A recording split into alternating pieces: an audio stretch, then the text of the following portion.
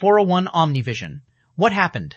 Gentle Snow, who watched the fight from the spectator stands, focused on Cao Chenghua, her mind replaying Cao Chenghua's last attack. No matter how she looked at it, Zhao Yuru had blocked the attack. Yet, somehow, Cao Chenghua's sword had appeared somewhere completely different. It was like a magical sword. Zhao Yuru was just as confused. She could not understand what had happened. However, she no longer had the time to think on it. Cao Chenghua's attack dealt 1,241 damage, reducing Zhao Yueru's originally low HP to 470 points. If she suffered another attack, she would die. Mages were especially weak in terms of defense, strength, and agility. If a melee class like the Berserker closed in on a mage, only tragedy awaited them. Zhao Yueru instinctively used Flame Circle, a type of instantaneous activation spell. Immediately, a ring of flame expanded outwards, forcing her enemies to retreat. Cao Chenghua remained unfazed by the incoming flames as he swung his greatsword down at them. Boom! Cao Chenghua's greatsword sliced apart the ring of flame. However, he was still forced to take a step back due to the resulting impact, abruptly stopping his attack momentum. Taking this chance, Zhao Yueru retreated while pelting Cao Chenghua with frost arrows. Don't even think of escaping, Cao Chenghua roared. Enduring the attacks from the frost arrows, he sent a horizontal sweep at Zhao Yueru. Zhao Yueru used her staff to defend once more. This time, Zhao Yuru focused on the greatsword, devoting her full attention to determining the weapon's trajectory. Just as Iron Cutter was about to land, Zhao Yuru quickly shifted her staff to block the attack. Cao Chenghua, however, simply revealed a mocking smile as he focused all his power into his slash. Once again, something strange occurred. Cao Chenghua's Iron Cutter suddenly disappeared before reappearing and striking Zhao Yueru's blind spot. Before Zhao Yueru realized what had happened, her body was on the ground, her vision darkening. Zhao Yueru, do you understand now? Only by following me will you have a bright future ahead of you, Cao Chenghua said as he looked down at Zhao Yueru's fallen body. Zhao Yueru wanted to rise and retaliate. Unfortunately, her HP had already fallen to 0, victor in the first match, Cao Chenghua. Meanwhile, not only had Zhao Yueru lost a level after dying, but she had also dropped a piece of her equipment and lost a significant amount of skill proficiency. After resurrecting, Zhao Yueru walked up to Gentle Snow, her disappointment written all over her face.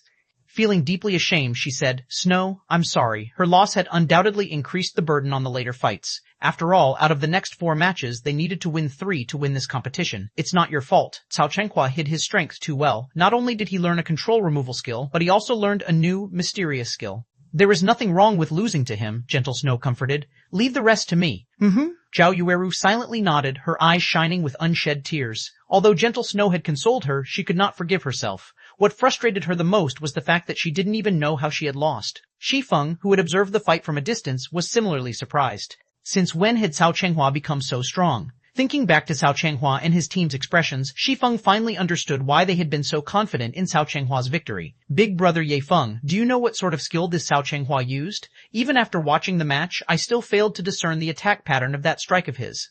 Cao Chenghua's attack clearly wasn't that fast, yet his blade had suddenly vanished and reappeared somewhere else. How can anybody block such an attack? Violet Cloud was curious about Cao Chenghua's previous attacks. If Cao Chenghua possessed such a strange skill, then one could only kite him and kill him from a distance. "Did you think that was a skill?" Shi Feng chuckled. "Was it not a berserker's skill?" Violet Cloud asked, surprise filling her face. Shi Feng shook his head, explaining, "That isn't an in-game skill, rather it is a martial arts technique." "A martial arts technique?" Violet Cloud gaped. If anyone else had said these words, she would suspect that they were boasting. However, if they came from Shi Feng, they must be true. Cao Chenghua used a technique similar to rock, paper, scissors, using scissors before he took action. Zhao Yueru, upon noticing Cao Chenghua was about to use scissors, naturally chose rock. However, before the two clashed, Cao Chenghua suddenly changed to paper. So, Cao Chenghua won, while Zhao Yueru could not figure out how Cao Chenghua had used paper. That's the general idea of this technique. Although it sounds easy theoretically, it is actually quite difficult to pull off. One needs to have learned Omnivision and carefully observe their opponent. However, I'm not referring the ordinary observations we make. One needs to see the whole picture, looking at everything objectively without bias to gain insight into the enemy's actions. When Cao Chenghua had attacked earlier, he had analyzed Zhao Yuru's actions, her body's movements, defensive positions, everything. Hence, when Zhao Yuru was about to defend herself, Cao Chenghua changed the trajectory of his attack, striking Zhao Yuru's blind spot. By the time Zhao Yuru reacted, she had already taken damage. Of course, when Cao Chenghua swung his greatsword, he had also used a technique called second acceleration. When he swung his greatsword, he had not attacked with his full power, using only around 40%. Only when he changed his attack's trajectory did he use his full power. Such a sudden acceleration leaves an afterimage, causing one to think that the greatsword still followed its original trajectory. So, when you saw Cao Chenghua's sword suddenly vanish, what you actually saw was a false image produced by your mind. Zhao Yueru does not possess such combat experience, and she has no martial arts training. It is only natural that she lost. A realization struck Violet Cloud as she listened to Shi Feng's explanation. After hearing Shi Feng, Violet Cloud felt as if a door had opened within her, and she had discovered a whole new world beyond that threshold. So, players could use such techniques in battle. As Violet Cloud recovered from her shock, a new thought suddenly popped into her mind. Since Big Brother Ye Feng can explain it in such detail, does that mean that Big Brother Ye Feng knows how to do it as well? The thought excited the young cleric. As Shi Feng and Violet Cloud discussed the fight among themselves, the system revealed the next pair of combatants. Shi Feng then shifted his gaze to the electronic display above the arena. Second match, Gentle Snow versus Black-Hearted Arrow. Gentle Snow was a berserker, while Black-Hearted Arrow was a ranger. Comparing classes, berserkers were the more dominant of the two classes. Although rangers had some close combat capabilities, their advantage lay in their ultra-long-range attacks.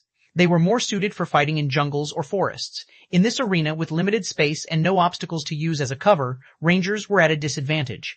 Furthermore, Gentle Snow's techniques were stronger than Black-Hearted Arrow's. Despite being in such a disadvantageous position, however, Black-Hearted Arrow was still very calm. There was even a hint of scorn in his eyes, his gaze void of the respect he had shown Gentle Snow in the past. When both fighters entered the arena, the countdown for the battle began. 5, 4, 3, 2, 1, start. Black-Hearted Arrow immediately spun around and activated Wind Chaser, intending to increase the distance between him and his opponent. However, Gentle Snow's first attack stunned everyone present. 402, the terrifying war goddess. What is Gentle Snow trying to do? Everyone in the spectator stands was baffled. Even Zhao Yueru, who was very familiar with Gentle Snow, was dumbfounded by her friend's actions. Gentle Snow had thrown her blue greatsword the moment the battle started. Any player who lost their main weapons was tantamount to a beast without its claws and fangs. Yet, Gentle Snow took the initiative to discard her main weapon in order to attack her enemy? Berserkers were not ranged fighters. Although the greatsword she threw possessed some power, its attack pattern was very straightforward. The greatsword was not very fast, so players could easily dodge it. Meanwhile, if Gentle Snow lost her main weapon, she could not attack or defend. If she relied solely on a berserker's mobility and dodging capabilities, an expert ranger like Black-Hearted Arrow could defeat her effortlessly. Zhao Yueru's loss had already forced Gentle Snow to the edge of the cliff, and she could not afford carelessness in the second match. If Gentle Snow lost her match as well, their hopes of victory would be dashed. It seems that Zhao Yueru's loss was quite a blow to Gentle Snow. Why is she acting so impulsively? Many of the elders who silently supported Gentle Snow lamented at this sight. Before this battle had even begun, the victor of both this match and this competition had been determined. If even Gentle Snow lost, the other members of her team didn't have a prayer. The only person who had a chance at victory was Fierce Snake. However, Cao Chenghua still had Nimble Snake and Soaring Snake fighting for him. As for Warwolf, even Cao Chenghua treated the Shield Warrior respectfully. The man must be astonishingly powerful. In the arena, Black-Hearted Arrow discovered the blue greatsword soaring towards him. He grinned. Gentle Snow, you're seeking death. Don't blame me for being merciless. Black-Hearted Arrow immediately adjusted his footwork. Sidestepping, he twisted slightly. His movements were incredibly subtle, and his dodging techniques were reminiscent of a martial arts master. In the next moment, Gentle Snow's blue sky flew past Black-Hearted Arrow, missing his side by a few centimeters. At this moment, Black-Hearted Arrow revealed a savage expression. Whenever he had fought Gentle Snow in the past, the latter would always beat him into a pulp. Even today, he was not absolutely confident that he could triumph over the Snow Goddess. However, she had foolishly thrown her greatsword, assuming that he couldn't dodge it. Now that she no longer had her main weapon, she could not deflect his rain of arrows. Black-Hearted Arrow retrieved the deep blue longbow from his back and retrieved the precious wind-breaking arrows from his bag. He then knocked the arrows, aimed at Gentle Snow, and drew his bow into a full moon. Wind-breaking arrows. There was also an additional knockback effect when the arrow hit its target. Furthermore, the bow Black-Hearted Arrow used, Blue Wings, had an effect that increased an arrow's speed by an additional 15%.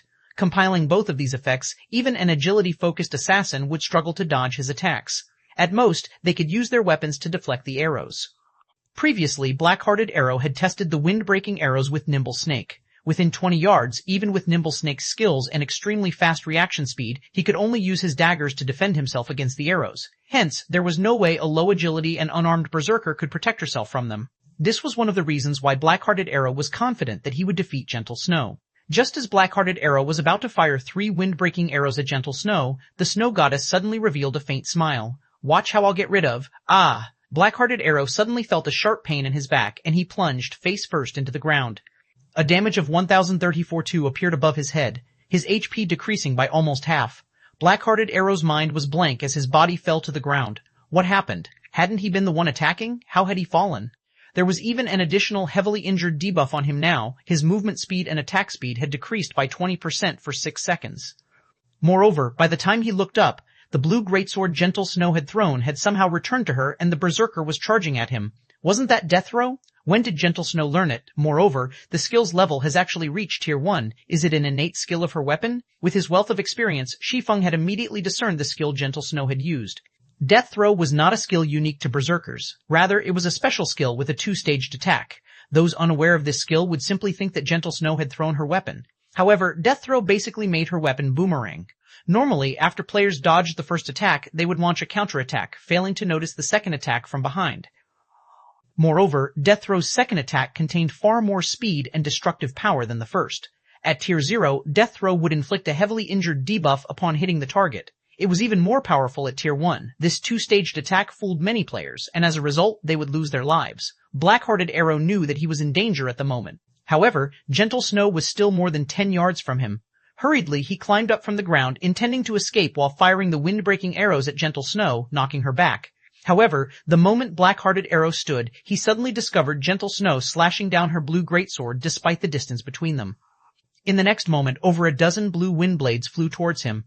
With both his movement speed and attack speed reduced, Black-Hearted Arrow would have a difficult time blocking or dodging. The ranger immediately released an angry bellow, intending to activate a life-saving skill, Backward Jump. However, why can't I use any of my skills? Black-Hearted Arrow discovered that he could not use Backward Jump. He then looked at the blue wind blades that were suddenly before him, crying out in confusion. Shwa, shwa, shwa, shwa. The dozen or so wind blades shredded Black-Hearted Arrow's body and damages over 300 appeared above his head, one after another. In the end, his HP fell to 0. As the ranger's body transformed into particles of light, a deep blue longbow had been left behind in his place. Victor of the second match, Gentle Snow. Cao Chenghua, his teammates, as well as the elders of Ouroboros standing at the spectator stands, were dumbfounded. Gentle Snow had only used 2 moves to defeat Black-Hearted Arrow, Ouroboros' third branch leader. It was simply unbelievable. Is this her true strength? Cao Chenghua watched Gentle Snow's figure as she departed from the arena with a grim expression. Fortunately, Gentle Snow's opponent had been Black-Hearted Arrow, the weakest of the 5 on Cao Chenghua's team. If she had fought anyone else this round, Gentle Snow might have had a chance of becoming the victor of this competition and the guild leader of Ouroboros.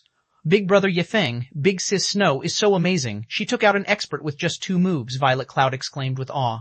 Indeed, Shi Feng nodded, smiling faintly. Black-Hearted Arrow did not know that, if struck by the Tier 1 death throw, players would also suffer a silence effect, which prevented them from using any skills for a short time. This was why the skill was known as the death throw. Gentle Snow's brilliant victory had undeniably increased the morale of her team. They now only needed to win 2 of the 3 remaining matches. Moreover, Gentle Snow's intense domination had given the opposition some pause. Just as Zhao Yuru and Fierce Snake celebrated Gentle Snow's victory, the next combatants were announced. 403 Boiling Fury. Cao Chenghua's team, who had fallen silent due to Gentle Snow's display, suddenly smiled upon seeing the names for the third match.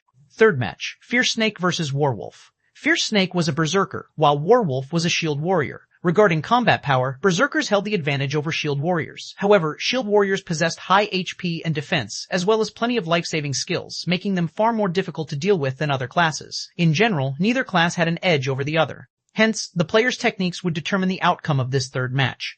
Gentle Snow looked at the shield warrior who had remained silent and calm throughout the competition. Despite doing nothing, Warwolf exuded a faint pressure that made one unconsciously distance themselves from him. No matter how Gentle Snow examined Warwolf, she could never mistake him for an ordinary expert. Even her core team's MT, Ghost Chop, had admitted that he had only started playing a shield warrior because of this man. Furthermore, Cao Chenghua and the rest of his team treated Warwolf with great respect. This showed that Warwolf's standards were top tier, and he should not be any weaker than Nimble Snake. Of the 12 apostles, Soaring Snake ranked 1st, Nimble Snake ranked 3rd, and Fierce Snake ranked 9th. If Fierce Snake fought Nimble Snake, his chances of victory only hovered between 30% and 40%. If Warwolf was stronger than Nimble Snake and was about equal to Soaring Snake, then Fierce Snake's chances of victory were only around 20% to 30%. However, Warwolf did not play a damage-dealing class. His attacks would not be very powerful. On the other hand, a berserker also wore plate armor. Unlike leather and cloth armor classes, berserkers would not die so easily. Knowing this, Warwolf was prepared to fight a battle of attrition and slowly exhaust Fierce Snake to death. After all, that was the shield warrior's specialty. Fierce Snake, your opponent is not simple. Make sure you don't cross swords with him for too long and give him any openings, Gentle Snow whispered a reminder to Fierce Snake. She then took a gold-rimmed skill book from her bag, carefully handing it to Fierce Snake, saying, "Learn this skill. If you use it at a crucial moment, you might defeat him." Fierce Snake's heart pounded the moment he read the introduction of this skill book. This skill book was an extremely rare burst skill for berserkers, Boiling Fury. For a short time, the skill increased the player's damage by 40%, strength by 15%, and attack speed by 30%. Moreover, the less HP the player had, the faster their attack speed would become. To a berserker, this skill book's value far surpassed that of one or two dark gold weapons. Big Sis Snow, Boiling Fury is too valuable. I can't learn it, Fierce Snake said, shaking his head. Warwolf will not be easy to deal with, and you know this. You don't want me to lose, right?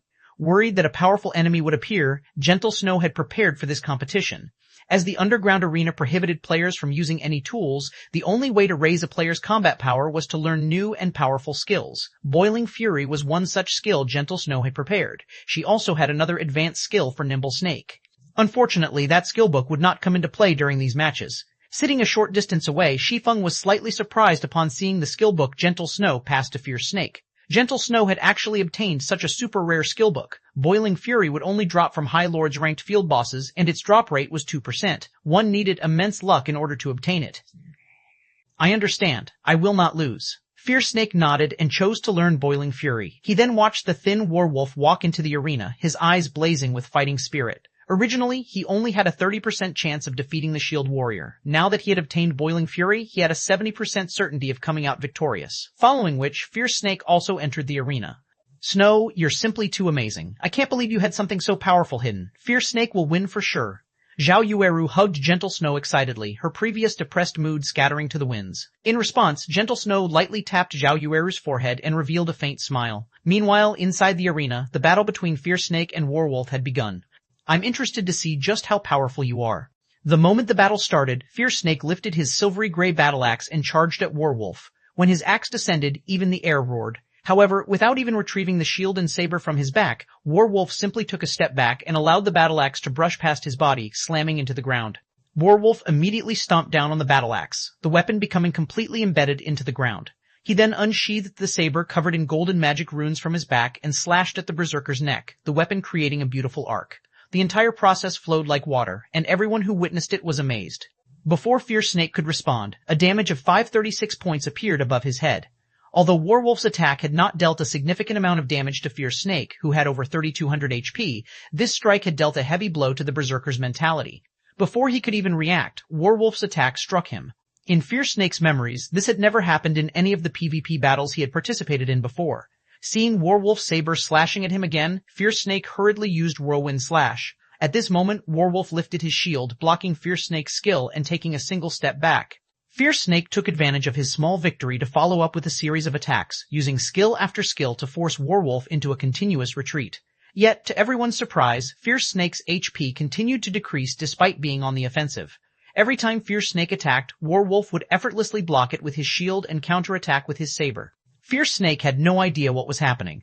Although he had tried to dodge and block Warwolf's counterattacks, the Shield Warrior's saber would always somehow land a hit. Even when Warwolf took the initiative to launch an attack, he couldn't dodge or defend himself. Warwolf's saber would always disappear in mid-swing before suddenly appearing elsewhere. By the time Warwolf's saber reappeared, it was too late for him to react. He could only watch as his HP fell, powerless to do anything about it. Damn. Seeing that he had less than 1,000 HP remaining, Fierce Snake gritted his teeth and activated Boiling Fury. At this point, if he hesitated to activate Boiling Fury, he would die in a few moments.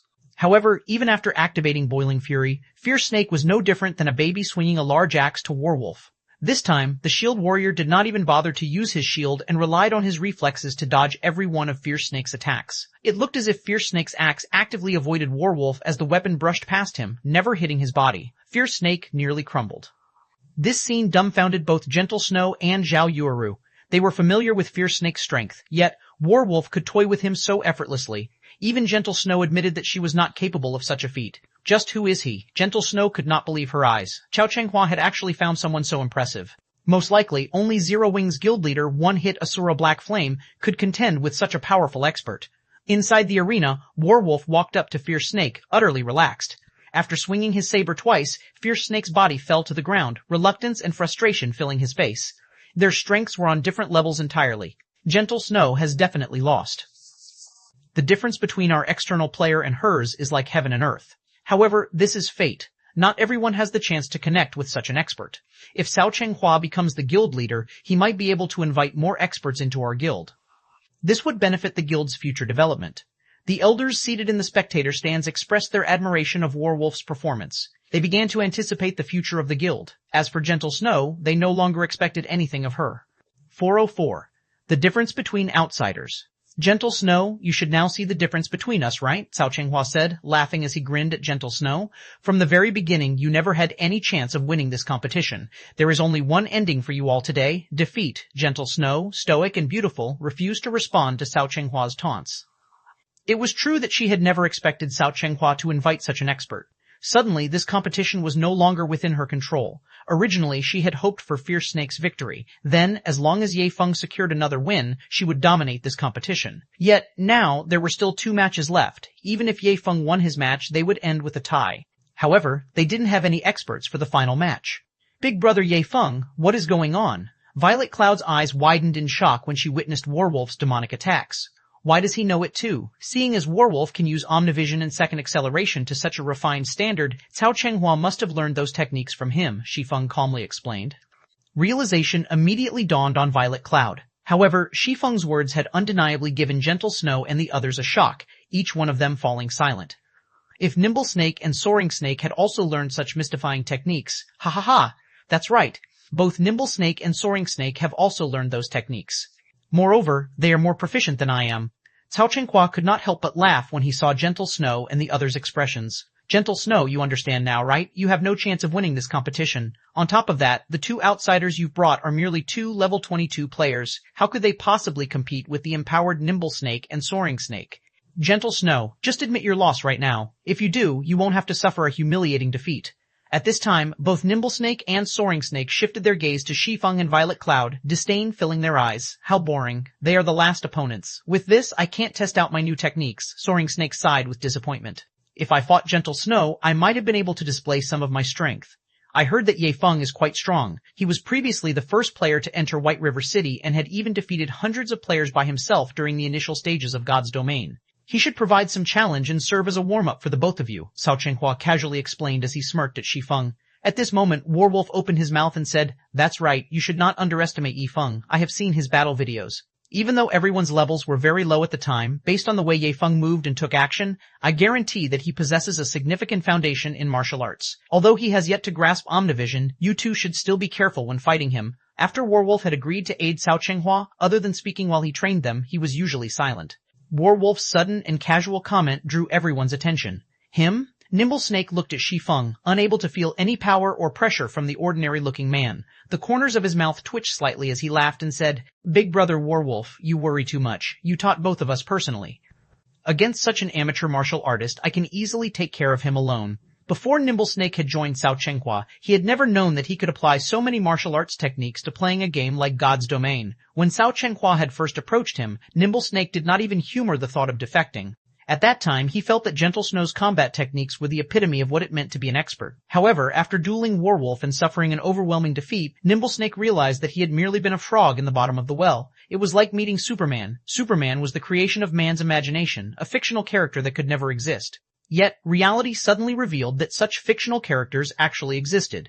This revelation had shaken Nimble Snake's beliefs. Hence, Nimble Snake had joined Cao Chenghua's side without hesitation and received special training from Warwolf. After spending a lot of time and effort, he finally grasped the technique called Omnivision. After grasping Omnivision, Nimble Snake finally realized how huge of a gap there was between him and Warwolf.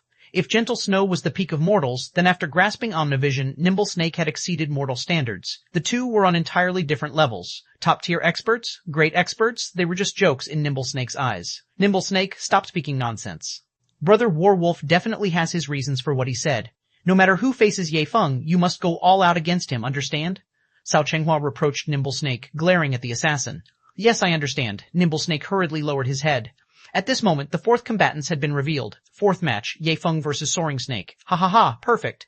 Since Big Brother Warwolf said to be careful of Ye Feng, then I'll use him to test my new skills and see just how much I have improved. Soaring Snake walked into the arena excitedly. Soaring Snake was not a brawny man. On the contrary, he was very lean. However, although he was thin, his muscles were packed with explosive power like a cheetah's. Out of everyone in Cao Chenghua's team, Warwolf was the most optimistic about Soaring Snake.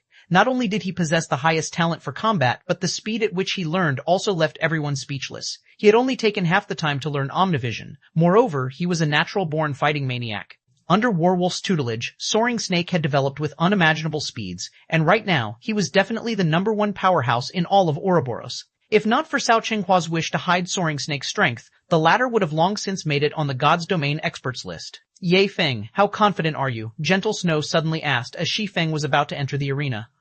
If you don't feel confident, just admit defeat. You are Zero Wing's backbone. It would not be beneficial for you to lose a level here. This competition was a miscalculation on my part. I never expected that Cao Chenghua had such a monster on his team. Not only is he a powerful fighter himself, but he has also enhanced Soaring Snake and Nimble Snake's strength. As for the losses you have suffered by joining me, I will pay 5 million credits. In Gentle Snow's opinion, Ye Feng was undoubtedly stronger than Soaring Snake. However, after finding out that Soaring Snake had completely changed, even Gentle Snow didn't think that she had much of a chance against him. Meanwhile, how much stronger could Ye Feng possibly be? A promise is a promise. Since Miss Snow has already invited me here, and I have agreed to help, how could I possibly flee without a fight? Shi Feng revealed a faint smile as he entered the arena. Yi Feng is such a fool, Zhao Yueru huffed angrily. Didn't he see how powerful Warwolf was? Since Warwolf guided and taught Soaring Snake, even if he is not on par with Warwolf, he is probably not too far behind. Ye Feng is just trying to die. Alright, Yueru, everyone has their own bottom lines and styles of conduct. It is my fault for telling Ye Feng to give up without a fight, Gentle Snow placated Zhao Yueru. She then shifted her gaze to Shi Feng inside the arena, a mix of feelings filling her heart. However, while Gentle Snow and Zhao Yuru both worried, Violet Cloud suddenly giggled and said, "Since Big Brother Yifeng has given his promise, he will fulfill it. You can rest assured about this." Both Gentle Snow and Zhao Yuru turned their heads to look at the little girl named Violet Cloud, confused. Just why was Violet Cloud so confident in Yifeng? Violet Cloud simply smiled and remained silent.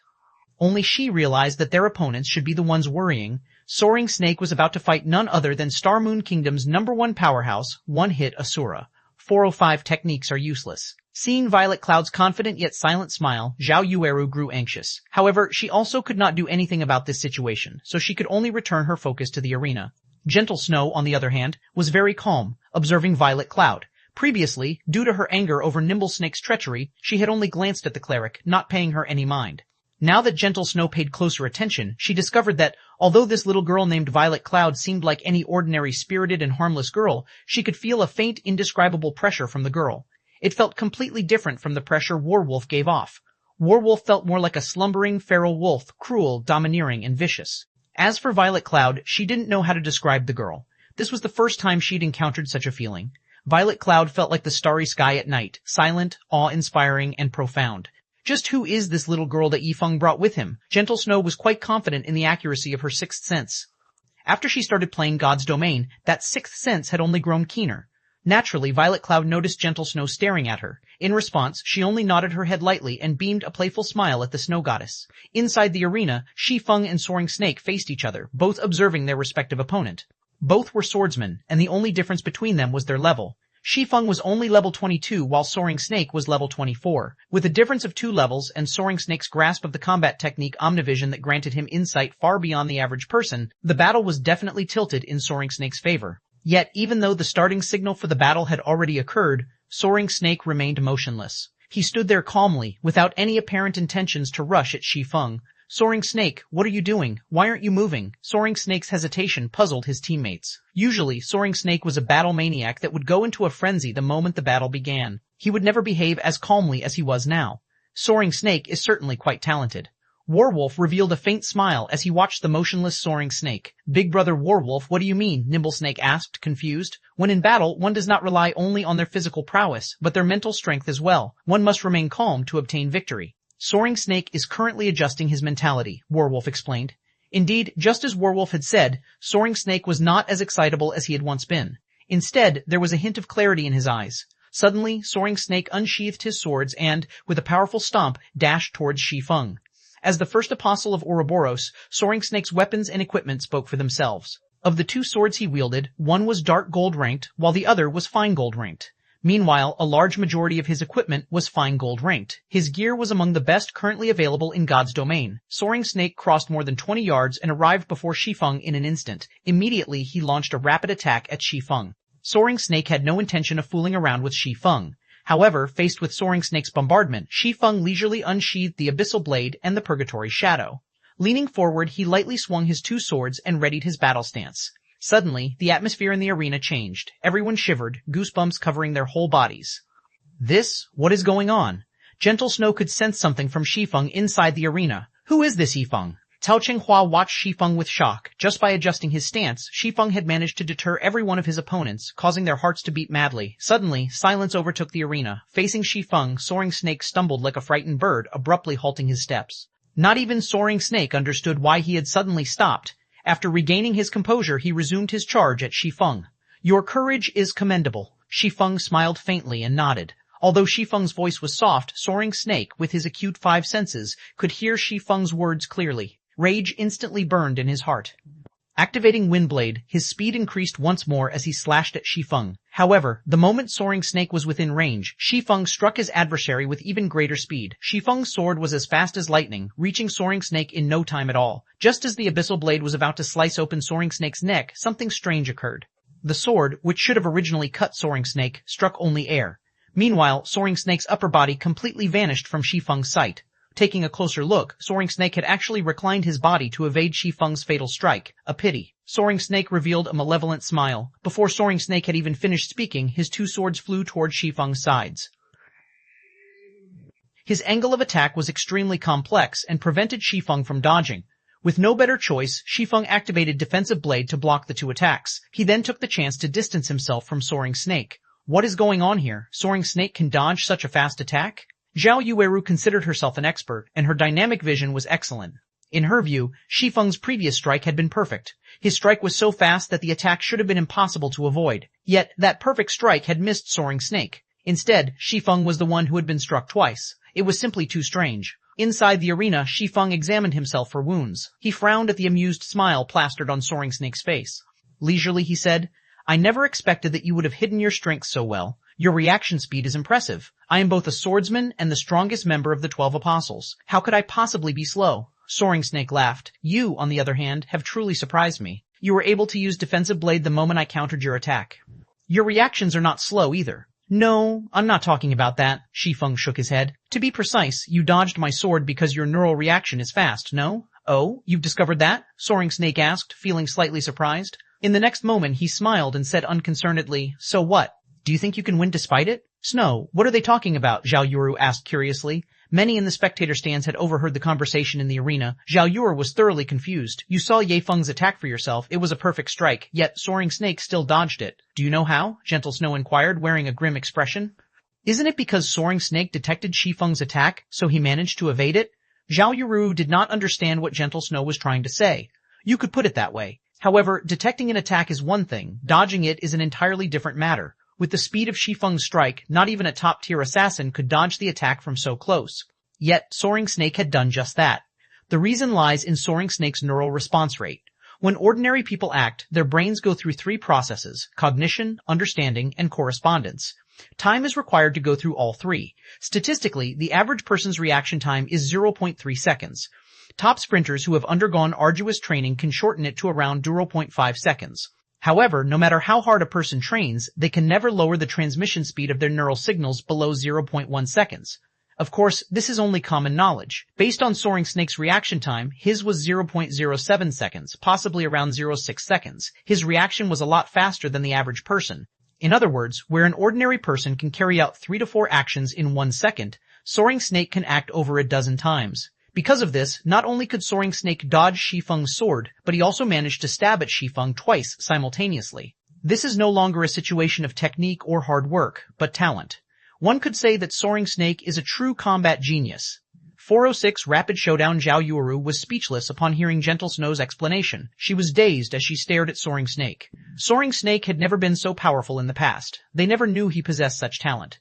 He had actually hidden his true strength so well. With this, who else could be his match in close combat? While ordinary people could launch 3 to 4 attacks, Soaring Snake could launch 14 or 15 attacks. He was invincible. Chances were that the only way to defeat Soaring Snake was to pull away and attack from a distance. Melee classes had no chance of winning. Ha ha ha. Ye Feng is indeed commendable for discerning Soaring Snake's ability. However, there is no way Soaring Snake will lose this match. A huge smile appeared on Cao Chenghua's dignified face. As long as Soaring Snake won this match, this competition would come to an end. Meanwhile, he would officially take hold of the position of guild leader. Everything was going exactly as he had expected. I was just warming up. If I take this fight seriously, I will only become faster. You are pretty amazing for blocking my last 2 attacks. Let's see how many attacks you can block. Although Soaring Snake was slightly surprised by how quickly Shi Feng had discerned his talent, his opponent could never overcome it. There was not a single swordsman who could beat him. Swordsmen mainly relied on their normal attacks in battle. It was a class that wore down their enemies by attrition. If faced with a ranged class, Soaring Snake might have had some difficulties. However, against another swordsman, he was practically invincible with his reaction speed. Moreover, he had also grasped Omnivision. He could easily perceive his enemy's every movement and strike their weak points. Combining this martial arts technique with his inhuman reaction speed, in a melee battle, he was invulnerable. As he said so, Soaring Snake abruptly stomped on the ground, and like a fierce gale, his body shot towards Shi Feng. Straight-line attacks could usually be easily seen and dealt with. Despite knowing this, however, Soaring Snake still chose to face Shi Feng head-on, as if saying, "Come at me if you can. You want to compete with speed?" Shi Feng's frown deepened. Facing Soaring Snake, someone with such a unique talent, would be disadvantageous for Shi Feng. Although Soaring Snake's assault had many flaws, the swordsman was not afraid of exploitation. Even if Shi Feng attacked Soaring Snake, the latter could easily perceive the attack with his Omnivision. With Soaring Snake's reaction speed, before Shi Feng's sword could reach him, he would have already evaded it. Following which, Shi Feng activated the Aura of Wind of the 7 Luminaries Ring, increasing his movement speed by 40%, attack speed by 40%, and agility by 30%. He then dashed forward to meet Soaring Snake in battle. With breakneck speed, Soaring Snake had sent out 16 sword images, forcing Shi Feng to deal with 16 attacks simultaneously. However, after activating the Aura of Wind, Shi Feng's speed allowed him to deflect all 16 attacks easily. For the time being, both sides were equally matched. Despite Shi Feng having a huge advantage in terms of speed, Soaring Snake's reaction speed was unmatched. Even if Shi Feng's attacks were faster, Soaring Snake could respond instantaneously. The clash of metal resounded relentlessly throughout the arena, the noise reaching deafening levels. Every time Shi Feng's and Soaring Snake's swords met, dazzling sparks would scatter around them. The spectating crowd's hearts pounded as they watched the two swordsmen confront each other. Each attack was simply too fast. The threat of death dominated each second. The slightest mistake would determine victory or defeat. Ye Feng is this strong? No wonder he was so confident, Zhao Yuru said with shock, her eyes focused on Shi Feng inside the arena, who had yet to lose any HP. Fierce Snake, who had been resurrected not long ago, nodded in agreement. In such a furious showdown, he might not last even 2 seconds before suffering defeat. Of course, Big Brother Ye Feng is very strong, Violet Cloud giggled. What a joke. How could the publicly acknowledged #1 expert of Star Moon Kingdom, one-hit Asura, lose just because the opponent possesses a special physique? Fine. Your Big Brother Ye Feng is the most amazing. Zhao Yueru was also relieved upon seeing Shi Feng's performance. If Shi Feng lost this match, today's competition would end. Meanwhile, Cao Chenghua's team was also greatly shocked by the battle happening before them. Soaring Snake was Ouroboros' undisputed #1 expert, yet an unknown player like Ye Feng could match him evenly. That Ye Feng is amazing. He is actually able to cope with Soaring Snake's violent offensive. Even I can't last as long. Nimble Snake felt slightly surprised as he looked at the relaxed expression on Ye Feng's face. However, the result of this match will soon be determined, Warwolf suddenly said, smiling faintly. Big Brother Warwolf, what do you mean? Nimble Snake asked curiously. Soaring Snake still hasn't used everything he has. He is simply probing Ye Feng at the moment. Didn't you see that Soaring Snake hasn't used second acceleration yet? Warwolf had the keenest eyesight among everyone present, and with just a glance he could tell that Soaring Snake conserved a considerable amount of his strength. No wonder Ye Feng is still standing. Nimble Snake laughed. As Warwolf and the others discussed the fight, inside the arena, Soaring Snake suddenly retreated a few steps, pulling a small distance away from Shi Feng. Meanwhile, Shi Feng did not give chase. Instead, he silently observed the swordsman facing him. You have really surprised me. Ever since I learned Omnivision, you have been the first person who has lasted this long against me. How about it? If you join us, Big Brother Warwolf can help you become even stronger than you are now.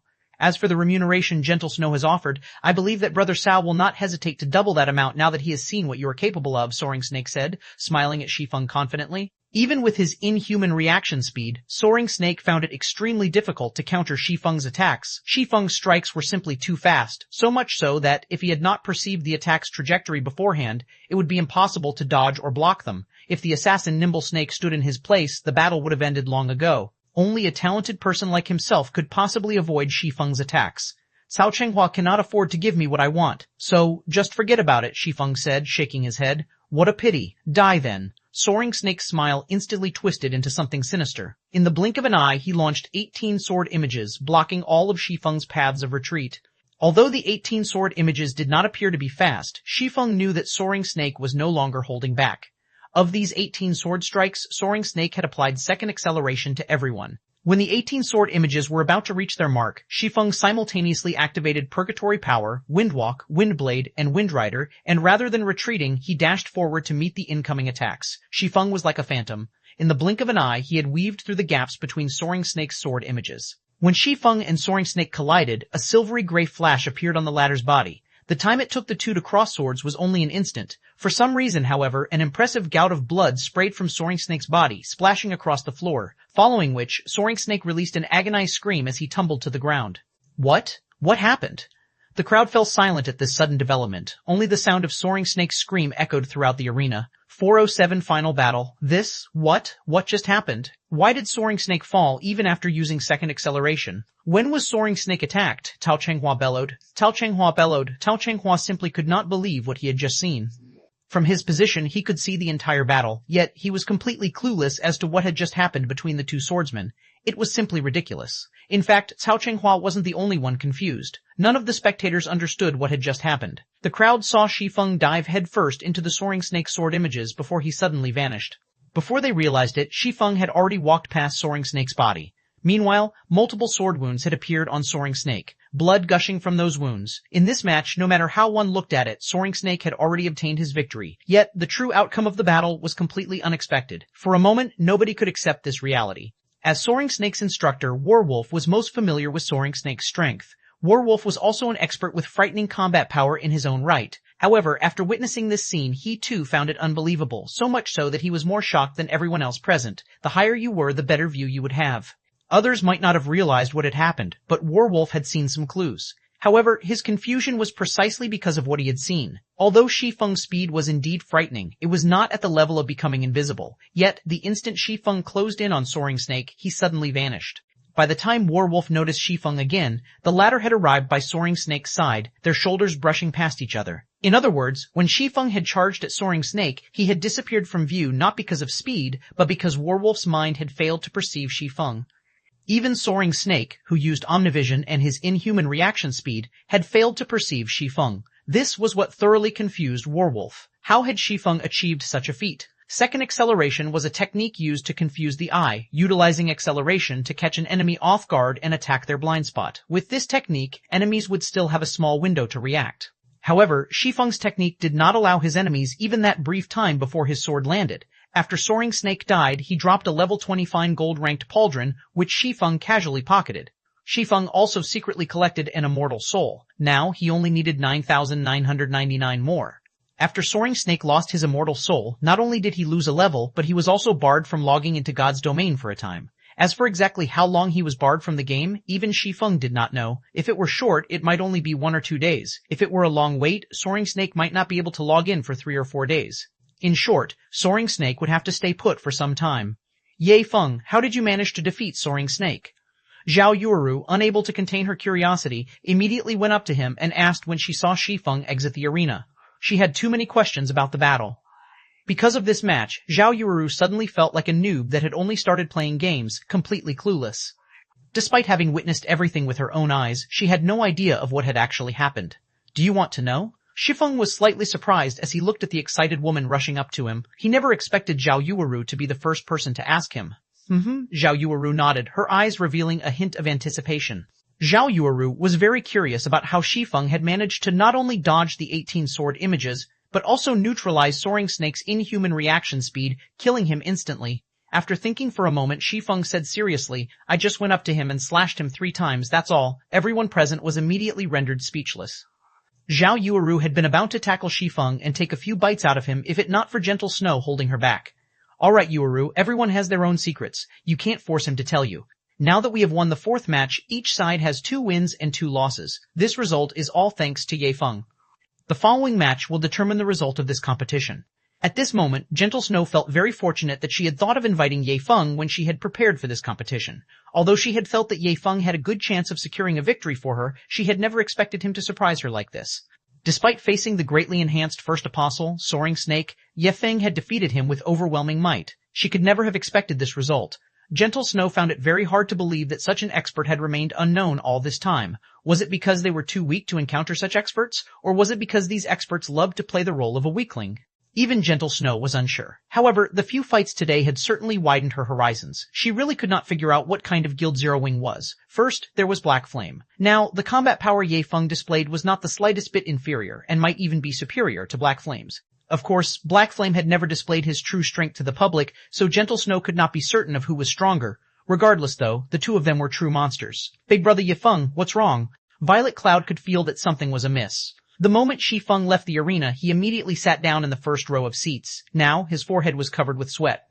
Shi Feng was obviously dispirited, and he seemed exhausted. It's nothing. The high-intensity battle simply exhausted my mental power. I'll be fine after a short rest. You should get ready for the next match, Shi Feng replied softly, not trying to hide his current weakness. Although he was exhausted right now, he brimmed with joy. Everyone had thought that he had defeated Soaring Snake effortlessly. In reality, however, it had not been easy to dodge the 18 sword images while dealing a fatal blow.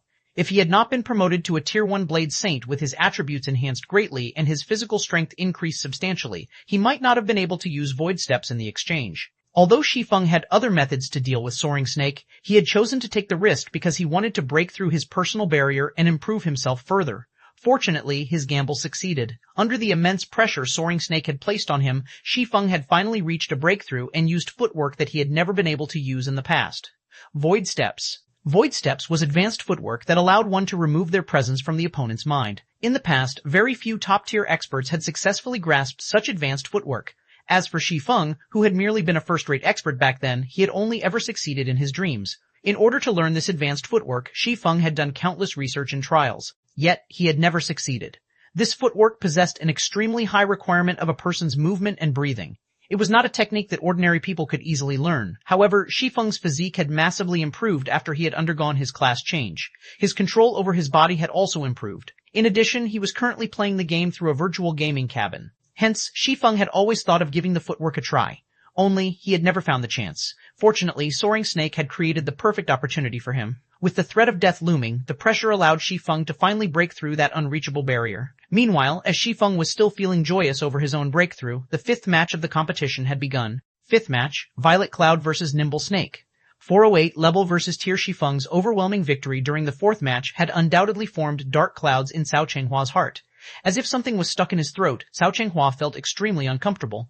Why hasn't Soaring Snake resurrected? Cao Chenghua was in a sour mood. If Shi Feng was so powerful, then the cleric girl that came with him must be extraordinary as well. She might also know the same technique as his. Even now, Cao Chenghua had no clue as to what Shi Feng had done. Without that knowledge, he had no response to it. Most likely, only Soaring Snake might know what sort of technique it was. Since Soaring Snake was still absent, Cao's anxiety began to take hold.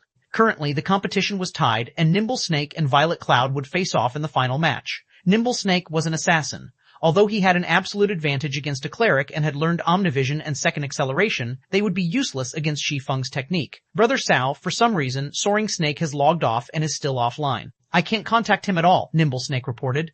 At this moment, Nimble Snake was also panicking, afraid that his opponent would know the same technique that won the previous match. If he lost, Cao Chenghua would be finished. His life wouldn't exactly be easy either. Cao Chenghua paled as he looked at Soaring Snake's status window. He wished he could log off and strangle Soaring Snake. Playing hooky at such a crucial moment? Was he trying to toy with him?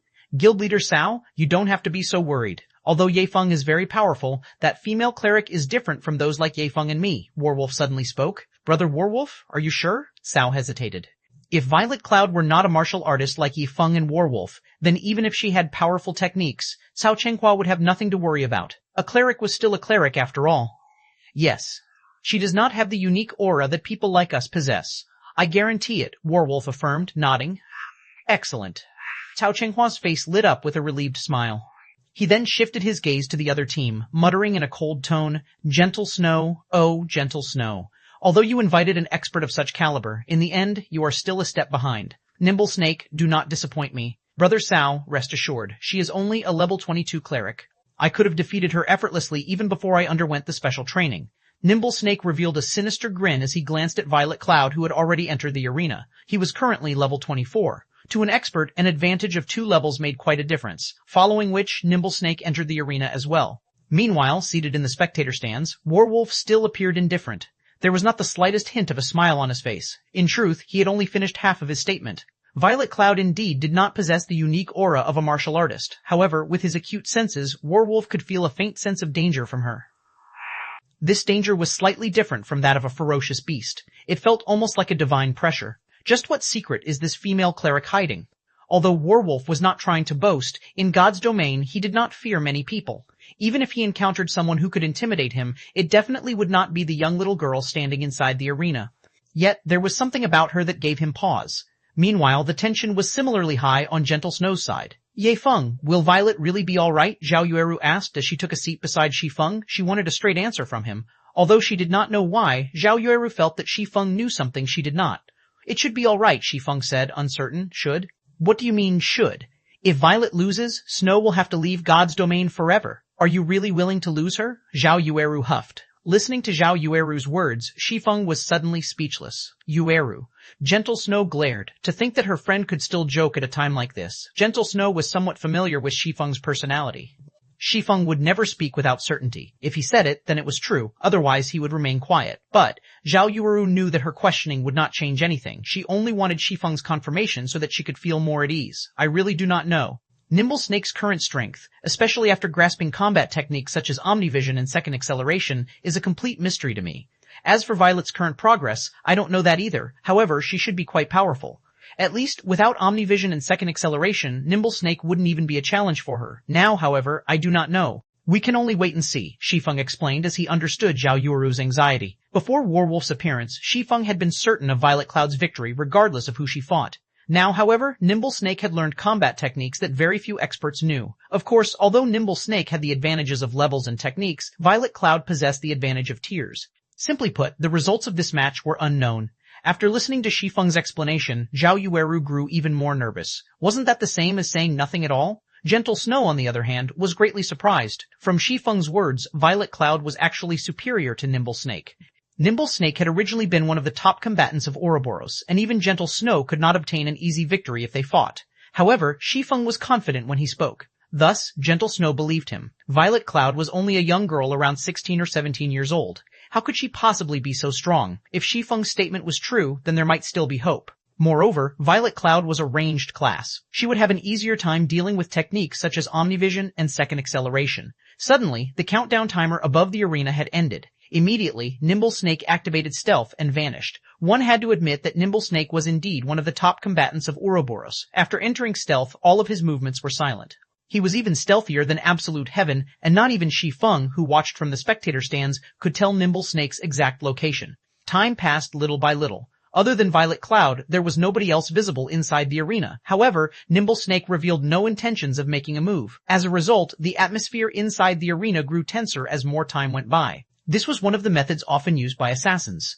By doing so, they could instill paranoia in their target, exhausting their target's mental fortitude. As soon as their target relaxed, they would launch a fatal assault. Hence, many players despised dealing with assassins. After all, it was tiresome to remain on high alert for long periods of time. Hence, assassins had a natural advantage when fighting against all classes. Heh, that's quite some patience you have there, little girl. We'll see how long you last. The moment you relax will be the moment you die. At this moment, Nimble Snake stood only 10 yards away from Violet Cloud. To an agility-focused assassin, an instant was all that was necessary to cross that distance. 409. The difference of tiers. The seconds ticked past. The crowd seated in the spectator stands were on the edge of their seats. Although they were not the ones fighting, they were just as focused on the battle as the combatants in the arena. This was the final match. The result of this match would determine the fates of both sides. The winner would become the guild leader of Ouroboros, and their team members would obtain success and prestige.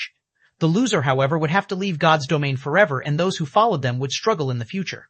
As a result, the tension was practically tangible in the stands. Even the elders observing the fight from the side felt heavy. Nimble Snake, show yourself if you dare.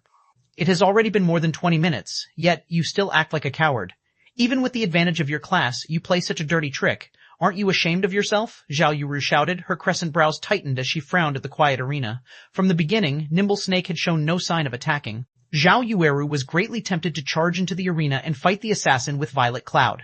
Nimble Snake was cunning. In order to gain victory, he would willingly act unscrupulously. To guard against her opponent, Violet Cloud had to stay on high alert, focusing her senses to detect any movements. At best, an ordinary person could only maintain their concentration for half an hour or so. If pushed any longer, not only would they greatly exhaust their mental fortitude, but they would also become susceptible to distractions. Soon, they would unconsciously reveal flaws in their defense. However, this was a type of defense mechanism, so it was unavoidable. Meanwhile, the match had stretched on for almost half an hour now. Even Zhao Yuru felt her concentration begin to reach its limit. If this stalemate dragged on any longer, she would definitely falter. When experts fought each other, even the slightest distraction could mean death. Ha ha ha. We never set a time limit for the matches, so it is up to them to choose how they fight. If you must blame someone, blame yourselves for not thinking of this beforehand. Don't you think it's a little too late to regret it now? Black-Hearted Arrow laughed triumphantly. Zhao Yuru was suddenly speechless. The statement was not false. It was true that they had not set a time limit for this competition. However, nobody ever expected Nimble Snake to do something so underhanded. Originally, Zhao Yuru had thought that she knew how low Nimble Snake would go. However, it would seem that she still underestimated the treacherous bastard. It turned out that he did not have even the basic self-respect of an expert. He actually planned on dragging the match on for over half an hour. It was my mistake. I had forgotten to set a time limit despite knowing that we would face an assassin, Gentle Snow said remorsefully as she watched Violet Cloud, who already began to show signs of mental exhaustion. He had blundered during such a crucial competition. Without a doubt, her mistake had significantly decreased Violet Cloud's chances of victory. Don't be too nervous. Just watch. I believe that Violet Cloud knows what to expect, Shi Feng advised, his gaze fixed on his guildmate as well. But, relax, Shi Feng was not the slightest bit worried at this moment. Although Nimble Snake was indeed skilled, he still had a long way to go if he wanted to defeat Violet Cloud. Finally, half an hour had passed since the match had begun. It seems that this little girl is close to reaching her limit. All this time, Nimble Snake had carefully observed Violet Cloud from a distance. In reality, he had plenty of chances to make his move during this half an hour. However, he resisted. To be 100% certain that he would kill the cleric, he chose to wait until this very moment. Sweat had already appeared on Violet Cloud's forehead. It was obvious that her concentration had reached its limit. Nimble Snake even slipped up deliberately and made a little noise when he was about 10 yards from her. An expert with acute senses would detect the sound. However, Violet Cloud failed to sense it at all. Sure enough, she has grown tired. Nimble Snake was overjoyed. He then circled to Violet Cloud's back, silently drawing closer. 10 yards, 5 yards, 3 yards. Soon, Nimble Snake arrived behind Violet Cloud and unsheathed his gleaming dagger before stabbing it between the girl's shoulders. Ambush. Ambush placed the target in a fainted state for 4 seconds. During the early stages of God's domain, control removal skills were extremely rare. As long as his attack landed, Nimble Snake could kill her quickly with a chain of skills. To ensure his victory, Nimble Snake had even used second acceleration. Even if Violet Cloud discovered his attack, it would still be impossible for her to block it. The moment before Nimble Snake's dagger sank into the cleric, Violet Cloud released a mighty roar. Terrorizing Roar. Terrorizing Roar feared all enemies within a radius of 8 yards. Feared players would lose all control over their bodies. Suddenly, Ambush struck Violet Cloud, and she entered a fainted state, while Nimble Snake had been feared by Terrorizing Roar. Violet is amazing. She actually managed to use Terrorizing Roar at the very last second. Now, neither side can attack each other. Moreover, now that Nimble Snake has been exposed, he has also lost the initiative of this fight. Next, once Violet distances herself from Nimble Snake, she can wear him down and finish him, Zhao Yuru exclaimed after seeing Violet Cloud's performance. However, Gentle Snow said, Number, Snow, is there a problem? Zhao Yuru asked curiously. Nimble Snake is level 24, but Violet is only level 22. Though both of their control skills have a duration of 4 seconds, as Nimble Snake is 2 levels higher, the effect of Violet's Terrorizing Roar will definitely be slightly weaker. It is highly possible that the skill's effect will only last 3.5 seconds. However, Violet will remain incapacitated for a full 4 seconds. Nimble Snake can do a lot of things during that 0.5 second gap, Gentle Snow said with a grim expression. Although Violet Cloud's counterattack was marvelous, there was a small level gap between them. Does that mean we've lost? Zhao Yuru's expression suddenly became melancholic.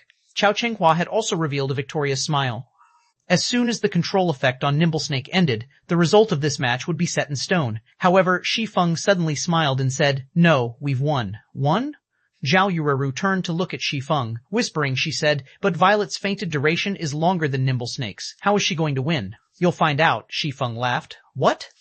Shi Feng confused every spectator. However, since an expert like Shi Feng had said such a thing, he had his own reasons. What nonsense, Black-Hearted Arrow scoffed as he glanced at the distant Shi Feng. Ridiculing, he said, it is common sense that the level suppression in God's domain is severe. One will only suffer if there is a difference of 3 levels. Although Nimble Snake is only 2 levels higher, it is enough to weaken a skill's effect significantly. What an ignorant fool. However, before Black-Hearted Arrow could finish, inside the arena, Violet Cloud suddenly recovered ahead of Nimble Snake. No, how is this possible? It hasn't even been 3 seconds. Black-Hearted Arrow's eyes nearly popped out of their sockets. Shi Feng was the only player who was not surprised. None of them could understand how Violet Cloud recovered first. What a pity. You might be 2 levels above me, but I am 1 tier above you. Violet Cloud looked at Nimble Snake, who currently shivered uncontrollably on the spot, smiling faintly as she waved her staff. A black magic array then formed beneath Nimble Snake's feet. Good, I still have a chance. Nimble Snake, who had originally begun to despair, suddenly saw hope. Violet Cloud had foolishly chosen a spell with a long casting time. Although Nimble Snake still had no control over his body, he could see and hear without any issues. The magic array forming beneath him needed 1 second to complete. Meanwhile, he was less than 1 second from reaching the 3.5 second duration of his feared state. At that time, he could simply use Vanish to avoid Violet Cloud's spell. However, as if ignorant of this fact, Violet Cloud continued chanting her incantation. Just as the 3.5 seconds were almost up and Nimble Snake was about to use Vanish, what's going on? Nimble Snake suddenly noticed that he still had no control over his own body. Meanwhile, the magic array Violet Cloud summoned began to activate. Tier 1 Advanced Spell, Black Coffin. 410 Unpredictable Astromancer. What's going on with Nimble Snake? Cao Chenghua asked, having paid attention to the system clock all this time. Isn't he 2 levels higher than that cleric girl? Nimble Snake had clearly been incapacitated for over 3.5 seconds now, yet he was still feared. Meanwhile, Violet Cloud had long since regained her freedom. This series of events had shattered Cao Chenghua's understanding of God's domain completely. Even Zhao Yuru, who had thought that they had lost, was dumbfounded by what she saw. Gentle Snow's gaze also held doubt as she watched the battle inside the arena. The scene happening before her made no sense. Among the crowd, only Shi Feng knew that Nimble Snake had fallen into a trap. Compared to level suppression, tier suppression was far more powerful. It was like comparing the fist of an infant and a fist of an adult. The combatants were on completely different levels. As a tier 1 player, even if Violet Cloud fought a tier 0 player who was 10 levels above her, her control skills would be 100% effective or more. On the other hand, when a tier 0 player used a control skill against a tier 1 player 10 levels below them, the effect of their control skills would weaken by at least 30%. This was the harsh reality of gap in tiers. This was why high-tiered players were so valuable and so overwhelmingly strong. Before anyone in the spectator stands could properly analyze the situation, Violet Cloud sealed her opponent inside a dark and silent barrier. Nimble Snake felt as if he were locked inside a huge coffin. This barrier stunned the watching crowd, except for Shi Feng, of course. Nobody knew how powerful this black coffin was, and they did not know what was special about it. However, every player present was an expert, and when the crowd looked at the pitch-black barrier, they felt their souls tremble with fear. The black coffin was like a giant beast, and only death awaited those who were devoured. After trapping Nimble Snake inside the black coffin, Violet Cloud immediately distanced herself from it. The black coffin would gradually dissipate after 3 seconds. By the time it vanished, Violet Cloud was already more than 20 yards away from Nimble Snake. Even if Nimble Snake wanted to launch a counterattack, he would find it extremely difficult to do so from such a distance. What's going on? Why didn't I receive any damage? Nimble Snake had originally thought he was dead for sure. After all, an advanced spell that took an entire second to cast must be frighteningly powerful. However, he was actually unharmed. Is it because of my level that the spell's damage was nullified? Or maybe this is only a control spell? Nimble Snake relaxed. He then focused his gaze on the distant Violet Cloud. Although this distance was slightly disadvantageous to him, he had many ways to resolve this minor problem.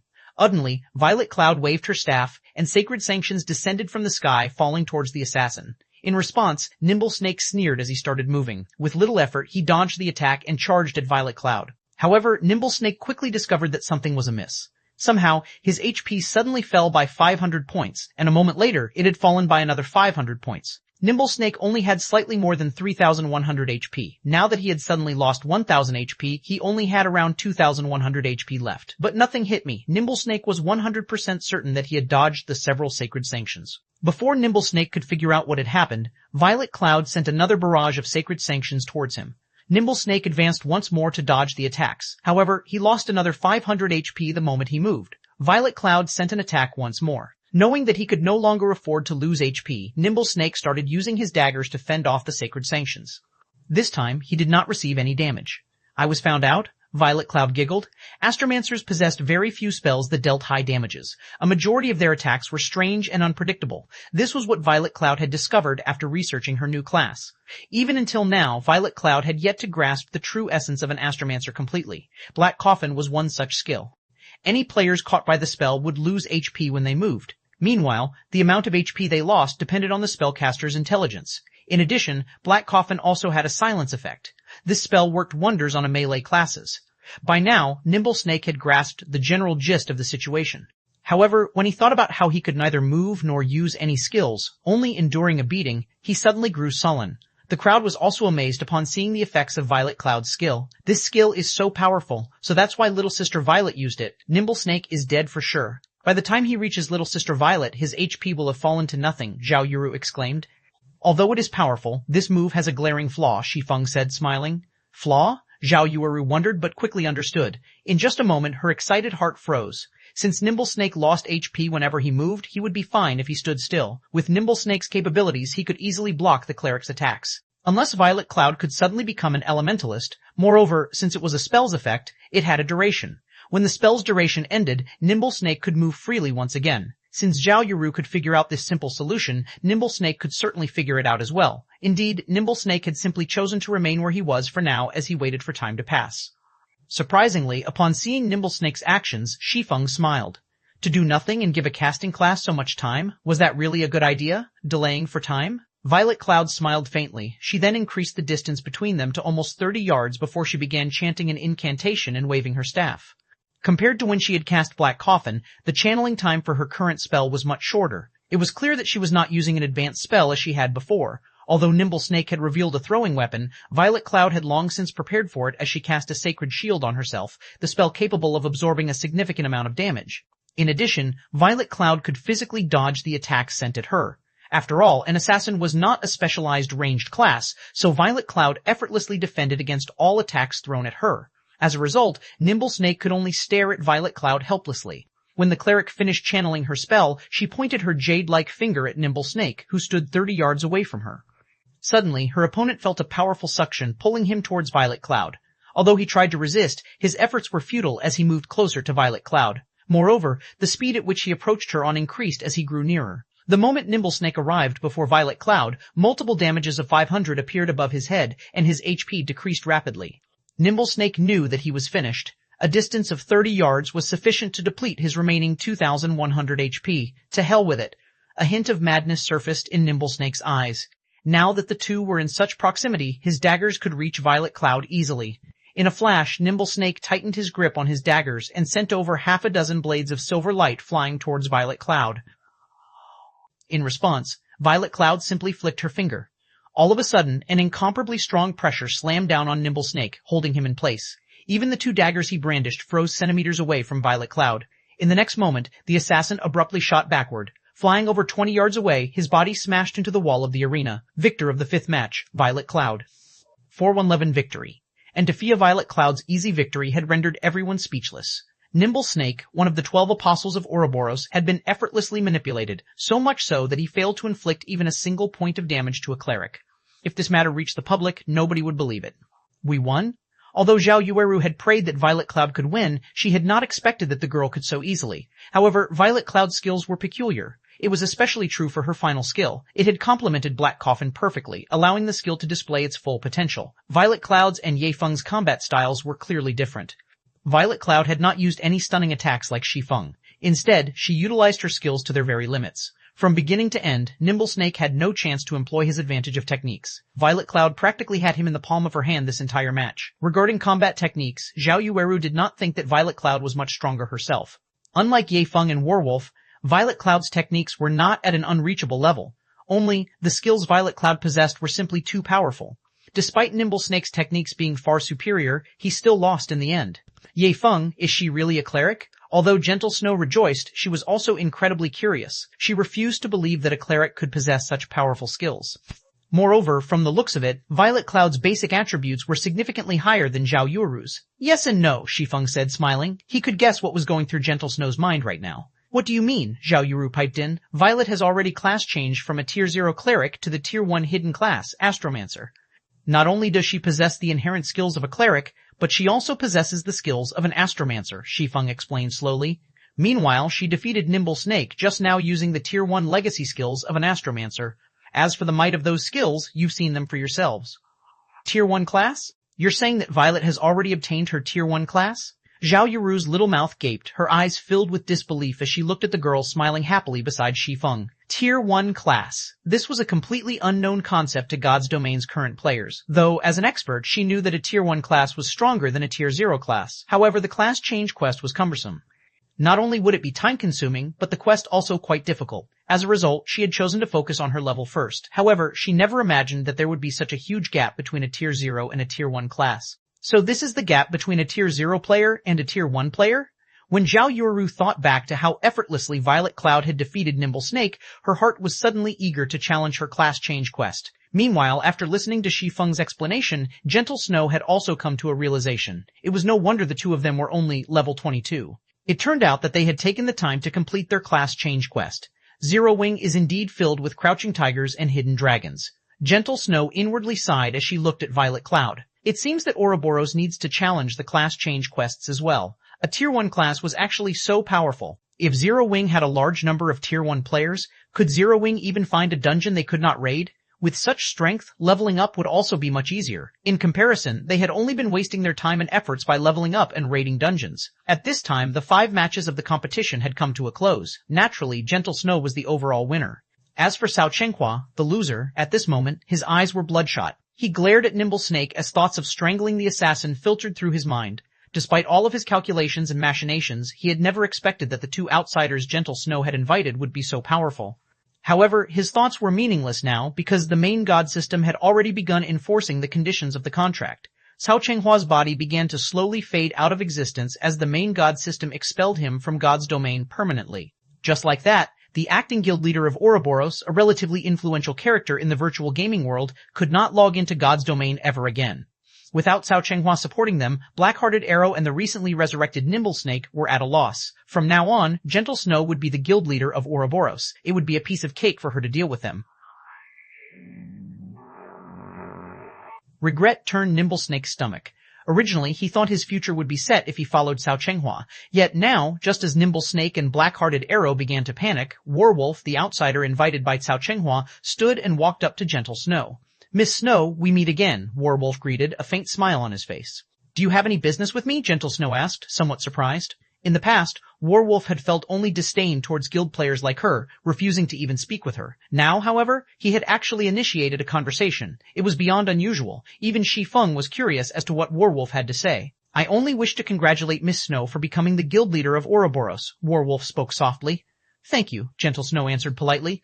In regards to the man named Warwolf, Gentle Snow could not see through him in the least. Moreover, the shield warrior gave her a sense of extreme danger, and she was quite uncomfortable. Following which, Warwolf shifted his gaze to Shi Feng, saying, "I truly did not expect to meet a fellow martial arts practitioner here. Although I wish to exchange a few moves with you, unfortunately I am only a Tier 0 class right now. I can only seek you out once I receive my Tier 1 promotion. However, before I leave, I have something I need to say to Brother Yifeng. It is best if you leave Zero Wing quickly and look for a better guild to develop yourself." "Brother Warwolf, what are you trying to say?" Shi Feng did not think that Warwolf was someone who would speak nonsense. It could be dangerous for me to go into detail, but recently, Zero Wing has attracted too much attention in God's domain. Some people can no longer sit by and have begun to take action. Are you referring to Underworld? No. Even I get a headache just thinking about dealing with those people. If you can hide from them, then hide. In the off chance that Zero Wing provokes them, the consequences would be unimaginable. Warwolf simply smiled and shook his head before departing from the room. Watching Warwolf's departing figure, Shi Feng grew confused. He could not figure out who else had targeted Zero Wing. Even an expert like Warwolf feared of them. Forget it. There is no point overthinking things. Let's just take things as they come. Since he could not figure it out, Shi Feng no longer bothered thinking about it. Why worry about trouble that might not even come? After Warwolf's departure, Gentle Snow had immediately expelled Nimble Snake and Black-Hearted Arrow from Ouroboros. Although the two of them were experts, who knew what sort of schemes they would concoct in the future? It was especially true for a sly and treacherous bastard like Nimble Snake. Afterward, Gentle Snow gave both Shi Feng and Violet Cloud 30 million credits each as remuneration for their help. Violet Cloud was stupefied upon seeing the numbers in her virtual bank account. This was her first time seeing such an astronomical sum of money. Shi Feng, on the other hand, was rather pleased after receiving the money. With this, he would not have to worry about the guild's development funds for some time. As Gentle Snow had just become Ouroboros' guild leader, she still had a ton of things she needed to handle. Shi Feng and Violet Cloud did not linger either, and they left the underground arena. Just as Shi Feng and Violet Cloud were about to return to White River City, the sound of his communicator ringing suddenly reached his ears. "Brother Feng, I have bad news." "Something big has happened," Blackie announced. 4112 Great Lord, relax. Slow down, Shi Feng said. Blackie wanted to calm down, but he couldn't contain his panic after surviving something so intense. "Brother Feng, listen to me. A meteorite shower rained down on the White River City region," Black said excitedly. However, a system notification suddenly appeared in White River City, stating that the meteorite shower had destroyed the entire White Fog Canyon, a level 20 to level 30 grinding area. All the monsters within White Fog Canyon have gone berserk, and based on the information our guild uncovered, these monsters have a surprisingly high drop rates, and the EXP they give is also significant. On top of that, a ruined shrine has appeared inside the White Fog Canyon. We received information of powerful monsters guarding something inside the shrine. A few powerful assassins even snuck in to have a look. They discovered that there was actually a level 25 Great Lord ranked monster deep inside the ruined shrine. Currently, the various guilds are organizing their personnel and preparing to raid the level 25 Great Lord. A Great Lord was an existence that surpassed a High Lord. Such monsters did not even exist in level 50 large-scale Hell Mode team dungeons. At most, the final boss of said dungeon might be a High Lord, yet now a Great Lord had actually appeared. Without a doubt, its appearance would draw guilds to it. The ironclad rule of God's domain was that the stronger a monster was, the better its drops would be. For Great Lord-ranked monsters, at the very least, they would drop dark gold items. There might even be a chance for epic items to drop. "Brother Feng, how many people do you think we should send?" Blackie asked. "You're saying a meteorite shower has destroyed the entire White Fog Canyon?" Shi Feng's eyes suddenly shone. "Excellent. Blackie, notify Aqua and have her organize some personnel. We don't need for too many, around 500 people will do. However, they must all be strong. We'll meet up in White Fog Canyon later." The matter regarding White River City's meteorite shower incident in the past was still deeply engraved in Shi Feng's mind. Because of this incident, players engaged each other in a long-standing war. Whether it was the independent players or the various guilds, if one set foot into White Fog Canyon, they would become entangled in this war. However, what player could resist the temptation of the items inside White Fog Canyon? In the past, even Shi Feng died no less than a dozen times for that particular treasure. That's right, he died half a dozen times. That was equivalent to losing half a dozen levels. Yet, Shi Feng had still thrown himself into the fray. Everything he had done was for equipment and money. "I'll contact Sister Aqua immediately." Blackie disconnected the call and did as he promised. Sure enough, history has changed significantly. The meteorite shower has happened so early. I must take full advantage of it this time. When Shi Feng thought about how he could enter the White Fog Canyon so soon after the meteorite shower's appearance in this life, excitement filled his heart. Shi Feng sorely lacked money right now. Currently, the Starstreak trading firm granted him a daily income of over 1,000 gold. In addition, he received a dozen or so gold when guild members completed quests from the guild residents. Overall, it was a hefty income. However, the Starstreak trading firm did not belong to Shi Feng. Moreover, his quests still demanded 30,000 gold. Right now, he had not even accumulated half that amount of money. On another note, there was not much time left before the great demon's curse that afflicted Shi Feng would take effect. If he failed to gather the 30,000 gold and obtain the Tier 4 position teleportation scroll, he could not locate the Bible of Darkness and remove the curse. If he failed, Shi Feng would only have one end waiting for him: death. Originally, Shi Feng had planned to exploit the market and increase his income through the strengthened armor kits Melancholic Smile and the others produced. Now, however, there was no need. His problems would be solved as long as he had the White Fog Canyon. Although the meteorite shower had caused the appearance of the ruined shrine and had driven the monsters in White Fog Canyon berserk, greatly increasing their drop rate and EXP, neither aspect was really important. What mattered the most was the Starfire ore. After White Fog Canyon was destroyed, Starfire ore had been found all over the area. Starfire ore was incredibly rare, and it could only be found around the crash sites of meteorites. Starfire essence could be extracted from refined Starfire ore and could increase the success rate of forging. The more Starfire essence one used, the higher their success rate would be. Although Starfire essence was ineffective when forging dark gold ranked items and above, it could still allow forgers to produce various secret silver and fine gold equipment. Hence, Starfire essence was very valuable. In the past, a piece of Starfire ore could sell for 1 silver coin, whereas a piece of Starfire essence could sell for 4 silver coin. Even the independent players of White River City had hungered for Starfire ore. In this life, Shi Feng would not let this opportunity pass him by. For the moment, everyone was still focused on the Great Lord of the Ruined Shrine. Nobody had discovered Starfire ore or realized that it littered the demolished White Fog Canyon, let alone its value. Hence, this was the perfect chance for Shi Feng. Half an hour later, Shi Feng and Violet Cloud arrived in White Fog Canyon. The layer that previously hid the canyon had dissipated. Instead, craters and flames filled the area. A dilapidated shrine loomed in White Fog Canyon's center. Plenty of monsters also patrolled the surroundings of said shrine. After Shi Feng arrived, he discovered that players crowded around the entrance to White Fog Canyon. There were tens of thousands of players. However, although all of the guilds of White River City had come, the majority consisted of independent players. Guild leader, from our investigations, we discovered that Overwhelming Smile has dispatched over 6,000 members to White Fog Canyon, Emperor's Light has sent over 2,000, Assassin's Alliance has sent over 2,000 players, and Ouroboros has also sent over 3,000 players. All of these players are elites who are level 21 and above. Yet, we've only brought 500 members with us. Do we really have enough players? Aqua Rose asked worriedly. It's enough. Having too many people isn't necessarily a good thing. Moreover, our goal is different, Shi Feng stated. Before his arrival, Shi Feng had done his own calculations. White Fog Canyon was not particularly large. The crash sites were also limited in number. 500 people were just about right for the task he had in mind. Sending any more would just be a waste of manpower. Are we not going to the ruined shrine? Aqua Rose was greatly surprised. Had they not gathered the top combatants of the guild to raid the Great Lord inside the ruined shrine? It would not benefit Zero Wing if Overwhelming Smile managed to raid the Great Lord successfully first. Currently, their guild also had quite a number of Tier 1 players. Compared to Overwhelming Smile, they would have a much easier time raiding the Great Lord. Yet, that wasn't their goal. How could a Great Lord be defeated that easily? We're here simply to level up. Even if we want to defeat a level 25 Great Lord, at the very least, everyone must be at 25 or above. Since they wish to raid it, just let them raid it, Shi Feng laughed. What was a Great Lord? A Great Lord was a monster would only appear as the final boss of a 100-man Hell Mode team dungeon. With only a group of Tier 0 players, what could they possibly hope to achieve? Even if they drowned the Great Lord with corpses, the price they would pay would be unimaginable. In the past, many guilds had attempted to raid the level 25 Great Lord inside the ruined shrine. However, after the death of several thousand players, they submitted and gave up the hope of defeating the monster. Moreover, the various guilds back then even had Tier 1 players in their midst. But what about now? The meteorite shower had appeared a lot earlier in this life. Currently, aside from Zero Wing, none of the guilds had even a single Tier 1 player. How were they supposed to defeat the Great Lord? 4113 White Fog Canyon. As Shi Feng marked locations on the system map, more players continued to arrive at White Fog Canyon.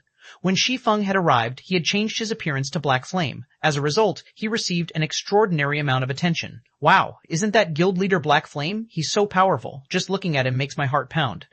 It would be great if I could become friends with him. Why don't you look in the mirror first? Guild leader Black Flame is the #1 expert in Star Moon Kingdom. Meeting him alone is a rare chance, much less becoming friends with him. Sure enough, one-hit Asura is here as well. Things in the White Fog Canyon will be more interesting now. No duh. Overwhelming Smile's influence in White River City continues to grow. If Zero Wing fails to achieve anything in the competition over White Fog Canyon, it will become the laughingstock of White River City. However, Overwhelming Smile has dispatched an impressive army of players. Look, even Overwhelming Smile's branch leader, Lone Tyrant, has shown up. A huge war is going to break out over the canyon. I hurried here specifically to watch this war unfold. Upon seeing Shi Feng, many players began to discuss Zero Wing and Overwhelming Smile. Currently, the atmosphere surrounding White River City grew increasingly tense with each passing day. Despite Overwhelming Smile's clear attempts to suppress Zero Wing, it had not acted directly. Thus far, it had only employed various plots to poach the members of Zero Wing. It was as if Overwhelming Smile was dead set on stealing every single member from Zero Wing. Meanwhile, Shi Feng's guild showed no signs of taking action. The guild had only declared that all members who withdrew from Zero Wing were permanently barred from joining the guild again in the future. At the same time, Zero Wing also lowered their recruitment criteria. Both sides appeared strangely calm as they maintained a delicate balance. No one knew what these guilds were thinking. There was a faint feeling of a storm brewing behind the scenes. Now that these guilds had gathered in the White Fog Canyon, they were both on high alert for each other. When Lone Tyrant saw Shi Feng, his eyes turned bloodshot as killing intent radiated from his body. He glared at Shi Feng as if the man was his greatest enemy. Any expert could feel Lone Tyrant's killing intent. Naturally, Shi Feng was no exception. Guild leader, it seems that Lone Tyrant's hatred for you is quite intense. Despite the fact that you've killed him several times, he refuses to learn his lesson, Aqua Rose giggled. He can only act this rampant because he has Overwhelming Smile backing him. Why don't we head over and kill him again? We can use this chance to massacre Overwhelming Smile and relieve some stress, Blackie snarled. Firedance stepped forward and said, I alone will be enough to kill him. Shi Feng, who had busied himself with the system map all this time, simply smiled and said, Ignore him. We have more important matters to tend to. Firedance, you especially have much to do. Shi Feng thought little of Lone Tyrant. The one Shi Feng was truly worried about was the overwhelming Smile branch based in Maple City and the several surrounding cities controlled by Underworld. At this moment, a graceful and quiet woman standing beside Lone Tyrant softly reminded him, "Brother Tyrant, we have not come here to wage war with Zero Wing. Don't forget our goal." Listening to this woman's words, Lone Tyrant shot Shi Feng a glare before turning to enter the White Fog Canyon. The graceful woman then looked at Shi Feng and the others, sending them a faint smile before she followed after Lone Tyrant and led the army of over 6,000 players into the White Fog Canyon. I remember seeing that woman the last time I killed South Wolf. I think she was called Yulin. For Lone Tyrant acts so subserviently, it seems that her status is quite high. Naturally, Shi Feng noticed the woman who had smiled at them, uncertainty filling his gaze. Shi Feng had only paid attention to Yulin because of his intuition. He could feel an indescribable sense of danger from the woman. Yet, after using omniscient eyes to inspect Yulin, Shi Feng discovered that the woman was merely a level 24 tier 0 summoner. There was nothing special about her at all. Shi Feng began to doubt his intuition. After Overwhelming Smile entered the canyon, the other guilds promptly followed. Only Shi Feng and the others lingered at the entrance. Guild Leader, Overwhelming Smile, Emperor's Light, and Assassin's Alliance have already entered. "Are we not going in yet?" Aqua Rose asked as she watched guild after guild enter the White Fog Canyon. "In a moment. I'll be done soon," Shi Feng leisurely responded. White Fog Canyon was a level 20 to level 30 grinding area. Or rather, it had been originally. However, after the meteorite shower, the monsters inside had gone berserk and had become far more difficult to deal with. At the very least, the White Fog Canyon was no longer suitable for ordinary players around level 20. When in a berserk state, monsters' damage and attack speed would increase by a minimum of 30%. With this increase, a common monster would possess the combat power of an elite monster and so on. However, this was only the beginning. As time passed, the monsters within White Fog Canyon would also grow stronger and more numerous. Soon, even the weakest monsters inside the canyon would become elites, while a majority of the monsters would be special elites. There would also be quite a number of chieftains and lords. Moreover, all these monsters would have also entered a berserk state. Just thinking about this gave one goosebumps. Based on how long it had been since the meteorite shower, Shi Feng could say with certainty that there were no longer any common monsters inside White Fog Canyon. At the very minimum, the monsters inside the canyon would be elites. Moreover, the monsters would move in groups and respawn very quickly. There would also be many danger spots inside the canyon. Meanwhile, the core area of the White Fog Canyon spoke for itself. The results of rushing in unprepared were obvious. Currently, the baseline for entering White Fog Canyon was level 20 tier 1 or around level 30 tier 0. Although players could improve their chances by going in with larger numbers, this canyon was still significantly dangerous. Therefore, Shi Feng had sketched out a new map of the White Fog Canyon based on his memories of the past. On the new map, he had made sure to indicate locations that they needed to avoid. He had also marked a few mining spots and danger spots. Although it was a time-consuming task, this new map would undeniably reduce the losses his guild members suffered. The minutes crawled by. While Shi Feng was busy trying to recall the White Fog Canyon, over a dozen minutes had passed since the crowd of independent players and guilds had entered White Fog Canyon. Suddenly, the members of Zero Wing, who had waited silently at the canyon's entrance, noticed many players exiting the canyon. These players looked pitiful. They left in parties of 2s and 3s. Not a single complete party passed the watching Zero Wing players. Unable to contain his curiosity, Blackie walked over and asked, "What happened to you guys? It's only been around 10 minutes since you went in. How did you guys end up in such sorry states so quickly?" These players had relatively powerful equipment. They were fully geared in bronze equipment at the very minimum. Logically, a party of such caliber should not have any issues dealing with a level 22 or 23 special elite. Yet, all of these parties had lost at least half of their members. What do you know? The monsters inside White Fog Canyon are all berserk elites. Even our level 21 shield warrior could only take a dozen hits at most. Facing one was hard enough. Yet, for some reason, the monsters in there move in groups of 3 at least. They also have a massive aggro range, so they are easy to pull. Many had party wiped, and we only managed to escape after much difficulty. We decided to level elsewhere until we hit level 25 at least, a level 21 veteran player replied, sighing. At this moment, his heart still trembled when he thought back to those groups of elite monsters. 414 Beast War. Every Zero Wing member laughed when they heard these independent players. In the end, independent players only amounted to so much. Even with a party of 6, 2 or 3 elites had been too much for them. They were truly weak. Guild leader is being too cautious. How could an independent party's strength compare to ours? Now that Overwhelming Smile has taken the lead, won't those bastards claim the Great Lord kill? It shouldn't be possible. It's a Great Lord. Overwhelming Smile has dispatched over 6,000 members for this, and all of them are elites. Killing a Great Lord should be child's play to them. Indeed, even though a Great Lord is very powerful, with 6,000 players, they could simply exhaust it to death. I really don't understand what the guild leader is thinking. Everyone has already arrived, yet we're just standing here. By the time we enter, who knows how many elite monsters the other guilds will have killed already. Why are we here anyway? While the members of Zero Wing grumbled about Shi Feng's approach, a team of several hundred players left the White Fog Canyon. These players' equipment looked uniform, and they all wore the same guild emblem on their chests. They were clearly a guild team. What's up with these people?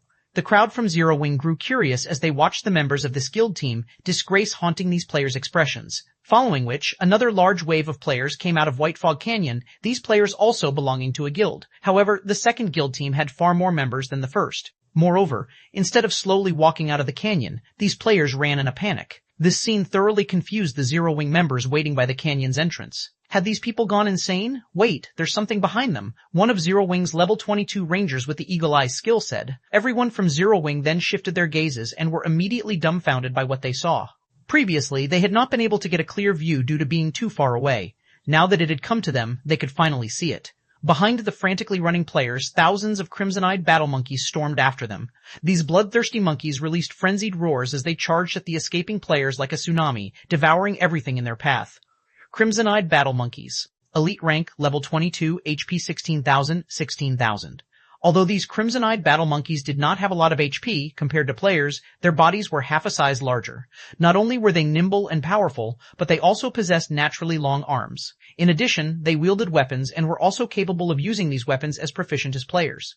Defeating these monsters would not be easy. Meanwhile, among these thousands of crimson-eyed battle monkeys, there were also a few larger armored battle monkeys squeezed in. These armored battle monkeys were covered in scars, a testament to the many battles they had fought. Compared to the elite-ranked crimson-eyed battle monkeys, the armored battle monkeys were much stronger. It was not just because of their ranks as special elites, but more so because of their combat techniques, which were far superior than ordinary players.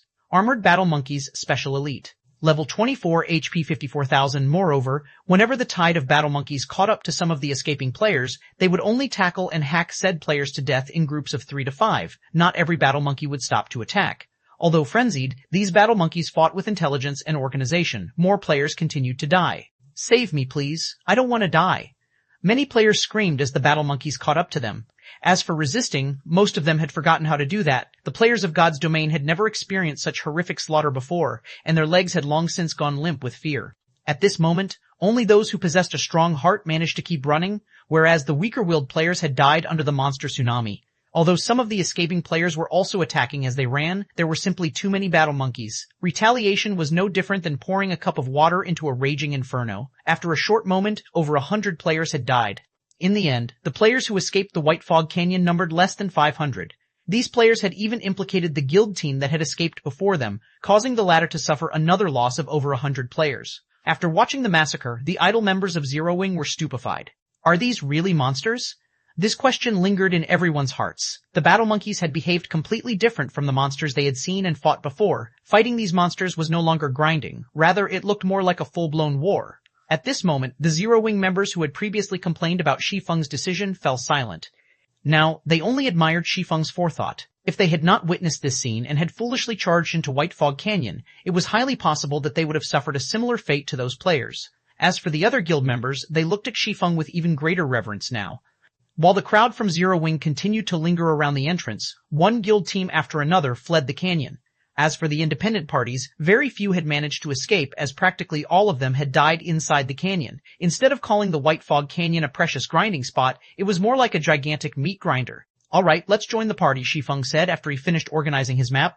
He then said in the team chat, "You've seen for yourselves the various guild teams that have escaped. Most of those guild teams have more members than we do. However, as you can see, only half of them made it out alive. You can imagine for yourselves just how dangerous White Fog Canyon is, so I hope that everyone will obey the commands given to you. Do not take any arbitrary actions. If anyone violates their orders, I will deal with you personally." The crowd involuntarily trembled upon hearing Shi Feng's words, tensing unconsciously. Since no one has any issues, stand by the groups and formations previously arranged. Shi Feng nodded and said, "Let's head in then." After the meteorite shower, White Fog Canyon had ceased to be a grinding area. It was more like a super large-scale dungeon. Obtaining the Starfire ore would not be an easy task. Instead of grinding monsters, they were about to wage war inside the canyon. Danger lurked around every corner of the map. Inside the canyon, they did not need to look for the battle monkeys, as the battle monkeys had long since been ready to ambush them. Hence, they needed to stay vigilant inside the canyon. The formation Shi Feng had organized scattered the MTs around the team, whereas healers and ranged classes were safer in the center of the group. As for the assassins, they were sent to scout ahead, reporting back any activities they discovered so as to avoid an ambush. Under Shi Feng's lead, the Zero-Wing team quickly arrived at the inner region of the White Fog Canyon. During this period, everyone had experienced several battles, and the battle monkeys they killed numbered over 1,000. Everyone's experience bars rose significantly as a result. They had also obtained plenty of level 20 and above bronze equipment and materials. Most importantly, the team had suffered 0 casualties throughout the journey. This situation caused everyone's reverence towards Shi Feng to soar once more. Previously, everyone had simply thought of Shi Feng as someone with impressive strength. They had never expected him to be a superior leader as well. Suddenly, Fire Dance, who was in stealth in a nearby tree, reported in the team chat, Guild Leader, a group of nearly 300 battle monkeys currently approaches from the left side of the team. Contact in roughly 30 seconds. Guild Leader, a group of close to 400 crimson-eyed battle monkeys approaches from the rear. There are also a dozen or so armored battle monkeys with them. They will reach the team's current location in roughly 1 minute. Flying Shadow, one of the 5 demon generals, reported. Everyone's hearts trembled upon receiving these 2 reports. The previous ambushes they had encountered had only come from a single direction. Now, these battle monkeys were initiating a pincer attack. Moreover, their numbers were far greater than before. The previous ambushes had only consisted of 100 or so battle monkeys. Now, they had to face a total of nearly 700. They were outnumbered. 415 sword practice. Sure enough, what will come, has come. Shi Feng silently examined the system map of the White Fog Canyon. He was not the slightest bit surprised by the battle monkey's pincer attack, smiling brightly. The White Fog Canyon was like a dungeon. There was a proper strategy to raid it. Shi Feng had been able to lead his party around the canyon freely with what knowledge he had in his previous life. With the experience he had accumulated, leading his current party would be a breeze. Compared to the past, the current White Fog Canyon was practically child's play. Back then, not only had Shi Feng's party been required to deal with the battle monkeys, but they also had to deal with the sneak attacks and plundering of other players. This was especially the case when they faced the high-handed interception of the major guilds. These opponents were far more difficult to deal with than the battle monkeys. Currently, other than Shi Feng, nobody else in White River City knew that the Starfire ore was the most valuable item in White Fog Canyon. Hence, this was the perfect chance for Shi Feng to make a fortune. Nobody would bother mining the Starfire ore, so his chances of encounter competition were nil. All of the Starfire ore throughout the White Fog Canyon was free for Shi Feng's taking. If this were in the past, he would only have encountered such an opportunity in his dreams. Everyone, run towards the narrow gorge ahead, Shi Feng commanded through the team chat. Cola, your MT group will be responsible for blocking the entrance of the gorge. The other MTs, get ready to replace them at any given moment. Shi Feng had already considered every situation they could possibly encounter on their way here. Shi Feng also knew the topography of the White Fog Canyon like the back of his hand. A moment later, Zero Wing's team of 500 entered the gorge. Meanwhile, the Guardian Knight Cola, along with 14 other MTs, walled off the entrance into White Fog Canyon's inner region. Anyone or anything that wanted through would have to break through these 15 MTs first. At first, the Zero Wing members still worried about the army of battle monkeys. However, after seeing Shi Feng maneuver his troops, they sighed with relief. They had never expected that this canyon would contain such strategic terrain.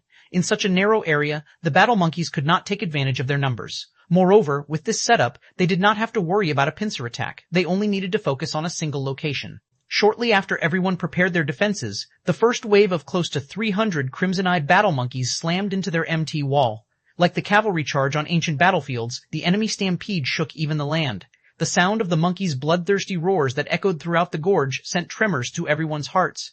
Despite having already experienced over a dozen battles, Zero Wing's elites still panicked. Compared to the previous battles, this was on an entirely different level. The crimson-eyed battle monkeys appeared to be more organized than the foes they had faced before. These battle monkeys also seemed much fiercer, resembling the battle monkeys they had seen back at the entrance of the White Fog Canyon.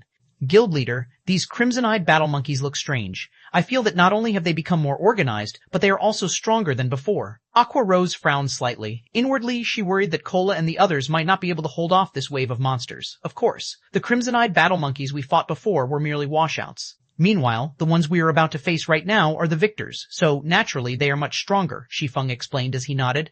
Moreover, these crimson-eyed battle monkeys have a war chief at their backs. Look over there. As he said so, Shi Feng pointed towards a large tree outside of the gorge. Standing in the large tree was a slightly smaller battle monkey covered in fine black leather armor. Battle Monkey War Chief, Chieftain rank, level 25, HP 140,000, Nepr 140,000. The Battle Monkey War Chief possessed the War Chief's aura, increasing the attributes of the surrounding crimson-eyed battle monkeys by 10%. An ordinary MT simply could not withstand the attacks from these elite-ranked crimson-eyed battle monkeys. It was simply impossible for a Tier 0 MT around level 21 to survive. Hence, the various guilds had been massacred upon meeting such monster armies. Watching the crimson-eyed battle monkeys charge towards them, Shi Feng hurriedly said, "All clerics cast sacred shields on the MTs. Oracles, use prayer barrier. Kola, activate guardian aura." Immediately, the guardian knights and shield warriors on the front line each received a sacred shield from the clerics, the shield being capable of absorbing a large amount of damage. In addition, there were also prayer barriers cast in front of them. These barriers could similarly absorb a certain amount of damage from the front. Finally, Kola's guardian aura increased everyone's defense. Faced with the physical attacks of the crimson-eyed battle monkeys, the guardian aura would be particularly beneficial. Zero Wing's members' levels were, on average, higher than those in other guilds. For this operation, the guardian knights and shield warriors dispatched were all level 22 and above, and each one had at least 4,300 HP. Among them, Kola, who was a level 23 Tier 1 guardian knight, possessed over 5,300 HP. There was also Ye Wumian, a level 22 Tier 1 shield warrior with over 4,900 HP. Just as the wave of battle monkeys arrived before Kola and the others, Kola suddenly shouted, "Aegis protection!" In the blink of an eye, a faint golden glow covered every MT. Aegis protection Tier 1 reduces damage taken for all allies within a 30-yard radius by 30% for 12 seconds. Cooldown, 1 minute 30 seconds simultaneously. Everyone readied their shields to defend against the crimson-eyed battle monkeys' attacks. Bang, bang, bang. The instant both sides collided, the prayer barrier shattered. Only the sacred shield still barely supported the MTs. However, the crimson-eyed battle monkeys' charge was overwhelming. Kola and the others were forced to retreat several steps before they could stabilize themselves. In the next moment, the crimson-eyed battle monkeys, which had stopped their charge, brandished their swords and sabers at the MTs. Their attack speeds were incredible, preventing the players from catching their breaths. Some of the MTs had been too late in defending against the oncoming attacks, their sacred shields shattering and receiving 200 damage. Without the protection of the sacred shields, the MTs received around 800 damage every time the crimson-eyed battle monkeys struck them, and this was after the 30% damage reduction of Aegis protection. Only Kola and Ye Wumian received damage below 500 points. If the MTs did not block the majority of the attacks with their shields, the healers would struggle to keep up with the incoming damage. I'll leave this to you all. Fire Dance and Flying Shadow, you two cover my 6 while I deal with that war chief. After issuing the command, Shi Feng activated the aura of wind of the 7 luminaries ring. He then activated Wind Rider and flew towards the Battle Monkey war chief. When one met a Battle Monkey army in the White Fog Canyon, they first needed to exterminate the Battle Monkey war chief. Not only could the war chief increase his subordinates' attributes and raise their attack efficiency, but it could also call for infinite reinforcements. Hence, players needed to kill the war chief as soon as possible. Players would simply be asking for trouble if they dragged the fight on for too long without killing the war chief. However, taking it out would not be easy. This did not mean that the Battle Monkey war chief was overly powerful. Rather, compared to the other battle monkeys, the war chief was far more sensitive to danger. When its own life was at risk, it would flee. Moreover, the war chief was also more agile than the other battle monkeys, as could be seen from its thin and lean body. Hence, players would find it difficult to kill. When the battle monkey war chief saw Shi Feng flying towards it, it immediately fled in the opposite direction. Unfortunately, although the battle monkey war chief was quick on its feet, it was far slower than Shi Feng when he had Wind Rider active. "Let's use you as practice for my newly learned void steps," Shi Feng smiled faintly. Unsheathing the abyssal blade in Purgatory's shadow, he shot forward, hurtling towards the battle monkey war chief. 416 Dance of Blades. While Shi Feng hunted the battle monkey war chief, the ranged classes of Zero Wing within the gorge began to take action. Kola and the other MTs had successfully held off the first charge. The healers in the back had also stabilized the 15 MTs' HP. The only thing left to do was to clean up the assaulting battle monkeys. Standing in the rear, Blackie had begun to chant an incantation, waving his staff. After becoming a Tier 1 Cursemancer, Blackie's damage had increased significantly. At the same time, he had also learned a new Tier 1 skill, Magic Synergy. Magic Synergy Tier 1 increases the efficiency of the caster's spells, improving spell effects by 30% and reducing cast time by 30% for 15 seconds. The density of elemental mana surrounding Blackie skyrocketed. Blackie then cast Stars of Light. Due to Magic Synergy's enhancement, both the effective range and power of Stars of Light had increased by 30%. In the next moment, a dazzling ball of light descended from the sky. Noticing this, the crimson-eyed battle monkeys responded quickly and tried to evade the incoming attack. However, while inside the gorge, other than advancing, their only escape was to retreat backward. Natural rock walls surrounded the battle monkeys on both sides, and it was impossible for them to scale these walls. With Kola and the other MTs of Zero Wing creating a shield wall ahead, and their companions blocking their rear, these battle monkeys could only watch helplessly as the Stars of Light descended. They also had no way to block this incoming bombardment. AoE destruction spells attacked from all angles. Unless one had magic immunity, invincibility, or countered with an AoE destruction spell of their own, there was no other way to defend against the attack. Boom. The instant the stars of light descended, a damage of over 5,000 points appeared above the heads of every battle monkey the spell struck. As for the monsters further away from the site of impact, they too received damages of over 3,000 points. Despite having increased attributes due to the war chief's aura, these crimson-eyed battle monkeys still lost close to a third of their HP. However, this was only the beginning. Stars of Light had a duration of 15 seconds, and with each passing second, the spell's damage would scale up by 10%. After only 5 seconds, all of the battle monkeys within range had turned to ash, leaving behind a plethora of loot. A large section of the gorge was suddenly empty, making a rough estimate over 100 crimson-eyed battle monkeys had died. AoE destruction spells are awesome, though it would be great if their cooldown times were shorter. Although Cola had seen Blackie cast the spell many times, his heart still trembled with excitement whenever he witnessed this overwhelming destruction. The scattered loot on the ground and his soaring EXP bar also exhilarated him. The EXP from level 22 elites was originally quite significant. Meanwhile, after the meteorite shower, the EXP from the monsters inside the White Fog Canyon had increased by 3 to 4 times. In other words, killing a single monster here was the equivalent of killing 3 or 4 monsters of the same level and rank outside of White Fog Canyon. After Blackie's Stars of Light ended, Yewumian rose from level 22 to level 23, his HP breaking past the 5,000 threshold. Everyone else also watched their experience bars increase by a huge chunk. Originally, it would have taken them several hours to gain so much EXP. Now, however, they had only taken around a dozen seconds or so. Stars of Light truly shone when used in a war. Not only was it massively destructive, but it could also shock enemies. Take the crimson-eyed battle monkeys caught outside the range of Stars of Light, for example. Despite having received no damage, they did not barrel forward after Stars of Light ended. They stood there with stunned expressions. Their previous fierce momentum had completely vanished. Unfortunately, AoE destruction spells like Blackie's Stars of Light were rare. Moreover, these spells possessed long cooldowns, needing a full half an hour. In a battle, such spells could be used once at most. Stop daydreaming. All ranged classes attack those dazed battle monkeys, Aqua Rose commanded. Suddenly, spells and arrows bombarded the dazed monsters. Momentarily, the crimson-eyed battle monkeys were at a loss of what to do. They had even forgotten to dodge or use their weapons to fend off the incoming attacks. In the blink of an eye, over a dozen more battle monkeys died. However, one would be sorely mistaken if they thought they could get rid of these crimson-eyed battle monkeys so easily. As soon as these monsters regained themselves, they charged at Cola and the other MTs with even greater madness. Suddenly, the second battle of attrition had begun. Although the battle was vicious, compared to Shi Feng's battle, it paled in comparison. Shi Feng's current opponent was the Battle Monkey War Chief, a level 25 chieftain that had gone berserk. Inside a dungeon, the War Chief was definitely worthy of the role of a boss, only its HP was slightly lower than a typical dungeon boss. Shi Feng moved in front of the Battle Monkey War Chief with a flash, blocking its path. He then activated Chop and sent 3 silvery gray blades of light slashing at the War Chief's thin frame, completely sealing off its exit. Zhi! The Monkey War Chief suddenly squinted its blood-red eyes as it screeched, releasing an intimidating power. It then took a step back, its right fist punching towards the convergence point of the 3 blades of light. Pung! The 3 blades of light shattered. The Monkey War Chief then took a step forward and swung its left fist, flames covering the fist as it flew towards Shi Feng's head. The whole process had happened in the blink of an eye, and the Battle Monkey War Chief had launched its attack was a lot more accurately and faster than many expert players. However, the instant the Monkey War Chief's fist struck Shi Feng's head, it felt as if it had struck air. Taking a closer look, the Monkey War Chief discovered that had only hit Shi Feng's afterimage. Meanwhile, Shi Feng had used silent steps and arrived behind the Battle Monkey War Chief. He then used Thunderflame Explosion. The Tier 1 Thunderflame Explosion possessed a brief area suppression effect when cast, slowing all enemies' movements within a 10-yard area. Moreover, Shi Feng was now a Tier 1 player.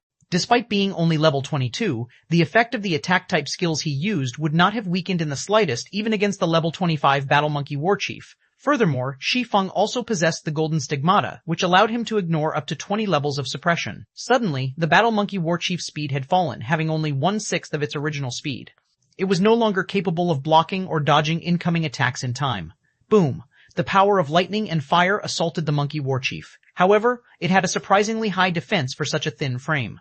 Despite being a Tier 1 Blade Saint, Shi Feng only managed to deal over 3,600 damage to the Monkey War Chief. Fortunately, Thunderflame Explosion forced the Monkey War Chief into a fainted state for 6 seconds. Originally, Shi Feng had intended to follow up his victory with Hot Pursuit, taking the opportunity to damage the Monkey War Chief heavily while it was incapacitated for 6 seconds. In the end, however, the Battle Monkey War Chief activated Berserker Rage, becoming immune to all control effects and increasing its strength and speed. It then unsheathed the war saber hanging on its back and brandished it at its adversary. Suddenly, 9 blades of light wrapped around Shi Feng. This was one of the Battle Monkey Warchief's skills, Dance of Blades. If struck, even an MT like Kola would die without question. However, Kola possessed a large shield that he could use to defend himself. He would have no problems blocking the majority of the blades of light. Shi Feng, however, did not possess a shield. He only had his 2 swords. Good timing. At this moment, Shi Feng could feel impending doom approaching. Yet, he neither defended with his swords, nor did he activate Defensive Blade to save his life. Instead, he activated Purgatory Power and charged at the Monkey Warchief's Dance of Blades. Void Steps. Previously, Shi Feng would have never thought of confronting a Berserk level 25 Battle Monkey Warchief head-on. After all, the Monkey Warchief was terrifying after going Berserk. Not only did its speed surpass Tier 1 players, but Tier 1 players also could not block its incredible attacks. After his match with Soaring Snake, Shi Feng had finally succeeded in learning the advanced footwork Void Steps. However, he had not found a chance to test his footwork again since that match. Meanwhile, the agile Battle Monkey Warchief was the perfect opponent for Shi Feng to practice Void Steps on. The usefulness of Void Steps wasn't limited to PvP. It was also effective against monsters. After the Battle Monkey Warchief swung its saber, it suddenly discovered that Shi Feng had disappeared. By the time the Monkey Warchief discovered his opponent again, the latter had already appeared beside it, casually walking past. Meanwhile, several bloody gashes appeared on its body. 417 Blade Liberation. In a withered forest located at the outer area of White Fog Canyon, Fire Dance and Flying Shadow, who had been standing watch around the team all this time, were currently dashing towards the gorge.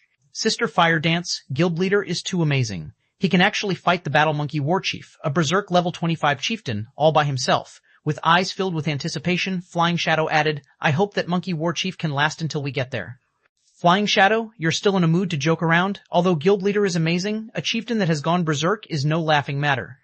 In a moment, we'll need to be careful when we go in and support guild leader. We will lose our lives if we're hit by the Monkey Warchief, Fire Dance reminded him. Fire Dance felt that it was too risky for Shi Feng to fight a Berserk level 25 chieftain all by himself. Such a battle did not permit even the slightest mistake. After Fire Dance succeeded in her class change quest and became a Tier 1 assassin, she had wanted to test her own standards. Hence, she had sent the members of the guild out looking for monsters for her to test herself against. At the very beginning, she had required little effort to defeat a level 15 special elite. She then challenged herself with a level 16 chieftain. However, 20 seconds into the battle, she was already in a miserable state. In the end, she had to use Vanish and flee. Hence, Fire Dance knew clearly just how powerful a chieftain-ranked monster was, let alone a level 25 chieftain that was constantly in a berserk state. Sister Fire Dance, I can hear sounds of battle coming from the front. They should be fighting over there, Flying Shadow said excitedly. Many people wish they could watch the battles of the One-Hit Asura. Some players were even offering to purchase unpublished battle videos of the One-Hit Asura at high prices, hoping to learn a thing or two from watching these videos. Flying Shadow himself had also watched Shi Feng's battle videos over 100 times and received great benefits from doing so. However, at the end of the day, a video was still a video. It simply could not compare to seeing a battle live. However, Shi Feng's battles were simply too fast-paced. Even though Flying Shadow could witness them, there was a limit to how much his mind could absorb. Hence, Flying Shadow also wanted a recording of the battle to study it in detail after returning. To this end, Flying Shadow had specially asked Fire Dance to activate holographic simulation mode to record Shi Feng's battle. Before Flying Shadow had experienced a virtual gaming cabin, he had only been dismissive of the machine. Wasn't it just a 97% sync rate? The virtual gaming helmet also possessed a 90% sync rate. How huge of a difference could there be? The makers of the virtual gaming cabin were simply trying to swindle people's money. However, after Flying Shadow tried the cabin for himself, he instantly fell in love with it.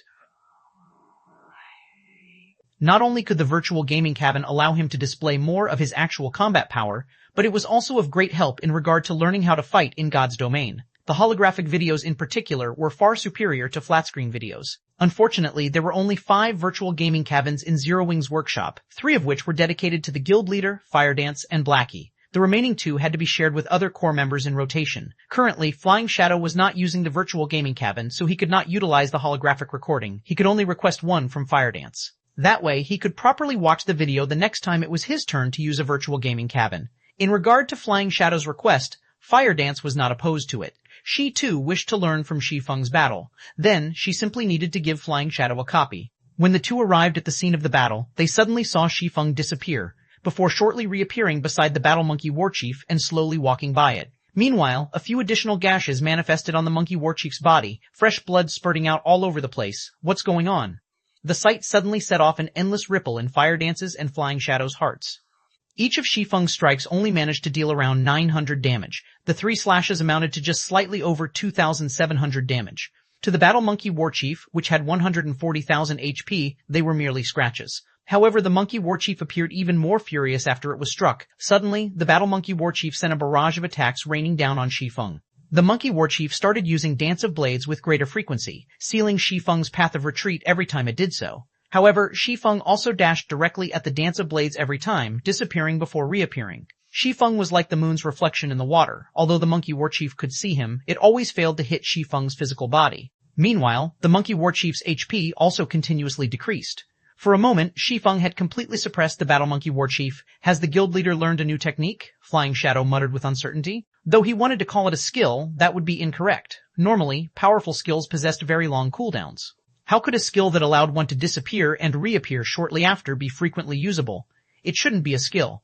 Fire Dance had been paying rapt attention to Shi Feng's battle, and with surprise filling her eyes, she said, if it were a skill similar to instantaneous movement, then the moment he disappears, he should simultaneously reappear at another location. However, after guild leader disappears, it takes a short moment for him to reappear in our sight. Moreover, there is always an awkward pause whenever we activate a skill. Yet, there is no pause when guild leader uses that move. Fire Dance's observations were indeed on point. However, they only gave Flying Shadow an even greater shock. Players can actually carry out such powerful moves without using a skill? This revelation completely shattered Flying Shadow's understanding of virtual reality games. Guild leader seems greatly exhausted. It seems that this move places an enormous burden on one's mental strength. Fire Dance's observations were quite thorough, and very quickly she noticed that Shi Feng's complexion seemed somewhat pale. His eyes seemed slightly dimmer as well.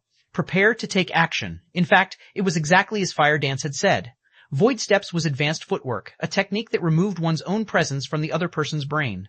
In other words, despite others clearly being able to see and sense Shi Feng's presence, their brains would actively shunt this information to the subconscious mind and focus on other less relevant information, which would result in failing to see or sense Shi Feng. However, such advanced footwork posed extremely high demands on its user, whether in terms of movement, breathing, and so on.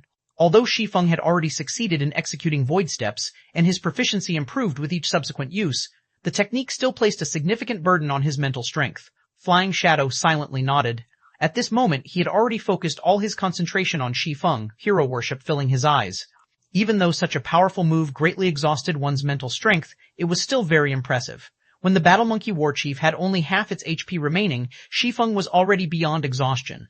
I guess using Void Steps to deal with a Berserk Chieftain is really pushing things too far. Shi Feng smiled bitterly in his heart as he looked at the Battle Monkey Warchief that grew increasingly fearless the more it fought. If he were up against a player, he could definitely finish them off after using Void Steps twice. The battle would not drag on for such a long time. However, this battle against the Monkey Warchief was greatly beneficial to Shi Feng, as he honed his mastery of Void Steps with each subsequent use of the footwork. Meanwhile, when the Battle Monkey Warchief noticed that its opponent looked no different from a tired dog, it squinted its eyes as it revealed a cold smile. It then brandished its saber, using Dance of Blades once more. At this moment, Shi Feng was quickly reaching his limit. If he used Void Steps one more time, it was highly possible that he would faint on the spot. Faced with the 9 saber images that completely sealed his movements, Shi Feng suddenly erupted with power. Blade Liberation. This was the Tier 1 Super Berserk skill Shi Feng had spent 20 legacy skill points to learn. The skill's duration was only 20 seconds, and after that period he would enter a weakened state with all his attributes decreased by 80% for 3 minutes. If he could not finish off his enemy in 20 seconds, then only death awaited him. Meanwhile, the weapon Shi Feng used Blade Liberation on was the level 20 Dark Gold ranked Purgatory Shadow. Suddenly, the power of the Purgatory Shadow flowed into Shi Feng. His body started glowing a faint red. Shi Feng then tightened his grip around the Abyssal Blade and slashed at the incoming blades of light. 418 Keen Clean Break. Faint red glowing dots began circulating around the blade of the silvery gray sword, the dots closely resembling the twinkling stars in the night sky. Upon colliding with the sword images, a bang resounded. Strong winds then blew outwards into the surroundings, sweeping the leaves scattered across the ground into the air. The Battle Monkey Warchief's Dance of Blades suddenly vanished. The Monkey Warchief was forced back by 4 steps, and a hint of fear suddenly appeared on its sneering face. The man who was at the brink of collapse a second before suddenly possessed strength that could make others tremble in the next second.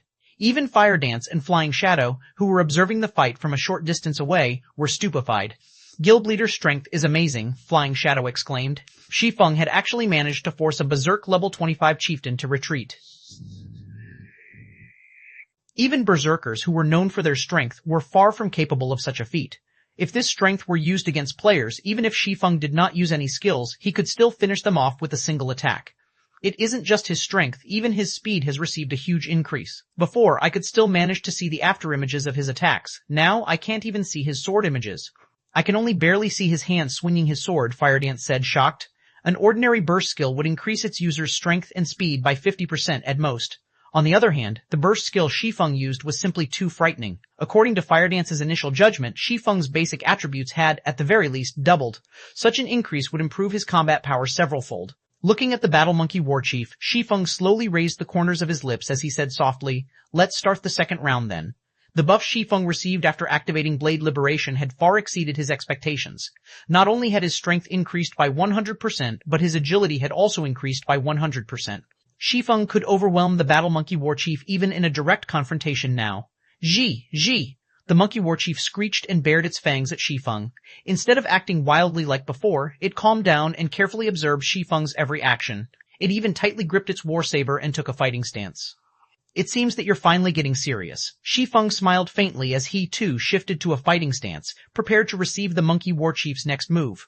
The Monkey Warchief possessed very high intelligence, and it was no worse than ordinary NPCs. Hence, it was capable of using skills based on the situation. Currently, Shi Feng possessed strength that surpassed the Battle Monkey Warchief's. Naturally, the Monkey Warchief knew not to try to suppress Shi Feng using its strength. In God's domain, chieftain-ranked monsters were not only stronger than other monsters in terms of attributes and techniques, but they also possessed unique traits. It was precisely these unique traits that made it very difficult for players to solo chieftains. There was a large variety of these unique traits.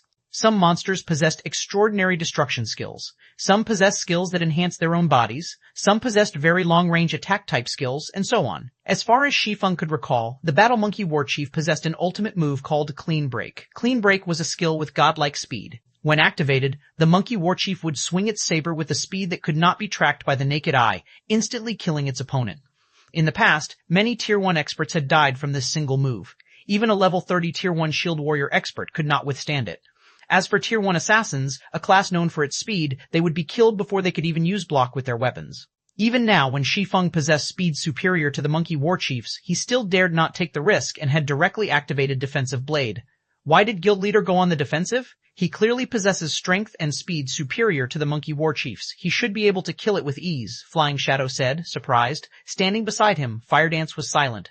She had challenged a chieftain before, so she knew how powerful a monster of that rank was. She, too, could sense that the Battle Monkey Warchief was about to display its true power, which was why she silently focused her attention on Shi Feng. She wanted to see just how Shi Feng was going to deal with this situation. However, something surprising happened. Although Shi Feng had readied his stance and taken defensive measures, he did not wait for the Monkey Warchief's attack to look for an opening to exploit. Instead, he took the initiative to attack first. Earth Splitter. A blade of light emerged from the fractured earth, slashing at the Battle Monkey Warchief.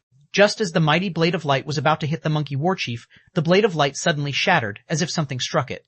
Meanwhile, by the time everyone noticed, the Monkey Warchief's posture had changed. Its body had also moved 2 steps backward. It was obvious that the Monkey Warchief was the one that shattered the blade of light. However, Shi Feng's strength was simply too overwhelming. As a result, the recoil had forced the Monkey Warchief to retreat by 2 steps. So fast, Flying Shadow said in disbelief, his eyes wide open. Flying Shadow had not even seen the Monkey Warchief draw its saber. This showed that the Monkey Warchief was even faster than Shi Feng. 6 yards? Shi Feng roughly gauged the Battle Monkey Warchief's attack range from its previous attack. Clean Break did not affect the Monkey Warchief's movement speed. It only gave the monster a frightening drawing speed. However, its saber was only so long, so its attack range was very limited. Based on Shi Feng's estimates, the Monkey Warchief's attack range should be 6 yards. The area within these 6 yards was the Monkey Warchief's absolute domain. After identifying its attack range, as long as Shi Feng avoided moving too close, he would be absolutely safe. Shi Feng then brandished his sword dozens of times in quick succession. As Defensive Blade increased his attack range, Shi Feng could always maintain a distance of around 10 yards every time he attacked. Meanwhile, the Battle Monkey Warchief also rushed at Shi Feng while defending against his attacks, trying to get within 6 yards of him. Unfortunately, the Monkey Warchief's strength was inferior to Shi Feng's. Every time it defended against Shi Feng's attack, it would be forced to take a few steps back. Moreover, Shi Feng's speed was originally faster than the Monkey Warchief's, making it even more impossible for the Monkey Warchief to close the distance. However, Shi Feng's attacks were also unable to cause any damage to the Monkey Warchief. They were all blocked by Clean Break. Furthermore, the Battle Monkey Warchief's HP was continuously increasing due to its battle recovery. Sure enough, Clean Break is indeed powerful. However, what do you think about this move? Smiling faintly, Shi Feng activated 9 Dragon Slash. Suddenly, 12 phantoms of the Abyssal Blade appeared around Shi Feng. Simultaneously, all 12 phantoms stabbed at the Monkey Warchief. The moment the 12 phantoms entered the Monkey Warchief's attack range, it was as if they had stabbed into a protective barrier. The phantoms were instantly sent flying backward, unable to hit the Monkey Warchief at all. However, Shi Feng was far from done with his assault. In the next moment, scorching hot flames emerged around the Abyssal Blade and the Purgatory Shadow. This was the effect of Shi Feng's Sure Kill skill, the level 9 Flame Burst. It concentrated the power of flames to a single point for 12 attacks. Suddenly, Shi Feng charged at the Battle Monkey Warchief once more. Just as Shi Feng was about to enter the attack range of Clean Break, he suddenly vanished. Although the Monkey Warchief was on high alert, it still could not detect Shi Feng's existence at all. Moreover, it also needed to face the simultaneous attacks of the 12 phantoms. It had no energy to spare for locating Shi Feng. When Shi Feng appeared again, he was already standing directly in front of the Battle Monkey Warchief.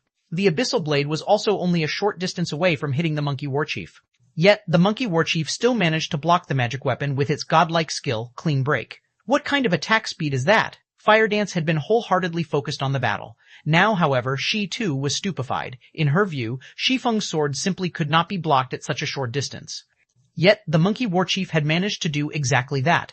How was Shi Feng supposed to kill it? However, despite having succeeded in blocking Shi Feng's attack, the Battle Monkey Warchief had an extraordinarily grim expression on its face. In the next moment, the Abyssal Blade cleaved the Warsaber in its path, like a hot knife through butter. Immediately after, the Purgatory Shadow slashed the Monkey Warchief's body with zero resistance, following which, sword after sword landed on the Battle Monkey Warchief's body. A series of 11 attacks struck the Monkey Warchief. Each attack dealt close to a 10,000 damage. Some even achieved a critical hit, dealing close to 20,000 damage. The total damage caused by the 11 slashes completely surpassed the Battle Monkey Warchief's 140,000 HP. The Battle Monkey Warchief was as dead as a doornail. It's my win. Shi Feng looked at the dead Battle Monkey Warchief, smiling faintly. At this moment, he was mentally exhausted. He sat down involuntarily, his body unable to even stand properly. Following which, the sound of an emergency notification from the system rang out by his ears. 419 mysterious guests. Guild leader? Fire Dance activated wind steps and rushed over to the fallen Shi Feng. Flying Shadow, on the other hand, was completely stunned by what he had seen. He was still in a complete daze. Guild leader, what's wrong? Fire Dance asked, panicking as she looked at Shi Feng's pale complexion. Ultimately, God's domain was only a game. Even if a player entered a weakened state, only their attributes would decrease. The debuff definitely would not weaken a player's mental state. It's nothing. I'm just tired, that's all, Shi Feng muttered a reply. I'm going to enter system sleep mode to rest for now. You two take care of the loot and meet back up with Aqua. Remember, continue to grind in the gorge and do not go anywhere else. The Battle Monkey Commander was not an ordinary chieftain. It was a chieftain found inside the White Fog Canyon, far different than other chieftains.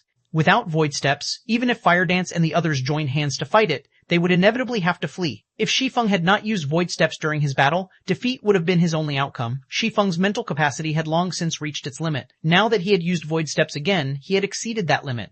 Nothing good would come from a player exceeding their own mental limit.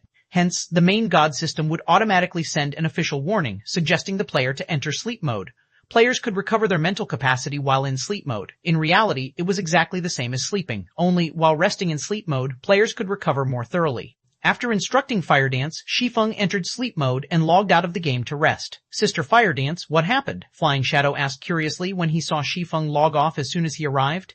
Guild leader is exhausted and has logged off to rest. Let's tidy up the drops here and return to the gorge, Fire Dance said, sighing relief. Logged off to rest? Flying Shadow was surprised, his mind riddled with questions. This was the first time he had heard of a player needing to log off to rest due to a battle.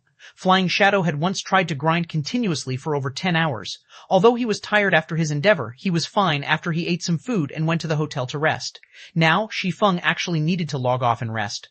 However, after giving it some thought, Flying Shadow found nothing strange about this situation. After all, despite the Battle Monkey Warchief being such a powerful monster, Shi Feng had soloed it with that mystifying move. It was unbelievable. Hence, it was not at all strange that it would take such a toll on his guild leader. On the contrary, it was perfectly reasonable.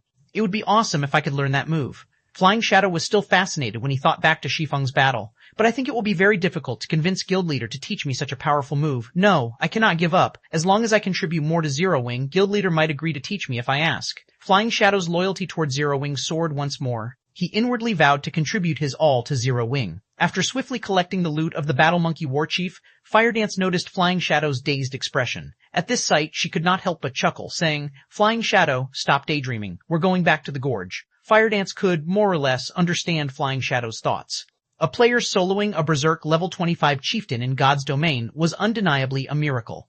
Furthermore, the mysterious technique Shi Feng had used shattered the common ideas everyone had of battles in God's domain, hence, how could she blame him for being mystified? Compared to Flying Shadow, Firedance had a far more profound experience of the battle. She was connecting to the game using a virtual gaming cabin, so she could see and feel the formidableness of Void Steps clearly. The benefits she obtained from watching this battle had exceeded what she had gained from watching over 100 battles of other experts. Oh, Flying Shadow followed hurriedly after he recovered his wits. After Shi Feng logged off, the members of Zero Wing took up residence in the gorge. They did not go anywhere else, luring and killing monsters in the gorge. The monsters in White Fog Canyon were numerous. Moreover, their loot was similarly bountiful. With a strategic location like the gorge, Zero Wing's players had nothing to worry about, even if they faced an army of battle monkeys.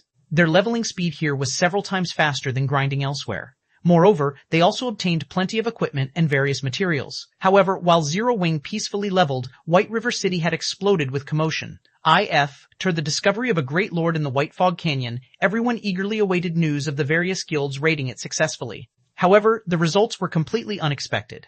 Despite having sent so many level 20 and above elite players, before the various guilds found the Great Lord, they had lost over half of their players. Suddenly, everyone's view of the White Fog Canyon had changed. Many players who had originally intended to rush towards the canyon to grind and level up dismissed their plans at this revelation. However, although many had given up on the White Fog Canyon, it did not prevent them from discussing it. Although most of the guilds in White River City had given up on the White Fog Canyon, Overwhelming Smile, Emperor's Light, Assassin's Alliance, Ouroboros, and Zero Wing, the top 5 guilds of White River City, still pushed forward in the White Fog Canyon even now. Everyone had their guesses on which of these 5 guilds would be the first to kill the Great Lord. At this moment, the teleportation array inside White River City's teleportation hall started to flash, and 6 figures suddenly appeared. The instant these 6 appeared, they immediately attracted the attention of the players in White River City. These 6 people possessed stunning levels. Each one of them was at least level 25. Among them, one had even reached level 26. This player had actually surpassed White River City's highest leveled player, Blackie. However, this was not the most shocking aspect. The equipment they wore was what truly left others in a daze. The equipment these players wore gave off the glow effect that only a fine gold equipment possessed. They also had a few pieces of dark gold equipment in the mix. The level 26 Guardian Knight leading this party wore 5 pieces of dark gold equipment. Meanwhile, the quality of the bone shield on his back was indiscernible. Shockingly, this Guardian Knight possessed over 5,600 HP, an amount that not even the chief MTs of first-rate guilds had reached. Yet none of these players wore a guild emblem on their chests. Clearly, they were independent players. It was astonishing that independent players had acquired such equipment. Boss, the people here are weird. Why are they all staring at us? It's giving me goosebumps. The country bumpkins here are just envious after seeing our equipment. This place isn't that bad after all. The average players here are around level 18 or 19. It's just slightly lower than ours. Alright, enough. We're here on official business. First, ask around for information on that one-hit Asura. Having their objective, the party of 6 exited the teleportation hall. On the street, any players who encountered this party of 6 would unconsciously move aside and look away in fear. T.S. Unexpectedly, Shi Feng had slept for more than a day inside the virtual gaming cabin. What's going on? Why did I sleep for so long? Shi Feng was stunned when he exited the gaming cabin and saw the time. Shi Feng had several years of experience using the virtual gaming cabin, and this was not his first time exceeding his limit. In the past, he had only slept around half a dozen hours or so. Now, he had actually slept over 30 hours. This was the first time Shi Feng had encountered such a situation. What? Even the nutrient solution that's supposed to last me half a month has bottomed out already? Before Shi Feng could make sense of the situation, he suddenly heard the virtual gaming cabin launch a warning, notifying him that the cabin's supply of nutrient solution was quickly running out. 420 conditions for cooperation. Although Shi Feng wasn't sure what had happened, he felt better than ever after leaving the virtual gaming cabin. Even his body felt relaxed. Shi Feng exercised lightly, throwing a few dozen punches at the empty air in front of him. Every time he punched, he could faintly feel his fists piercing the air. My body has become a lot more flexible. Even the speed of my punches has improved significantly. It seems that the best way to train is with moderation. Shi Feng could immediately tell his body's current condition after his workout. Previously, Shi Feng had trained relentlessly, constantly maintaining physical tension. Over time, he would become exhausted. Even when he drank nutrient fluids, the effect was limited and would never fully relieve his exhaustion. After over 30 hours of rest, he was completely relaxed. As a result, he could now display his true power. Although his physique had not improved, he was now more flexible than before. This was something that Shi Feng had always wanted. After sleeping for so long, I wonder if anything has happened in the White Fog Canyon.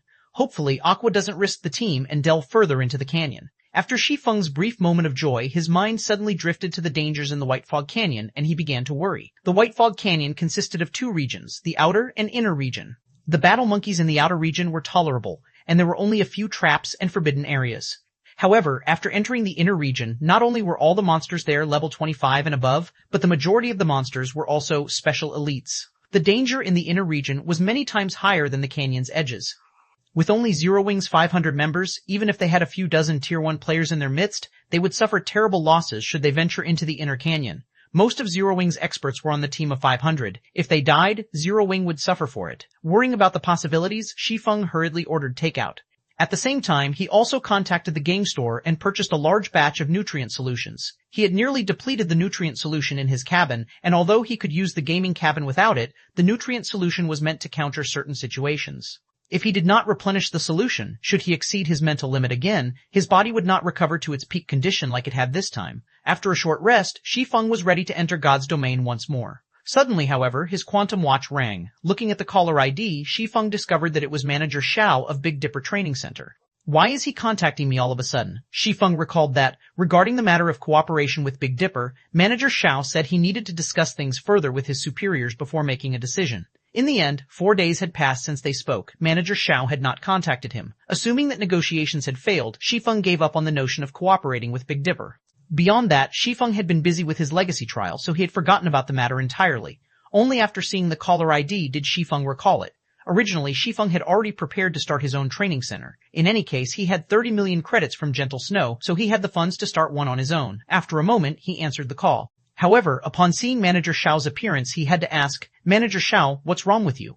In the image displayed by his quantum watch, Manager Xiao looked exhausted. It looked as if the man had not slept for days. There were even dark circles beneath his eyes. Manager Xiao was a martial artist, so his physique was far from that of an ordinary person's. He also had the benefit of the nutrient fluids. Even if Manager Xiao had stayed up for a few nights, he shouldn't look this miserable. Ha ha ha, it's nothing, it's nothing. Manager Xiao laughed. Master Xiao laughed. Master Shi Feng, regarding our previous discussion, I've reported the situation to my elder brother. My elder brother held a director's meeting specifically for this purpose. In short, we agree to your conditions. However, we have a condition of our own. A condition? Shi Feng chuckled before continuing. What condition? Although Shi Feng was physically only 22 years old, he was mentally over 30. He had experienced many negotiations before, so he could instantly tell that Manager Xiao was hiding something. Currently, God's Domain's popularity had exploded. An increasing number of people had become addicted to the battles in God's Domain, and many had lost interest in the fights in real life. Naturally, this would affect locations such as training centers and dojos. Based on Manager Xiao's appearance, Shi Feng was sure of it. Big Dipper Training Center's business was declining rapidly, so much so that it had caused even those in power in Big Dipper to tremble. Hence, they needed someone that could revitalize Big Dipper. Although fighting competitions were becoming less popular, there was still a market for them. Only, other than possessing first-class facilities, Big Dipper had nothing else to offer. Compared to the dojo commanded by Jinhai City's champion fighter, Chen Wu, Big Dipper Training Center was significantly inferior. If they had a martial arts master to lead the training center, helping them forge a name for themselves and acting as a combat instructor, they could save themselves from their current decline. After all, the combat techniques displayed in God's Domain were mostly evolutions of the combat techniques found in real life. We require Master Shi Feng to compete against a well-known fighter. As long as Master Shi Feng wins, we have no issues agreeing with all of the conditions you have previously stated, Manager Xiao explained. May I know your thoughts on this? Even a fool could tell that the big shots of Big Dipper wished to test Shi Feng's strength and at the same time increase Big Dipper's reputation. Meanwhile, to garner fame for the training center, Shi Feng's intended opponent would certainly be powerful. Fine, but I have another condition, Shi Feng answered. Master Shi Feng, please don't hold back, Manager Xiao said excitedly upon hearing Shi Feng's reply. If I win, I want 5 virtual gaming cabins and 15 S-rank nutrient fluids. Shi Feng coveted the S-rank nutrient fluids. It was something that he could not buy even if he had the money. The virtual gaming cabins were similarly in high demand. Currently, Zero Wing's workshop was still in its development phase. If he wanted to improve the workshop quickly, he needed a large number of experts.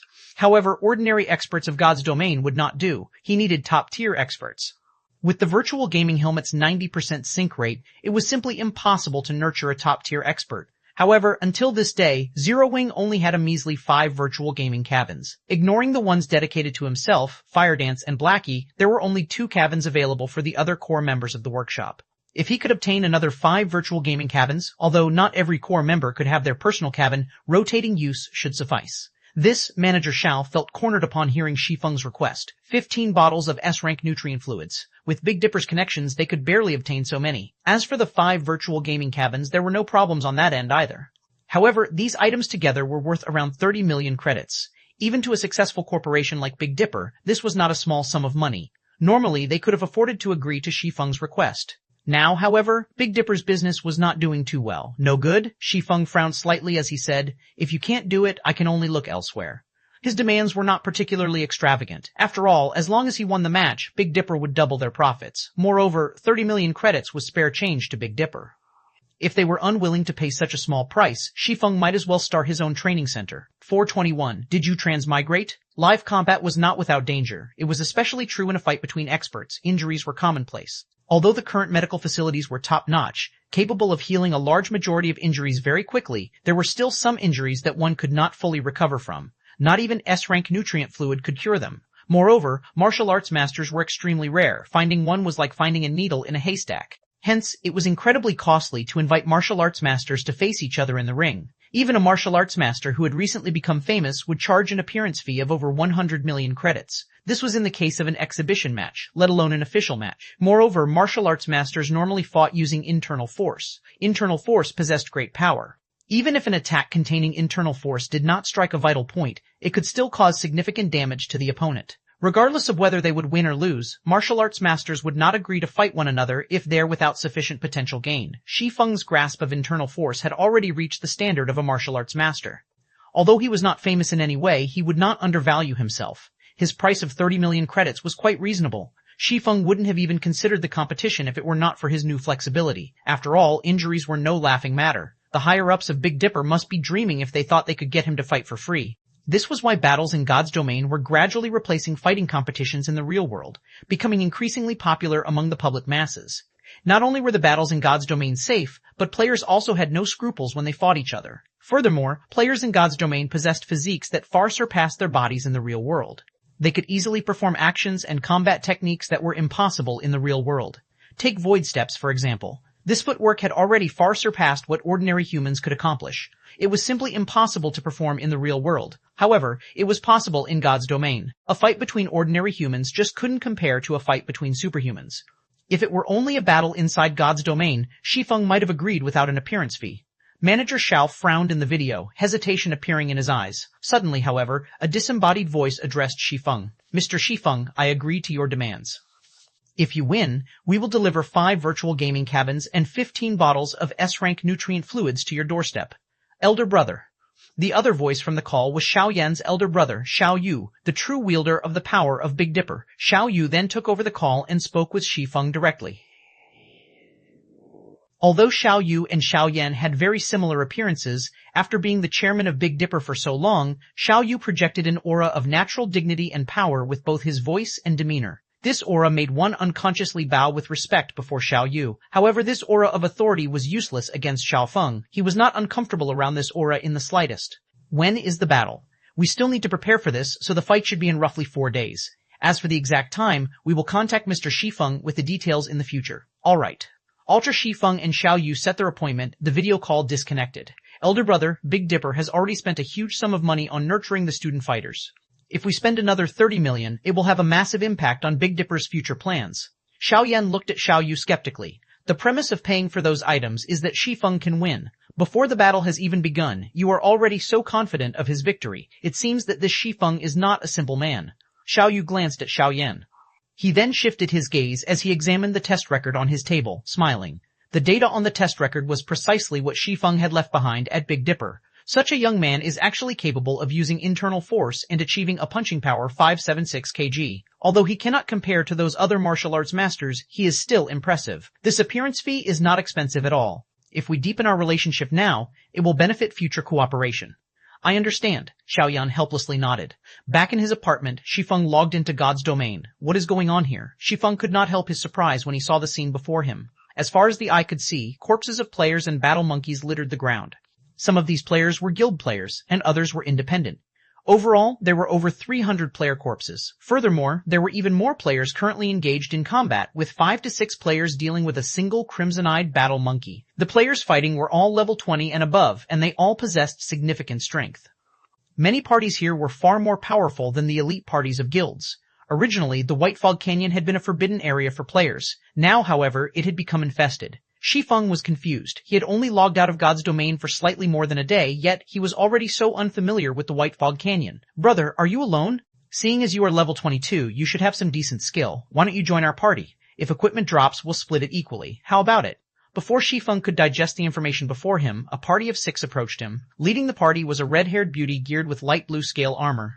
The woman had a forthright appearance, and the body-fitting scale armor fully displayed her tall and slender figure. She was no less attractive than Zhao Yuuru. This red-haired beauty was a level 22 shield warrior, and the shield and one-handed saber hanging on her back were both secret silver rank. The majority of her equipment was also secret silver rank. Moreover, there was no sign of a guild emblem on her chest, so she was clearly an independent player. As for the others in the woman's party, they were all at level 21. Their equipment was also mysterious iron rank and above. Overall, this independent party was stronger than even the elite parties from major guilds. Are you referring to me? Shi Feng asked strangely. At this moment, he appeared as Black Flame. Although he kept his ID hidden, there was not a single soul in White River City who would not recognize him. However, this red-haired beauty had actually said to him, "You should have some decent skill," and had even invited him to join them. Shi Feng was speechless. "You're funny. Who else would we be speaking to?"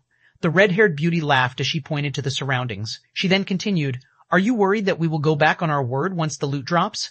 If you're worried, then we can sign a main god contract. You can relax with that, right?" At this moment, capable-looking male elementalist said, "Cloud, what's the point of wasting your time with this little brat? If he doesn't want to join us, then so be it.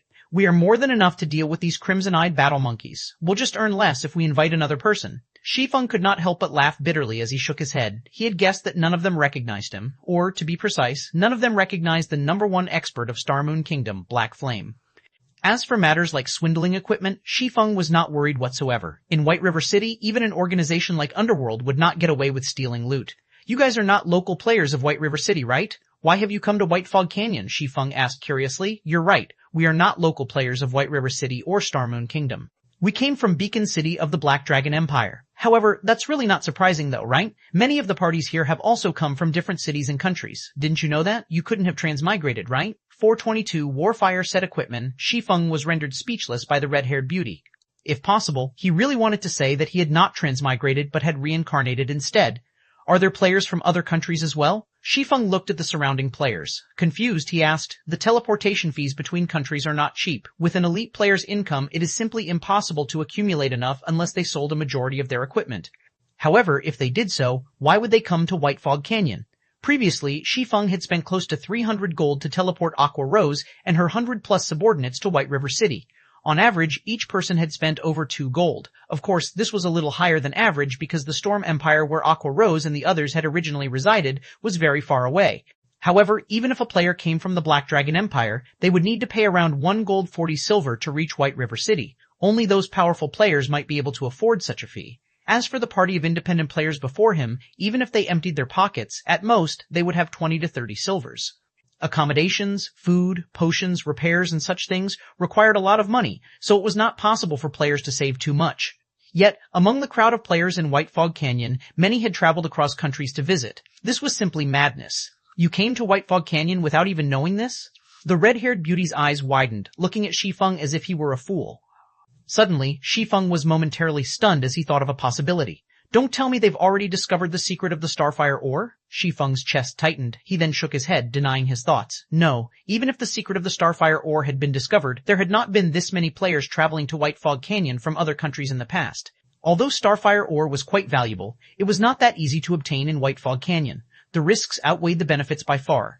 Even in the past, not many players had risked themselves for the ore. On top of that, the levels of the current player population were much lower than in the past. With far greater risks, the canyon should not have attracted so many people. Moreover, in the hands of others, starfire ore was not particularly valuable. Each ore was only worth 1 silver. Only by collecting 100 ore could one earn 1 gold. However, with the level and tier of the current players, the difficulty of collecting 100 starfire ore was more difficult than clearing a 20-man hard mode team dungeon. Shi Feng had considered starfire ore profitable because he had the Horizon Alliance, a lifestyle guild, working under him. There were even a large number of amazing forgers working for him. With the starfire ore, he could produce various high-level equipment and make a huge profit. Cloud, let's stop wasting time with this brat. If this continues, the others will steal all the remaining crimson-eyed battle monkeys. How are we supposed to make a profit then? The elementalist grumbled indignantly. Don't forget, we borrowed a lot of money to come here. If we waste any more time, our equipment will belong to someone else. You really do not know? The red-haired beauty asked again. However, seeing Shi Feng's confused gaze, she didn't think he was lying. Previously, she thought Shi Feng belonged to another party when she saw him. However, after observing him for a while, she discovered that Shi Feng was alone. A level 22 assassin would find it very difficult to venture so far into the White Fog Canyon, much less a swordsman. For this reason, she was optimistic about Shi Feng's strength. If their party had another strong player, they could explore further into the canyon. At that time, they would have fewer competitors and their opportunity to make a fortune would grow. I really do not know. I haven't logged into the game for over a day now. What exactly happened while I was gone? Shi Feng spoke truthfully, a bitter smile on his face. So that's why. However, you really are amazing. Despite not logging into the game for over a day, you are still level 22, the red-haired beauty laughed. I'll tell you then. One day ago, one of the monsters in White Fog Canyon dropped an amazing item, so we hurried over. We'll make a fortune if we obtain that item. An amazing item? Making a fortune? Shi Feng searched his memories. Soon he laughed and said, Might you be talking about the Warfire set equipment? That's right, it's the Warfire set equipment. The red-haired beauty nodded.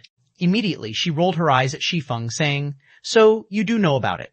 I was just wondering if you had some other method to earn money, Shi Feng apologized. However, the drop rate of the Warfire set equipment is extremely low. Also, even if one did drop, it would not be sufficient to cover your travel expenses. The Warfire set equipment was unique to White Fog Canyon, and any player could equip it. If a magical class wore it, the set would generate attributes suitable to magical classes. If a physical damage-dealing class wore it, the set would generate attributes suitable to physical damage dealers. If a tank class wore it, the set would similarly generate attributes suitable to tanks. Overall, the Warfire set equipment was very special. In addition, the Warfire set equipment was evolvable. It started out as bronze rank, and if one was willing to sacrifice a sufficient amount of EXP, they could evolve the set to fine gold rank. Meanwhile, the Warfire set equipment's level ranged from 20 to 30. Similar to epic items, it would level up according to the player's level. The attributes of the equipment would similarly improve. A level 30 fine gold set equipment to the core team of any guild, equipment of such quality was extremely precious. It was incredibly hard to obtain even from a dungeon. Not to mention, dungeons had a cooldown time, making it far more difficult to obtain a complete set. Hence, in the past, the Warfire set equipment had been highly sought after by the various guilds. As long as they sacrificed sufficient manpower, time, and EXP, they could obtain a fine gold set equipment. The Warfire set equipment was the easiest fine gold set equipment to obtain. What do you know? The elementalist said disdainfully. Someone has already offered to purchase each set piece for 5 gold coins. If we collect all 7 set pieces, that person is willing to pay 80 gold. Moreover, this price was offered up 10 hours ago. Now, it's definitely higher than 80 gold.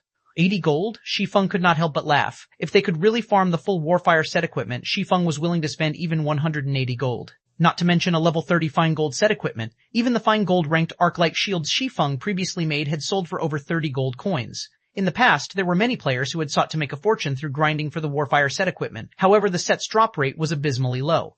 Only when guild teams had spent a long time grinding did they barely manage to obtain a few sets. Look at how excited you are. We need to get the full set in order to get 80 gold. The red-haired beauty laughed. How about this? If you guys obtain any of the set pieces, I'll buy them for 10 gold each. Shi Feng decided that the red-haired beauty's party was relatively powerful. If given a few days, they might obtain 1 or 2 set pieces.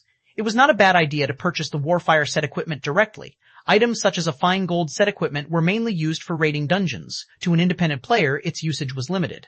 If you gather all 7 pieces, I'll buy the set for 180 gold. Hearing Shi Feng's offer, the red-haired beauty's party was stunned. Shi Feng had so casually offered 180 gold. It was not easy to obtain so many gold coins, even if one had the credits to afford them. Not even the tycoon players could come up with so many gold coins at a moment's notice. However, they had actually met such a player. At this moment, all 6 had the same thought. They've met a godlike tycoon. 423 Final Cave. Are you serious? The red-haired beauty could not help but reevaluate her opinion of Shi Feng, going as far as using an identification skill on him. However, other than the fact that Shi Feng was level 22, she could not uncover any information about Shi Feng. The beauty's companions had similarly focused on Shi Feng, hoping he would confirm their suspicions. Shi Feng's offer of 10 gold coins for each piece of the Warfire set far surpassed any offer they had received thus far. Furthermore, if they could collect the entire set, they could sell it to this swordsman for 180 gold, making a fortune. Of course, we can add each other as friends. As long as you obtain the Warfire set equipment, you can contact me anytime, Shi Feng said, smiling. What a joke. That was the Warfire set equipment. If he bought it for 180 gold, he would only profit. Fine gold set equipment dropped from level 20, 50-man large-scale team dungeons. Moreover, only hard mode dropped them. Only 100-man hell mode team dungeons would drop dark gold set equipment. Unfortunately, it was too difficult to collect a complete set. As for the Warfire set equipment, Shi Feng recalled a few valuable farming locations for it. It was not because those locations had higher drop rates, but because the battle monkeys there were densely packed. The more monkeys one killed, the higher chances they would have of the set equipment dropping. Although Shi Feng wished to grind for a few pieces himself, those locations required a sufficiently powerful team. With Zero Wing's current 500-man team, farming in those areas would be suicidal. At the very least, they needed a team of 500 Tier 1 players. For now, the only thing Shi Feng could do was to enter the inner region of the White Fog Canyon and mine Starfire ore. Excellent. My name is Virtuous Cloud. We will contact you if we obtain the Warfire set equipment. Virtuous Cloud sent a friend request to Shi Feng. Shi Feng then clicked accept. Black Flame, is it? Okay, I will remember it. Virtuous Cloud nodded when she saw Shi Feng's alias appear on her friends list. I will contact you once we obtain the equipment. At that time, make sure you do not reject my call. Shi Feng simply smiled in response before walking towards the gorge. At the same time, he contacted Aqua Rose. Guild leader, you're finally online. I have some important news for you, Aqua Rose said, smiling. You must be talking about the large number of outsiders arriving in White Fog Canyon, right? I've already learned about it. Where are you right now? Why don't I see any of you in the gorge? What's the status of the team? By this time, Shi Feng had arrived at the gorge. However, the area was desolate, which worried him somewhat. We don't know where we are right now. We had kept to the gorge grinding. However, somewhere along the way, over a dozen flame guards suddenly ran out of the inner region of the canyon. These flame guards were all level 28 lords. Their flame domain was simply too powerful. As the Battle Monkey army waited for us outside the gorge, we had no choice but to go further into the White Fog Canyon. Fortunately, we got lucky. We retreated to a place called the Final Cave. The flame guards were huge. They couldn't follow us into the cave. However, they've been standing guard outside the entrance, so we can't leave. Final Cave? Where is it? Shi Feng was surprised. He was very familiar with the White Fog Canyon. However, he had never once heard of the Final Cave. We don't know either. The system map doesn't show our location. However, this cave is massive. There are also plenty of monsters here. Fortunately, there aren't any Lord-ranked monsters, so we have been able to cope. Aqua Rose did not know their current whereabouts. While Shi Feng had been offline, they had been busy escaping for their lives and had no time to worry about where they fled to. Add me to the team, and don't venture too far into the cave. I'm on my way, Shi Feng hurriedly said, frowning. There were many dangerous areas in White Fog Canyon, and it was highly possible that Aqua Rose and the others had found one. In God's domain, dangerous areas were forbidden lands for players like the cold water pool Shi Feng had encountered in the Origin Sword domain. If one did not possess the appropriate countermeasures, they would die with absolute certainty. After Aqua Rose sent a team invite to Shi Feng, she reminded, Guild leader, you need to be careful. There are over a dozen flame guards outside the cave's entrance. Ah, I understand, Shi Feng nodded. After Shi Feng joined the team, he activated team tracking. With this mechanic, Shi Feng could locate a specific team member and meet up with them. The stone forest to the south? After activating tracking, Shi Feng could see faintly glowing footprints on the shattered rocks. These footprints belonged to Aqua Rose. The stone forest in White Fog Canyon's inner region was complex and chaotic. Even with a map, it was incredibly easy to get lost there. However, the paths in the stone forest were narrow, so it was the perfect location to shake off enemy pursuit. Along the way, Shi Feng cautiously avoided the high-level monsters as he followed the footprints. However, after tracking Aqua Rose for over 10 minutes, the footprints suddenly vanished. It was as if Aqua Rose had disappeared. How could they disappear? Shi Feng's frown deepened as he examined the empty space before him. There was no sign of any caves nearby, much less the large forms of the dozen or so flame guards. Shi Feng decided to explore his surroundings. Even so, he still could not find any tracks. Aqua Rose's footprints had just ceased to exist. Could there be a barrier? After giving it some thought, he could only think of one possibility. There were various kinds of barriers in God's domain. Some trapped people inside, some were lethal, and some even contained hidden areas. However, certain conditions must be met to enter a barrier. Aqua Rose and the others must have fulfilled those conditions, so they were able to enter the barrier. Shi Feng, however, had not. This was what had troubled Shi Feng, with a team of 500 players who knew what they had triggered in order to enter the barrier. Who would even know what the conditions were? I wonder if the omniscient eyes will work. Shi Feng walked to the location where the footprints had disappeared. He then activated omniscient eyes. Omniscient eyes could uncover all information within a 100-yard radius. Nothing could hide from it. After Shi Feng activated omniscient eyes, his heart skipped a beat. A light blue wall loomed before him. Beyond the wall, there were over a dozen flame guards roaming around the entrance of a cave. However, due to their massive bodies, they could not fit inside. However, they would certainly make it difficult for a player to enter. Flame Guard Lord rank, level 28, HP 700,000, 700,000. As these flame guards were in a berserk state at the moment, they were far more powerful than ordinary Lord-ranked monsters. A single flame guard could easily exterminate a 100-man team. With over a dozen gathered, even an army of several thousand elite players would be nothing more than ants to them. Originally, Shi Feng had considered his options of breaking into the barrier. However, as if the flame guards outside the cave had detected him, they all suddenly turned to stare at Shi Feng. Emitting low growls, they issued blazing flames from their hands that transformed into a sizable flame warhammers. One hit from this warhammer could instantly flatten a player, burning them to ash. No way.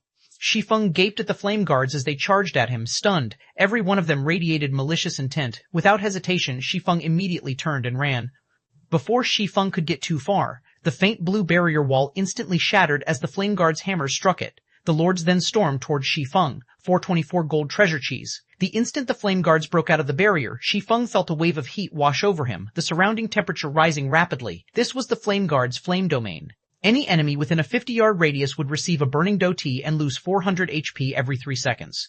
Currently, level 20 players only had around 2,600 to 2,700 HP on average, while plate armor classes only had around 3,000. On top of that, most players didn't have any fire resistance. Under the effects of the flame domain, most players would not last very long. Hence, compared to other lords, the flame guards were far deadlier to the current players of God's domain. Moreover, the flame guards had instantly shattered the powerful barrier that had hidden the cave. One could just imagine how powerful they were. Even if Shi Feng activated Blade Liberation, he would not be a match for these guards. Faced with over a dozen level 28 berserk lords, even as a tier 1 blade saint, Shi Feng's only option was to flee for his life. Fortunately, the flame guards were not very fast, and with the dense stone forest hindering their movements, they were even slower. Moreover, the most frightening aspect of the flame guards, the flame domain, was ineffective against Shi Feng. With 60 points of fire resistance, Shi Feng was not even slightly uncomfortable inside the flame domain. On the contrary, he felt warm and cozy. Considering that the barrier had shattered, Shi Feng had an idea. Suddenly, he spun around. He then activated Defensive Blade and dashed towards the flame guards. Ow! The dozen or so berserk flame guards roared as they watched the ant charge at them. They raised their warhammers, ready to slam their weapons down on Shi Feng. Shi Feng smiled faintly as he used Void Steps. After having rested fully, Shi Feng suddenly felt that the burden on his spirit was much lighter when he used Void Steps than it had been. Moreover, Shi Feng had a sense of familiarity that he never felt before when using Void Steps. Every movement felt natural. Before the gigantic flame hammers could strike him, Shi Feng's figure suddenly vanished from sight. When the flame guards lost their target, their flame hammers paused in midair as they scanned the area for Shi Feng. After the dozen or so lords searched for a moment, they still could not find any traces of their quarry. It was as if Shi Feng had never existed. Suddenly, the flame guards were at a loss. By the time Shi Feng reappeared, he had already passed the flame guards' blockade and was about 10 yards from the lords. Such a long distance. Shi Feng was shocked when he discovered that he could actually move more than 10 yards while using Void Steps. Previously, he had only been able to move around a distance of 5 to 6 yards before reappearing. Now, he could cross over 10 yards before he was discovered. Right now, he had almost caught up with the top-tier experts who had reached minor completion of Void Steps in the past. Before Shi Feng could rejoice about his improvement, the flame guards spat scorching flames from their mouths. Like a tsunami, the fire blanketed the ground, devouring everything in its path as it swept towards Shi Feng. However, although the flames moved swiftly, Shi Feng was not any slower. With the 150% movement speed increase Wind Rider provided, Shi Feng had easily shaken off the inferno chasing him as he dove into the final cave. Immediately after Shi Feng entered the cave, a notification sounded out from the system. System, you have discovered the final cave. The final cave's interior was dark. However, the cave walls looked like the starry skies, softly illuminating the gloom. With the weak starlight, Shi Feng could see up to 50 yards around him. If he encountered a monster, he could respond in time. Meanwhile, inside the cave, the footprints that Shi Feng had previously lost track of had appeared once more. Shi Feng then gradually advanced while following Aqua Rose's footprints. Along the way, the more Shi Feng observed the final cave, the more he realized that this cave was not as simple as it appeared. Many mysterious runes and pictures were engraved onto the cave walls, and they gave off a similar feeling to the runes found in the Eternal Courtyard. They felt ancient and full of divine power. Other than these runes, there were also many earthen puppets roaming inside the final cave. These puppets were around the same size as a player. Though they were somewhat slow, their flesh consisted of stone, their bodies were extremely tough. Ordinary weapons would only dull, and durability would decrease if they struck these earthen puppets. Earthen Puppet Special Elite. Level 27 HP 100,000, 100,000. Although there were many earthen puppets, Shi Feng could easily outdistance them after activating Windwalk. Once he was a certain distance away, he would simply use Void Steps. As these earthen puppets lost their target, they discontinued their pursuit. After Shi Feng had followed the tracks for over half an hour, he finally discovered his guild members who were currently resting. After not seeing each other for more than a day, everyone had leveled by at least one. The lowest level player in the team was level 23. Blackie had even reached level 26. Their leveling speed was something to behold. On the contrary, Shi Feng had become the lowest leveled player on his team. When everyone noticed Shi Feng's arrival, their eyes widened in shock. It was as if they had seen a ghost. "Guild leader, how did you manage to get in here?" the Guardian Knight Kola asked, concerned. They knew full well just how powerful those earthen puppets were. Not only did they have high magic resistance, but their defense was also powerful. Their attacks were just as frightening. To kill just one, they had to spend a long time wearing it out. However, those earthen puppets respawned indefinitely. Sometimes, if they took too long to kill one another, would respawn the moment it died. Meanwhile, when those earthen puppets discovered an enemy, they would not rest until their target was dead. If they did not kill them, these puppets would overwhelm them. They had spent over half a day to reach their current location, yet Shi Feng had arrived so casually. Moreover, only 2 hours had passed since he had started to search for them. "I ran here, of course," Shi Feng laughed. "Guild leader, did you not encounter any earthen puppets?" Aqua Rose asked curiously as she stared at Shi Feng, who did not appear exhausted in the slightest. "I met them, but I managed to throw them off." Shi Feng smiled. "All right, let's not worry about that. Let's leave." "Guild leader, we can't leave," Aqua Rose said, shaking her head. Previously, when Firedance scouted ahead, she discovered a locked, dark gold treasure chest not far from here. She is currently trying to unlock it, while we're helping her fend off the patrolling puppets. A locked, dark gold treasure chest? Shi Feng could not help his excitement upon hearing those words. Shi Feng could count on one hand the number of dark gold treasure chests he had encountered in the past. Countless guilds would drool over a dark gold treasure chest because there was a certain chance to obtain an epic item. Dark gold items were extremely rare in God's domain at the moment. As for epic items, most players dared not even dream of owning one. Shi Feng had only obtained a few due to good luck. No other guild had one. "Let me have a look at it," Shi Feng said as he walked over. The 7 luminaries key Shi Feng had obtained from the god's grave allowed him to unlock up to 3 dark gold treasure chests. He still had 2 uses left. When he arrived at the dark gold treasure chest, he noticed Firedance trying to unlock it. However, the difficulty of opening a dark gold treasure chest was too high. Firedance's unlock skill level was not insignificant, and she had a very small chance of unlocking a dark gold treasure chest. However, after trying over 100 times, she had not succeeded. "Let me try." Shi Feng walked over and took out the 7 luminaries key, inserting it into the ancient magic lock. In the next moment, a faint blue glow emerged from the 7 luminaries key and flowed into the lock. With a click, the chest unlocked. 425 Jack of all trades. After the dark gold treasure chest unlocked, Shi Feng immediately tried to open it. The instant Shi Feng touched the treasure chest, however, a sudden sense of danger flooded his mind. He felt as if some poisonous snake stared at him, his body trembling involuntarily. "Guild leader, what's wrong?" Firedance, who stood to one side, asked curiously when she saw Shi Feng freeze. Shi Feng did not answer Firedance's question immediately. Instead, he frowned at the golden treasure chest in front of him before examining his surroundings. Suddenly, he discovered that the terrain here was somewhat unique. The ground 30 yards around the dark gold treasure chest was slightly indented. Although the ground around the treasure chest was 15 centimeters lower, the difference was indistinguishable due to the large area and the dim lighting in the cave. To Shi Feng, whose 5 senses were extremely acute, he could even discover traces of spiderwebs. While adventuring in the fields of God's domain, one would frequently stumble across traps. These traps were very powerful, and in the past many players had given their lives to these traps. High-tiered players were no exception. In the past, while Shi Feng was a Tier 3 Sword King, he had fallen into a trap, losing his life. Hence, no one could afford to be careless while adventuring in the wild. With the strange terrain before him, how could Shi Feng not grow suspicious? Firedance, stay 40 yards away from this place. Although Shi Feng did not know what was special about the area, he would not give up this dark gold treasure chest. Even the most inferior quality item in a dark gold treasure chest was dark gold rank. There was even a small chance to obtain an epic item.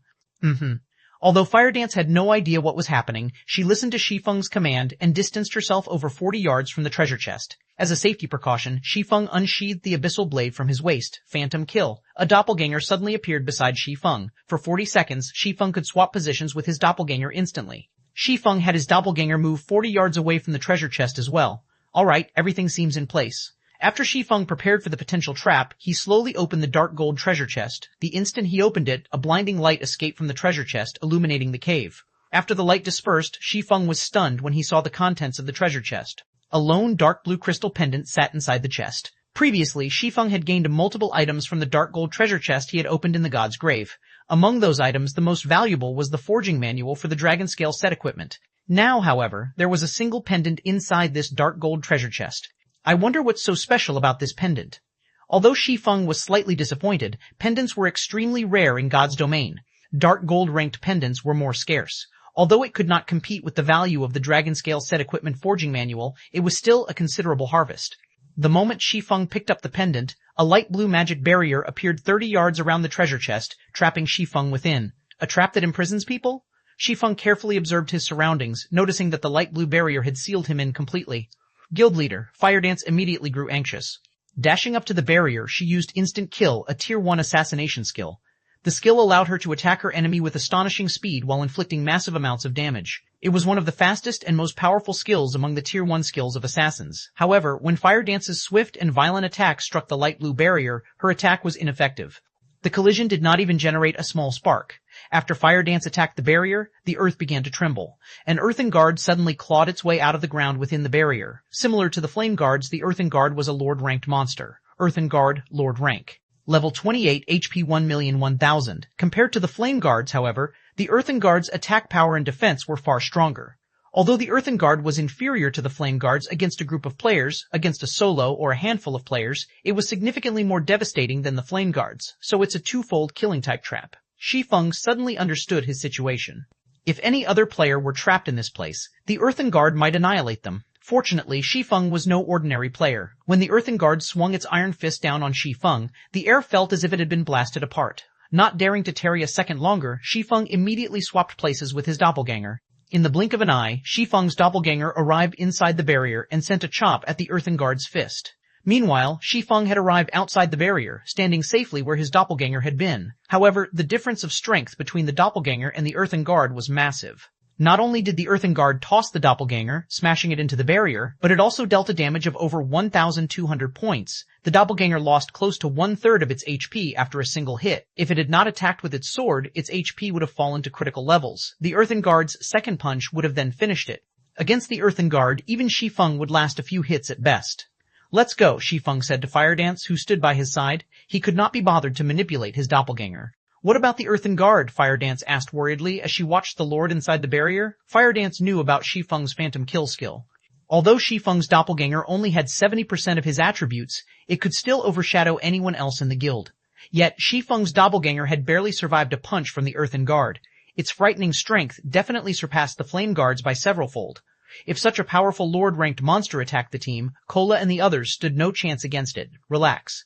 It can't get out of there. Shi Feng understood Firedance's concern. Smiling faintly, he said, "The earthen guard should be the barrier's core. If one wishes to break the barrier, they would first need to kill the earthen guard. If the earthen guard doesn't die, the barrier will remain in place. Hence, even if the earthen guard were more powerful, it would never escape." With Shi Feng's assurance, Firedance relaxed. Unable to help her curiosity, she then asked, "Guild leader, what did you get from the dark gold treasure chest? Not only was it locked, but it was also trapped. The item should be quite valuable, right?" "Right, I had almost forgotten about it. There was only a single pendant inside the chest. I'm not sure what its quality is either. However, at the very least, it should be dark gold rank. We will have truly lucked out if it is an epic item." Shi Feng then took the deep blue crystal pendant from his bag. As it was unknown, it could neither be identified nor equipped. "What a high-end item," Shi Feng laughed as he shook his head. He then activated Omniscient Eyes and began his appraisal. Compared to other advanced identification skills, Omniscient Eyes was a jack of all trades. It could ascertain, perceive, and appraise. It was very convenient. During the later stages of God's domain, most items players found would be unknown, and such items needed to be appraised before use. As a result, players had another thing they had to spend money on: appraisal fees. The more valuable an item was, the higher its appraisal fee would be. As a result, many players had chosen to take on Appraiser as a subclass. That way, they could earn an impressive income. Only, it was not easy to raise an Appraiser's proficiency. Hence, if one wished to have an advanced item appraised, they needed to look for NPC appraisers. If a player managed to learn Omniscient Eyes, they could simply set up their own shop and work full-time as an appraiser. Their fees alone could grant them a life of luxury. 426, a godly tool. When Shi Feng appraised the pendant with Omniscient Eyes, the process actually required 10 full seconds to complete. Shi Feng had used Omniscient Eyes to appraise many unknown items before. However, those normally took 1 or 2 seconds, with high-end items requiring 2 or 3 seconds. Even dark gold items only needed 4 or 5 seconds. However, the pendant required 10. Jackpot. Shi Feng could not help but smile. Ornaments were much more difficult to obtain than weapons and equipment. Even after reaching level 40, a majority of the players in God's domain would still have around level 20 ornaments. Moreover, these ornaments would be low quality, with mysterious iron rank as the average and secret silver rank as the more powerful ones. Guild leader, look at how happy you are. What sort of treasure is this? Firedance asked curiously upon seeing Shi Feng's grin. I don't know. Shi Feng shook his head. It's still being appraised. After 10 seconds, a notification from the system sounded out, signifying appraisal's completion. Shi Feng then clicked on the dark blue crystal pendant, checking its attributes. What? Shi Feng's eyes shone upon seeing the attributes of the pendant. Icarus's Heart Necklace. Bronze rank can be evolved. Equipment requirement. All attributes 90 level 20, level 50, currently level 20. All attributes place 8, luck plus 5, additional skill, divine providence, temporarily increases player's luck by 20 points for 30 seconds. Cooldown. 1 hour evolution condition. Absorb the souls of 100 Lord-ranked monsters to evolve to mysterious iron rank. 0-100. Although the Icarus's heart was only bronze rank right now with low attributes, the 5 points of luck were extremely valuable. More importantly, it had divine providence, instantly increasing a player's luck by 20 points. This offered a player 25 points of luck. The luck attribute was the most precious attribute in God's domain. Not only could it increase the equipment drop rate when killing monsters, but it could also increase the success rate when producing items. It was an extremely valuable attribute for lifestyle players, and it was an attribute that would never become outdated. With just 1 point of luck and players' current levels, their drop rate would almost double. Although increased values of luck offered diminished returns, 25 points of luck could still increase the drop rate by 6 or 7 folds.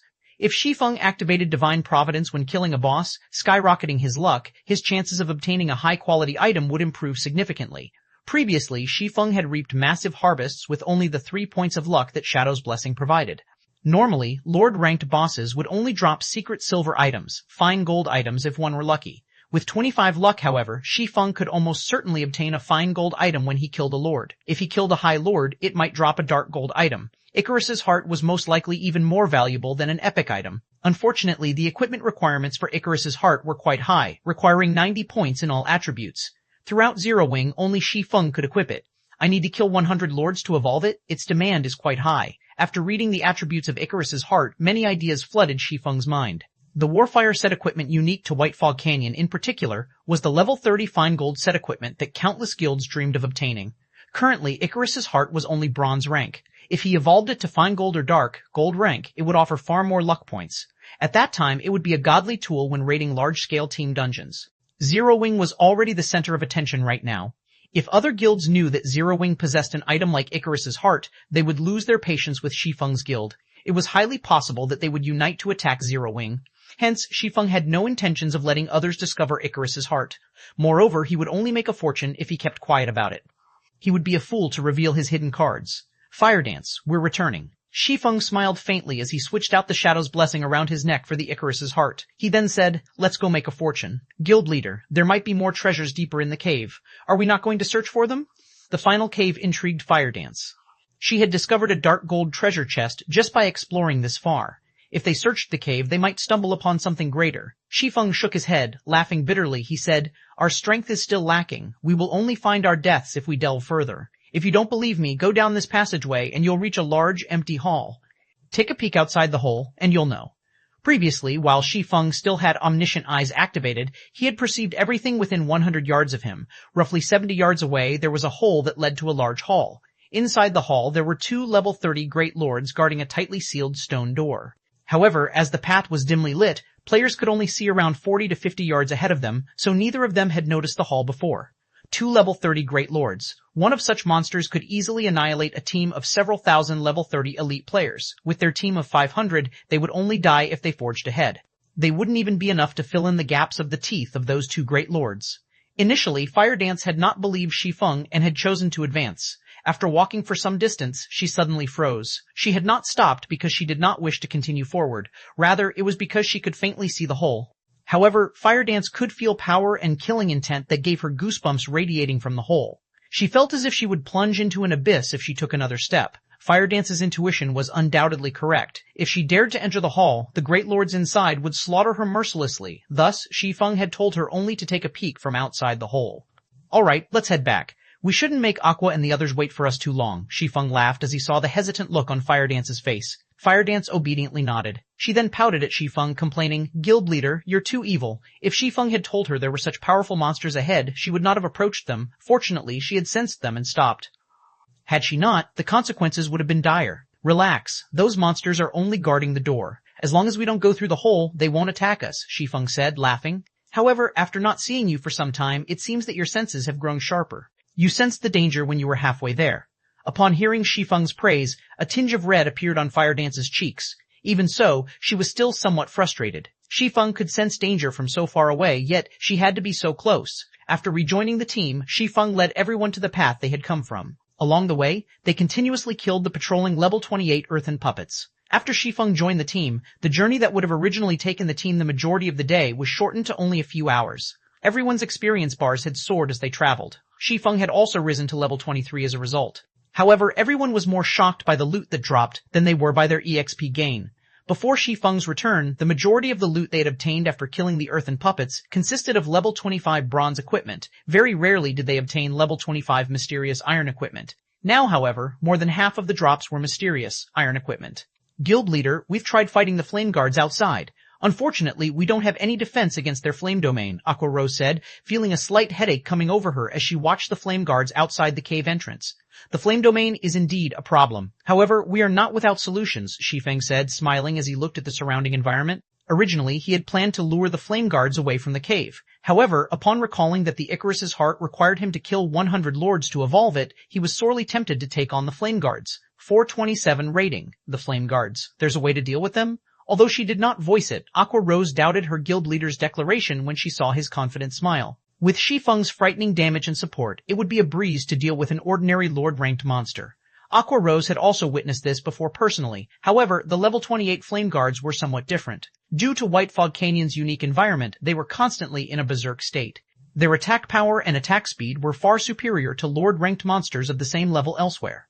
Their combat power could rival high lords of the same level outside the canyon. If they only had to kill one flame guard, they had a chance. However, there was a total of 16 flame guards waiting outside the entrance. In other words, they had to face 16 high lords simultaneously. On average, they could only send 31 players to deal with each level 28 high lord. In God's domain, an ordinary high lord in the fields required a team of over 100 players to defeat. If it were a powerful high lord, then a team of over 500 players might be necessary. Furthermore, the flame guards outside the cave possessed a flame domain that covered a radius of 50 yards. Players who entered the flame domain would lose 400 HP every 3 seconds. Even with the healers going all out, it was impossible to keep everyone's HP from plummeting. If a team did not have high fire resistance, they would not survive in the flame domain. Aqua Rose really could not think of any solutions to their predicament. Without hesitation, Shi Feng ventured roughly 30 yards from the cave entrance. He then wandered around, adjusting his position. However, the flame guards standing outside the entrance had long since discovered Shi Feng. They all had squeezed against the cave opening, attempting to charge in and tear Shi Feng apart. Fortunately, the hole was just too narrow, and none of the flame guards could fit through. Although these flame guards were unable to enter, the lords were no fools. Immediately, they materialized flame spears and threw them at Shi Feng. The scorching spears released a blazing white glow, causing even the air to tremble. Shoo, shoo, shoo, shoo. A series of 6 flame spears flew in from the cave entrance, heading straight for Shi Feng. The spears were so fast that their flight sounded like explosions. The ground that the spears passed over also erupted in flames. However, although the flame spears were fast, Shi Feng wasn't slow either. As the flame spears entered the cave, Shi Feng moved. By the time the spears arrived at Shi Feng's position, the man had long since moved 2 yards away. As a result, all 6 flame spears struck empty air. This spot should be good. Shi Feng ignored the flame guard's attacks. He focused on calculating the lord's attack range and angle, leisurely appearing as if the flame guards had never attacked him. Guild leader's dodge is so fast. He even avoided those supersonic attacks. If it were me, I would have no choice but to endure the attacks. Cola sighed with admiration as he watched Shi Feng effortlessly dodge the Flame Guard's spears. It would be awesome if I had just half of Guild Leader's dodging speed. If he had such a dodging speed, he might even become the #1 tank in Star Moon Kingdom, or at least in the top 10. Cola, you have many things you need to learn then, Fire Dance chuckled. Guild Leader didn't just rely on his speed when he dodged the flame spears, but many other techniques such as his insight and judgment. Even if Guild Leader was just as fast as you are, he could still dodge those attacks easily. Linear attacks are monotonous. As long as one possesses sufficient insight, they can counter them easily. However, the Flame Guard's attacks are too fast, and we are definitely not fast enough. Hence, we will also need to rely on accurate judgment to defend ourselves. The moment the Flame Guards launch their attacks, we need to make the most appropriate decision immediately and use the smallest of movements to achieve the best results. But that is still not enough. Look at Guild Leader's position. As a precaution, he's standing precisely 40 yards away from the Flame Guards, a player's maximum range. With this distance, even if the flame spears were 20 times faster than our Guild Leader, the spears would still have to cover a distance of 40 yards to reach him. As they do, Guild Leader has enough time to move 2 yards away. However, one must also have an accurate grasp of the Flame Guard's attack timing. If one dodges too early, the flame spears will hit them.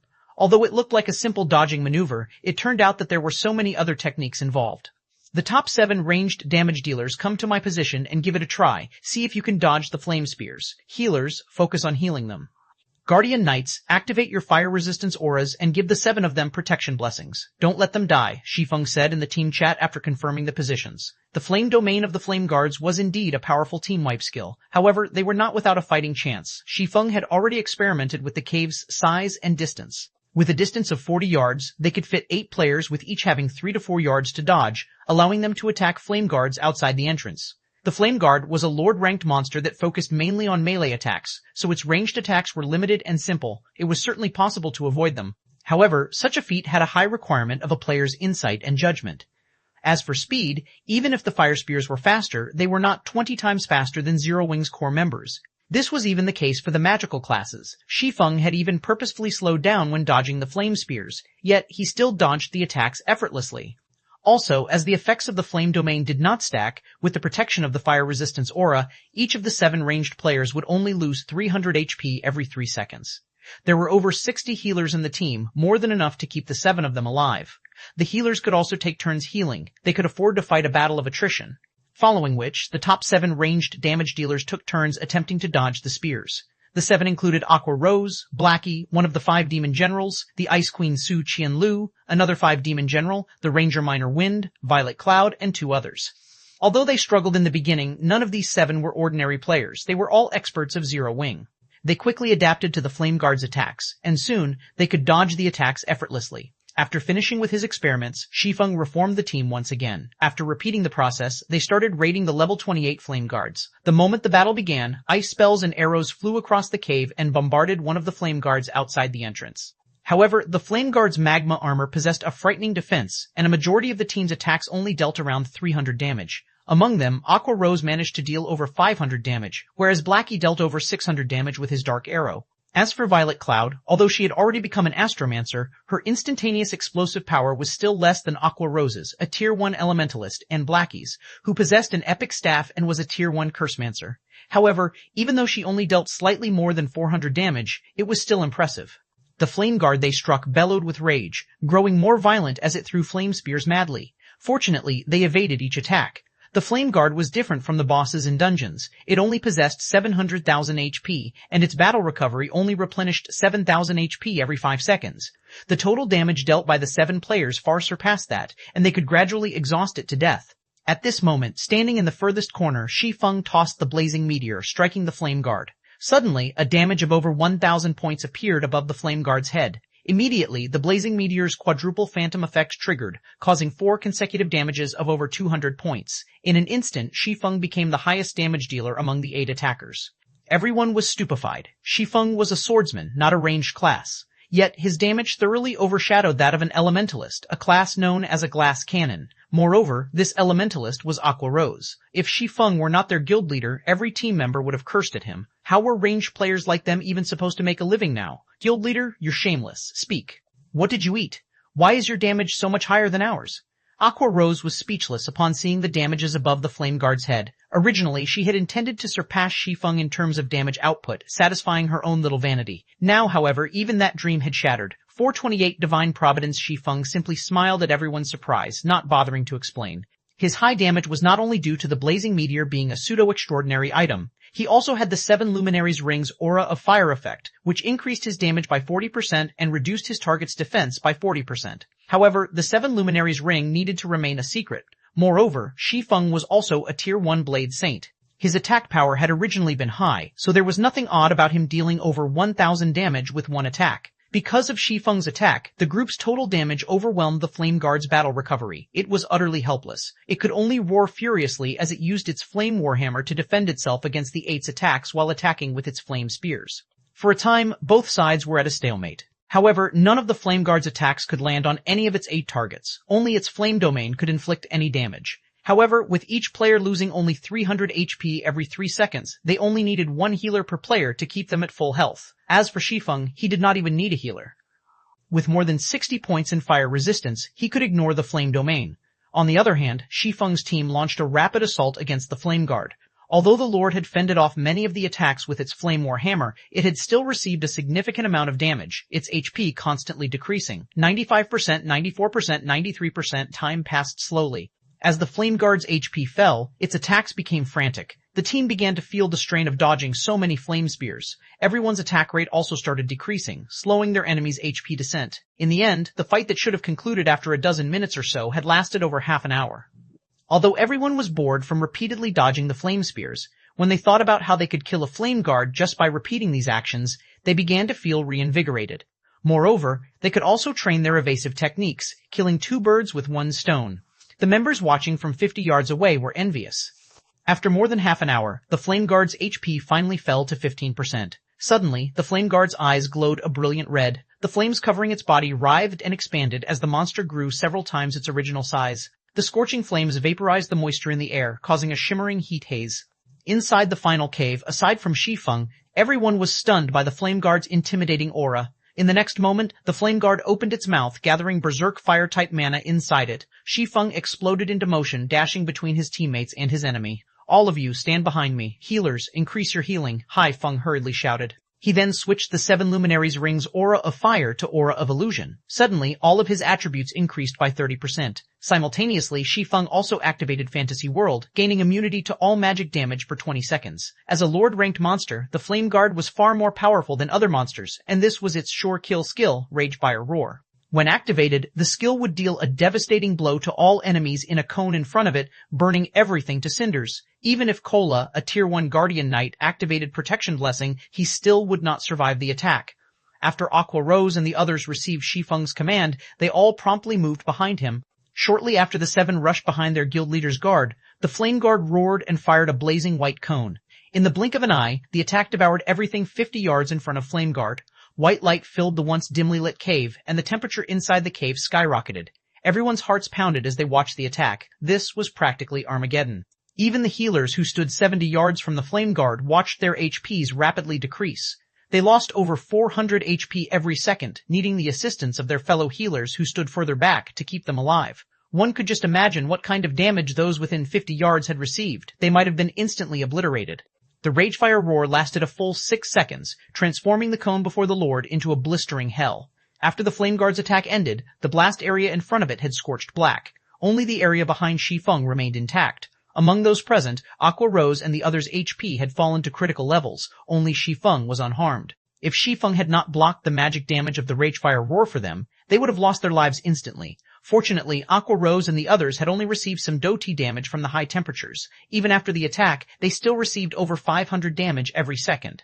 If not for the healers working frantically to restore their HP, they would have fallen, their roasted husks decorating the ground. The Flame Guard has entered a weakened state. Hit it with everything you've got, Shi Feng shouted as he glared at the shrunken Flame Guard. Immediately, everyone scattered and returned to their respective positions, resuming their bombardment on their target once again.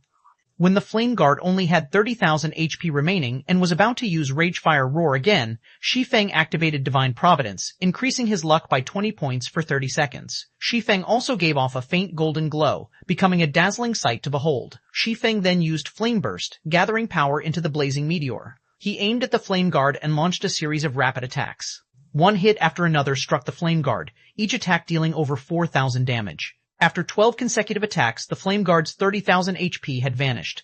The Flame Guard did not even have the chance to use its Ragefire Roar again. The moment the Flame Guard died, a large number of items scattered around its body. Ordinarily, a Lord-ranked monster would only drop around half a dozen items or so when it died. However, due to the White Fog Canyon's unique environment, the drop rates of the monsters inside the canyon had increased significantly. Coupled with Shi Feng's 25 points of luck, the Flame Guard dropped a motherload. With a simple glance, one could count over a dozen items scattered across the ground outside the cave entrance. At the same time, everyone's experience bars soared. The Flame Guard was a level 28 Lord. The amount of EXP gained from killing monsters inside White Fog Canyon was already high, 3 to 4 times that in the outside world. As the Flame Guard was level 28, there was also the bonus EXP from the level difference, hence, everyone received an abundance of EXP.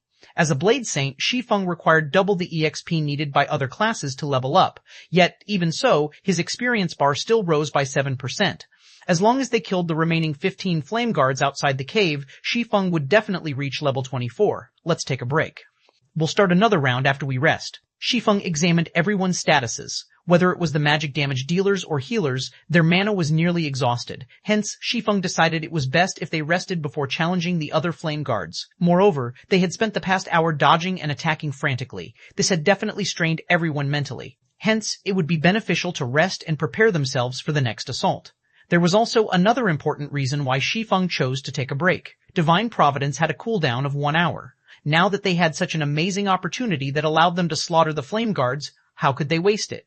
Shi Feng had to wait until Divine Providence was ready before taking down the next Flame Guard. Guild leader, what should we do about the drops at the entrance? Aqua Rose asked as she gazed at the pile of loot outside the cave covetously. There were still 15 Flame Guards guarding their exit, so it was impossible to collect the loot right now. Relax, no one else can enter this place. Also, loot dropped by monsters won't disappear for 48 hours. We have plenty of time to take care of the rest of the Flame Guards. Although Shi Feng also wanted to dash over and pick up the loot, the 15 Flame Guards were not there just for show. After taking a short break, everyone resumed another round of attrition. Now that everyone had experienced fighting a Flame Guard, it was much easier to deal with the rest. Time passed quickly, and one Flame Guard after another fell. Unknowingly, nearly 18 hours had passed in-game. At this moment, the final Flame Guard died under Shi Feng's hands. It, too, fell to the ground and scattered a ton of loot.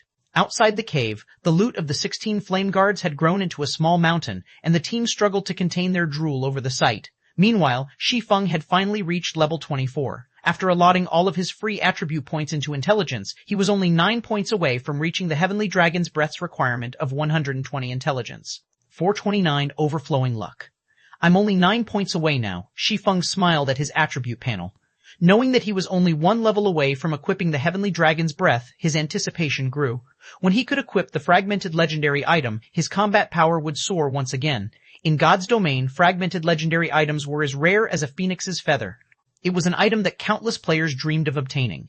Even during his previous 10 years of professional gaming experience, Shi Feng had never owned one. Legendary items allowed players to overcome the gap between tiers. Although fragmented legendary items were not as powerful as legendary items, they were still far more powerful than epic items. If Shi Feng could equip the Heavenly Dragon's Breath, his combat power could reach the same playing field as a Tier 2 class.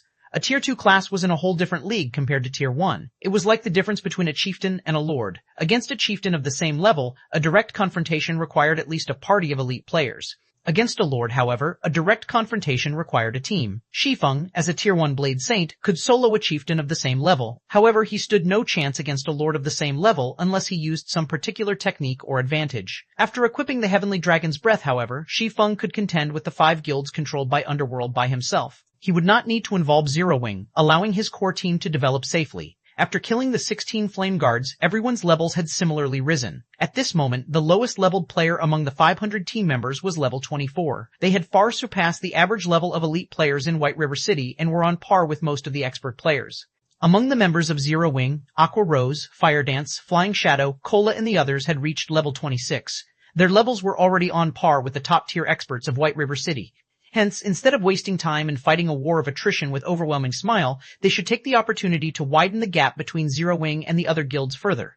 After all, if a newly established guild like Zero Wing wished to become the overlord of Starmoon Kingdom, they first needed sufficient combat power to strike fear into the other guild's hearts. However, the loot the Flame Guards had dropped was the most valuable gain from the slaughter. While the crowd was taking a break, Shi Feng tidied up all of the loot. He also appraised every single drop. Although Shi Feng had expected the drops to be impressive, after he finished appraising the items, he could not contain his shock. Icarus's heart was truly a godly tool. With divine providence, they had obtained a total of 208.6 items from the 16 Flame Guards. Among the items, 105 were rare materials, 9 were individual pieces of the Warfire set equipment, 41 were level 25 mysterious, iron equipment, 53 were level 25 secret silver equipment, 29 were level 25 fine gold equipment, 18 consisted of various recipes and forging designs, 15 were tier 1 magic scrolls, 4 were tier 2 magic scrolls, and 12 were treasure hunting scrolls. Currently, in God's domain, the average players were around level 20, whereas guild elites were around level 22. The dungeons they could raid were all level 20 dungeons, hence, the equipment they could obtain was limited to level 20. It was extremely rare to come across level 25 weapons and equipment. In God's domain, weapons and equipment would significantly impact a player's performance every 5 levels. The attributes of a level 20 fine gold equipment were slightly inferior to a level 25 secret silver equipment. In other words, a player wearing level 25 fine gold equipment was stronger than a player wearing level 20 dark gold equipment. How rare was level 20 dark gold equipment? There were only very few items throughout Starmoon Kingdom. Yet now, they had actually obtained 29 pieces of level 25 fine gold equipment, which was the equivalent of obtaining 29 level 20 dark gold equipment. Furthermore, they had obtained the Warfire set equipment and treasure hunting scrolls, 2 of the rarest items available in Whitefog Canyon. Currently, although players were familiar with the Warfire set equipment, almost nobody knew about the treasure hunting scroll. Although the scroll was not as valuable as a tier 2 magic scroll, it was extremely useful inside the Whitefog Canyon. The scroll's greatest function was searching for Starfire ore. It was extremely difficult to locate Starfire ore in Whitefog Canyon. Originally, Shi Feng had intended to rely on his memories. With the treasure hunting scroll, however, he could locate the ore with the system map. The scroll had a search radius of 1,000 yards and lasted for 30 minutes. When searching for valuable ores, it was the best tool one could have. Luckily, even this dropped. Shi Feng chuckled lightly upon seeing the treasure hunting scrolls in his bag. However, when he swept a gaze over the individual pieces of the Warfire set equipment, he lamented as he muttered, "It would be awesome if I could complete the Warfire set equipment." Warfire set equipment, bronze rank can be evolved, level 20, level 30 can be equipped by any classes. Set consists of 7 parts, head, chest, belt, hands, wrists, legs, and feet. Set effect, bronze rank. 2-piece effect, all attributes plus 10 4-piece effect, ignore levels plus 10. Obtain free will skill, able to remove all control effects for 5 seconds. Cooldown, 1 minute. 7-piece effect, main attribute increased by 10%. Skill cooldown decreased by 30%. Obtain Warfire Berserk skill, damage increased by 50%, attack speed increased by 50%, and movement speed increased by 30% for 20 seconds. Cooldown, 5 minutes. The basic attributes of the Warfire set equipment were average at best. It was referred to as a level 30 peak fine gold set equipment was because of its set effects. In particular, the Free Will skill and Warfire Berserk skill were the main reason it ranked as peak fine gold set equipment. Although Shi Feng now had 9 individual pieces, there were duplicates for the head, hands, and leg slots. He was only missing the wrist pieces. The Warfire set equipment only reached its true value when it was complete, following which Shi Feng distributed the level 25 fine gold and secret silver equipment to Fire Dance, Aqua Rose, Cola, and the other core members who had reached level 25. As for everyone else, they had yet to meet the level requirements and could not use any of the level 25 equipment. However, they had obtained the corresponding guild points. When they returned, they could exchange these guild points items in the guild's warehouse. Nobody argued Shi Feng's arrangements. After all, those who had contributed the most to the Flame Guard's deaths were Aqua Rose, the core members, and the healers. Everyone else had simply watched from the side, doing nothing at all. They were satisfied with receiving guild points. Moreover, even if Shi Feng had given some of the equipment to them, they could not equip it. Guild points were far more practical. Guild leader, where are we heading next? Aqua Rose had just replaced a few pieces of her equipment with the level 25 fine gold ranked cloth armor they had obtained, increasing her attributes significantly. Right now, she was itching to test her newfound strength. Are we going to look for more lords? No, we're going to the inner region to mine ores. Shi Feng smiled faintly as he took out a treasure hunting scroll. He then unfurled the gray scroll and chanted an incantation. Suddenly, several red dots appeared on Shi Feng's system map. Mine ores? Aqua Rose could not help but ask. Their team consisted of 500 elite players. Yet, they had not come here to grind and level up, but to mine ores? She was utterly speechless. You'll understand when the time comes, Shi Feng laughed. He then sent parties to the highlighted locations on the map. If he had a large stock of Starfire ore, he could mass-produce the fine gold-ranked dragon-scale set equipment for the guild. At that time, how could Overwhelming Smile compete with them? 4:30 Frantic beginning. The inner region of White Fog Canyon was complex and densely covered by stone forests. After the meteorite shower, the fog inside the canyon had also grown thicker, lowering visibility to less than 30 yards. In addition, elite and special elite monsters would show up every now and then. If players entered the canyon without sufficient strength, they would easily lose their lives. However, danger and opportunity coexisted with each other, such as the precious Starfire ore could be found within the white fog. Shi Feng separated the team of 500 into multiple smaller teams, with each team consisting of 2 parties. That way, even if a team encountered a special elite, they could safely deal with it themselves.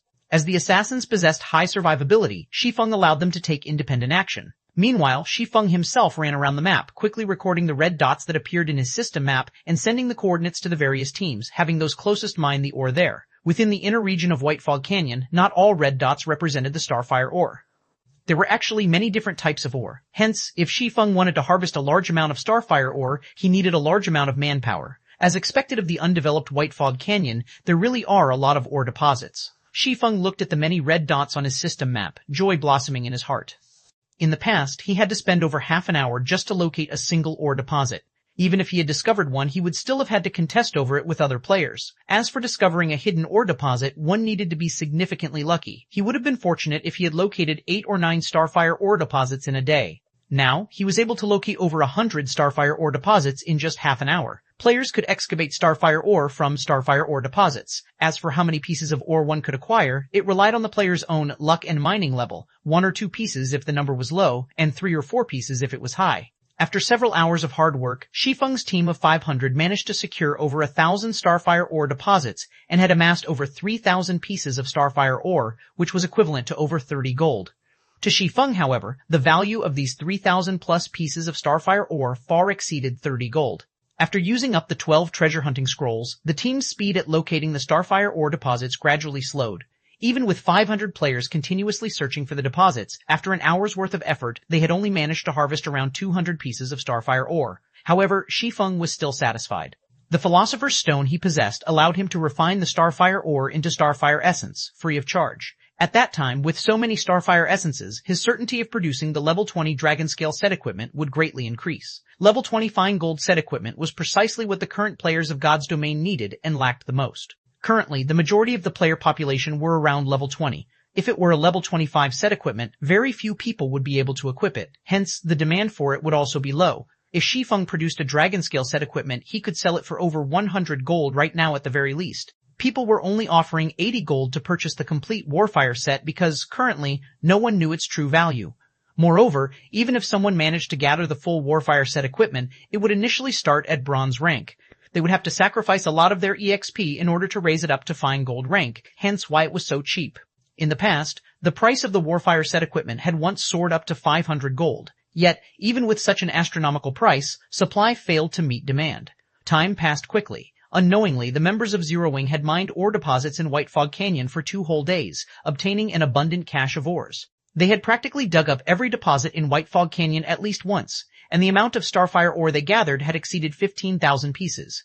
In addition, they had also obtained over 7,000 pieces of various other kinds of ore. During these 2 days, aside from mining ore deposits, everyone from Zero Wing had also killed plenty of Lord-ranked monsters. As long as one of the search parties encountered a solitary Lord, they would immediately notify Shi Feng of it and then kill it together. After 2 days, Zero Wing's team had managed to kill 22 Lords.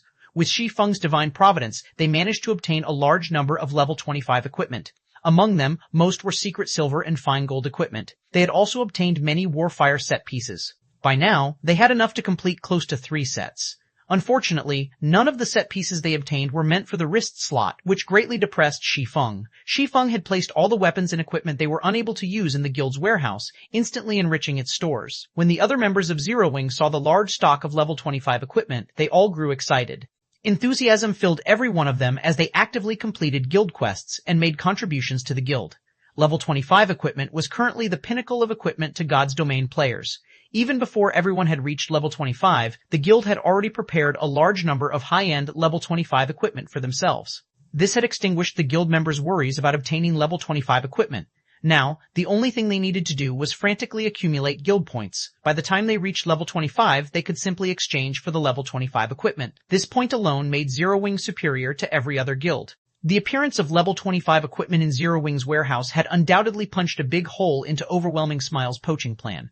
Now, those who originally planned to defect from Zero Wing started hesitating. Although the benefits offered by Overwhelming Smile were very high, the equipment it possessed was unable to keep up with the times.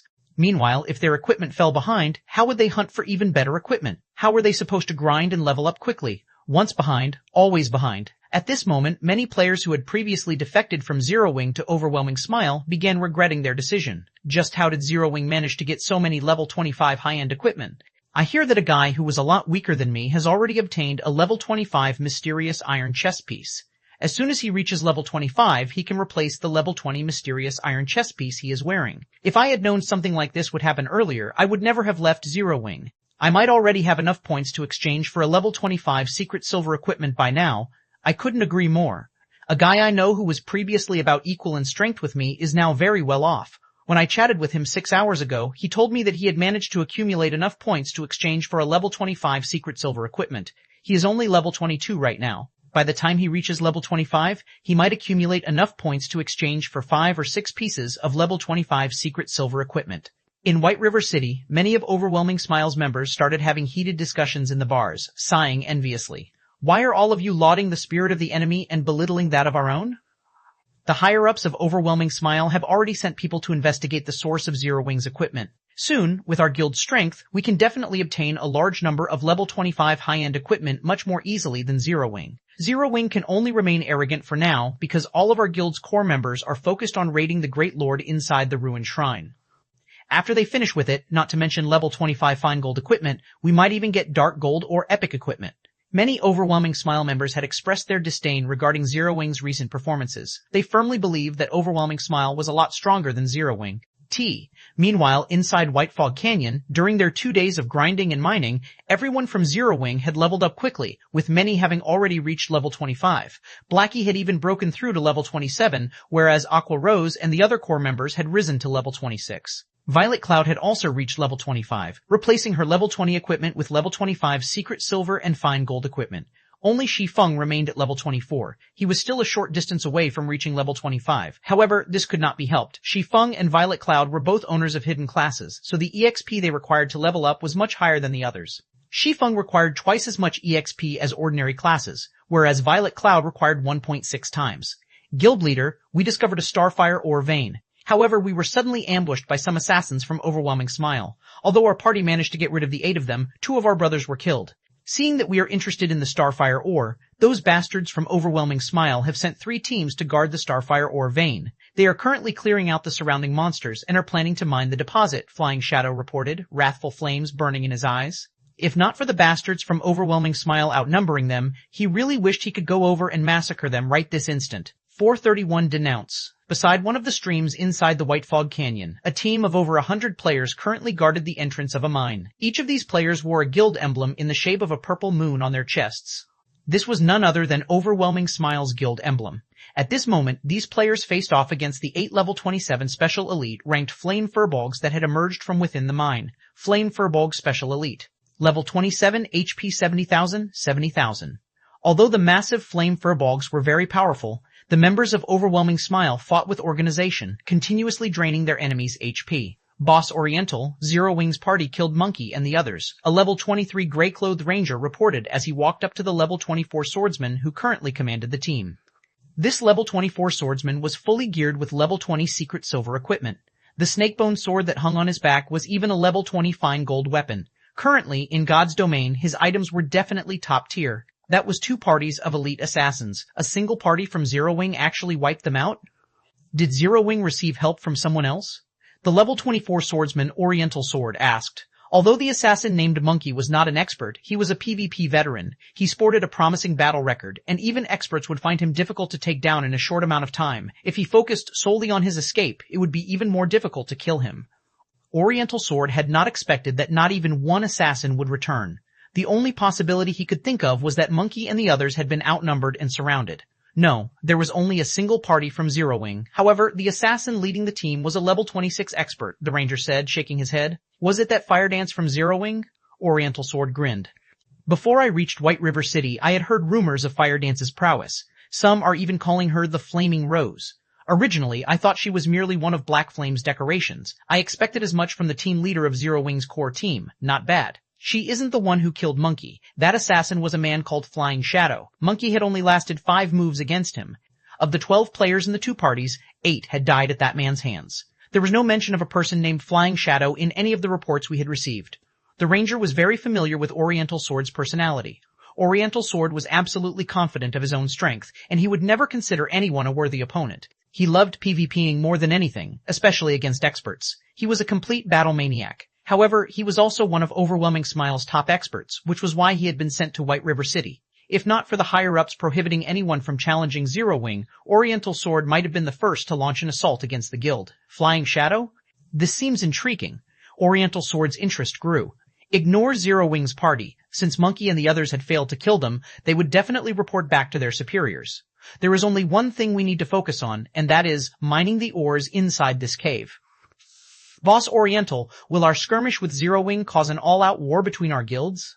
Haven't the higher-ups warned us not to create any friction with them? The ranger asked strangely. Recently, Zero Wing has been mining ores in White Fog Canyon. Their movements are unusual. In addition, they have somehow managed to obtain a lot of level 25 equipment. There might be a relation between these incidents. Our superiors agree it doesn't matter if a small conflict occurs. So what if we ambush those cowards from Zero Wing? What will they do to us? Do you think they will start a war? Don't be a fool. Since Zero Wing had not declared war on us when Overwhelming Smile started investing in White River City, they missed their best chance. If they start a war now, they will only gamble their lives. However, I, on the other hand, hope that Zero Wing takes action. Unfortunately, they don't have the guts. Oriental Sword laughed as he resumed commanding his team, wiping out the flame furbolgs inside the mine. Before anyone noticed, however, a party of 6 had appeared in the misty forest a short distance from the mine. This party disregarded the team of over 100 elite players under Oriental Sword's leadership, walking leisurely towards the mine. Guild leader, I've discovered the mine after using a treasure hunting scroll. I've even used stealth and scouted its interior. It is full of starfire ore deposits. If we excavate them all, we can get at least 300 to 400 starfire ore, Flying Shadow said as he pointed towards the cave that Oriental Sword and his men guarded. However, after I left, we were ambushed by assassins from Overwhelming Smile. Although I tried to rescue them, I was too late, resulting in 2 of my party members dying. Overwhelming Smile has since occupied the cave. Shi Feng nodded before commanding, Violet, go and revive the 2 who died. Everyone else, let's take a look. Following which, Violet Cloud ran over to where the 2 players had died as Shi Feng led Aqua Rose, Blackie, Fire Dance, and Flying Shadow towards Oriental Sword. Shi Feng's movements had undoubtedly attracted the attention of Overwhelming Smile's team. The fellows from Zero Wing are kind of interesting. Oriental Sword grinned upon seeing Shi Feng and the others. Boss Oriental, that level 24 swordsman, is Black Flame. The 2 beauties by his side are the Elementalist Aqua Rose and the Assassin Fire Dance. The Cursemancer is Zero Wing's famous expert, Blackie, and that male assassin is the person who killed Monkey and the others, Flying Shadow. The ranger beside Oriental Sword briefly introduced the members of Shi Feng's group. Black Flame's arrival surprised every member of Overwhelming Smile. Black Flame's fame was truly too immense. He was the publicly acknowledged #1 expert of Starmoon Kingdom. There was nobody in White River City who had not witnessed Black Flame's battle videos. Killing every player with a single hit, he had massacred over 100 Darkstar members. He suppressed more than 10,000 players with his aura alone, causing all of them to freeze. In the end, he even escaped unharmed. Guild leader Black Flame, what brings you here today, I wonder? Oriental Sword asked playfully as he smirked at Shi Feng. A straightforward person does not resort to insinuations. Today, you sent your men to ambush members of our guild. Now, you've occupied the mine that we found after much difficulty. Don't you think that you've gone a little overboard? Shi Feng asked calmly. Although Shi Feng's voice had been soft, his overbearing tone intimidated the crowd from Overwhelming Smile. Overboard? Oriental Sword laughed madly. 12 of my men died. I have not even asked for compensation, yet you come here to denounce me? Since you're here, we can use this opportunity to discuss compensation. I don't want much. Just pay me 100 gold per person for a total of 1,200 gold. How about it? Mockery filled Oriental Sword's expression. He believed that Shi Feng was a complete fool. With just 5 players, Shi Feng had dared come into his territory looking for trouble. At this stage of the game, players' levels were no longer insignificantly low. Their equipment was decent quality, and they had learned many skills. It was not possible to kill a player with a single hit anymore. Currently, he had close to 150 players on his side, and they were all elite members of the guild. They were also level 22 or higher, and they possessed impressive combat power. They could easily take out 50 players, much less 5. 432 hit extermination? Upon listening to Oriental Sword's words, a cold glint flashed across Shi Feng's eyes. Suddenly, the surrounding atmosphere froze. What? Want to fight? Although Oriental Sword could feel a heavy pressure enveloping him, his confidence did not waver. He then unsheathed the long sword hung on his back, provocatively saying, "Come if you can then. Seeing as everyone out there is calling you a god, I really wish to see just what kind of ability you possess." When Oriental Sword spoke in such a way, everyone from Overwhelming Smile sneered, secretly making preparations for battle. With 150 players on their side, it would be a piece of cake for them to take care of just 5 players. They were different from those noobs Black Flame had massacred before. They would not easily be defeated just because their skills were silenced. After learning and training in God's domain for such a long time, they had long since familiarized themselves with the combat styles of the game. Right now, they had no problems fighting solo with an elite monster. Although a handful of them might not be a match for Black Flame, if all 150 of them stood sparsely apart from each other and attacked together, they did not believe that Black Flame could walk out of this place alive. However, before the crowd from Overwhelming Smile could react, Shi Feng, who stood 10 yards away, suddenly disappeared. Where is he? Oriental Sword's eyes were filled with disbelief when he suddenly lost sight of Shi Feng. A swordsman could actually suddenly vanish from thin air? Even assassins required some time to enter stealth. Not to mention Oriental Sword, even Aqua Rose and the others were stunned. Shi Feng had just suddenly disappeared. Did he log off? The only reasoning Aqua Rose could come up with was that Shi Feng had logged out of the game. However, when she checked the list of party members, Shi Feng's status showed that he was still online. His name did not turn gray. However, before 1 second had passed, Shi Feng suddenly reappeared beside Oriental Sword, following which, blades of light slashed apart the air, silently cutting up Oriental Sword's body. Before Oriental Sword knew what was going on, he suddenly felt pain bloom in his body. In the next moment, he saw blood gushing out like a waterfall in front of him. What's going on? Oriental Sword touched the wounds covering his body, confused. Suddenly, his body lost all strength as it slumped down onto the ground. Laying on the ground, Oriental Sword saw Shi Feng through his grayed vision. He also saw the abyssal blade grasped in Shi Feng's hand, fresh blood slowly dripping off the weapon. The blood dripped to the ground as if it were a countdown to death. How? Even at his moment of death, Oriental Sword still could not believe what had just happened. He, a top-tier expert of Overwhelming Smile, had actually died without a chance to respond. After Oriental Sword died, everyone from Overwhelming Smile who was originally feeling confident halted. They simply could not comprehend what had just happened. Shi Feng had just suddenly disappeared, before reappearing once again beside Oriental Sword. Immediately after, blood gushed out from Oriental Sword's body. Simultaneously, a damage of 4,336 points appeared above the man's head, the damage completely exceeding the swordsman's total HP. Oriental Sword's sudden death had struck fear into the crowd from Overwhelming Smile. The gaze they used to look at Shi Feng was as if looking at a ferocious beast. When Shi Feng's eyes landed on them, they felt as if they had lost control of their own bodies. Bug, this must be a bug. A player from Overwhelming Smile suddenly shouted in fright. He must have grasped a loophole in the system. Let's send feedback to the main god system right now. We'll see what he can do then. Everyone present felt that those words sounded logical. Otherwise, how were they supposed to explain this unbelievable incident? Hence, everyone started sending reports to the main god system. Only by doing so would they possess a chance for survival. Guild leader couldn't have abused a bug, right? Aqua Rose could not make sense of the situation either. She was similarly shocked by the scene she had just witnessed. The main god system controlled God's domain. It was simply impossible for such a glaring loophole to exist in the game. Yet, if it was not a loophole, how could they explain the situation before them? Of course, it is not a loophole in the system. Guild leader is the #1 expert of Star Moon Kingdom. Previously, he had simply used an advanced combat technique. These people are simply too ignorant, Firedance said proudly, a faint smile on her face. She spoke as if she were the one who had personally finished off Oriental Sword. Within the ruined shrine in the inner region of White Fog Canyon, a large number of guild players had gathered. Among them, members of Overwhelming Smile numbered the most, with over 5,000 members present. There were a large number of monsters inside the ruined shrine. Moreover, a majority of these monsters were special elites. Among them were plenty of chieftains. The monsters here ranged from level 24 to level 27. To the current elite members of guilds, it was a level that they could barely handle. If not for the fact that they had the advantage in numbers, they would have long since been wiped out by the monsters inside the ruined shrine. Damn! The monsters here are endless. They're even more troublesome than the battle monkeys before, Lone Tyrant said, somewhat exhausted. Currently, he was going up against a level 27 chieftain, a goblin warrior. Despite the goblin warrior being twice as large as an ordinary player, it was quite agile. In addition, the hammer it wielded contained frightening, destructive power. Even a Tier 1 MT of the same level would find it difficult to endure its series of violent assaults, much less Lone Tyrant, who was only a level 25 Tier 0 Guardian Knight. Although Lone Tyrant possessed impressive techniques, his dodging capabilities being first-rate, the Goblin Warrior also possessed powerful combat techniques.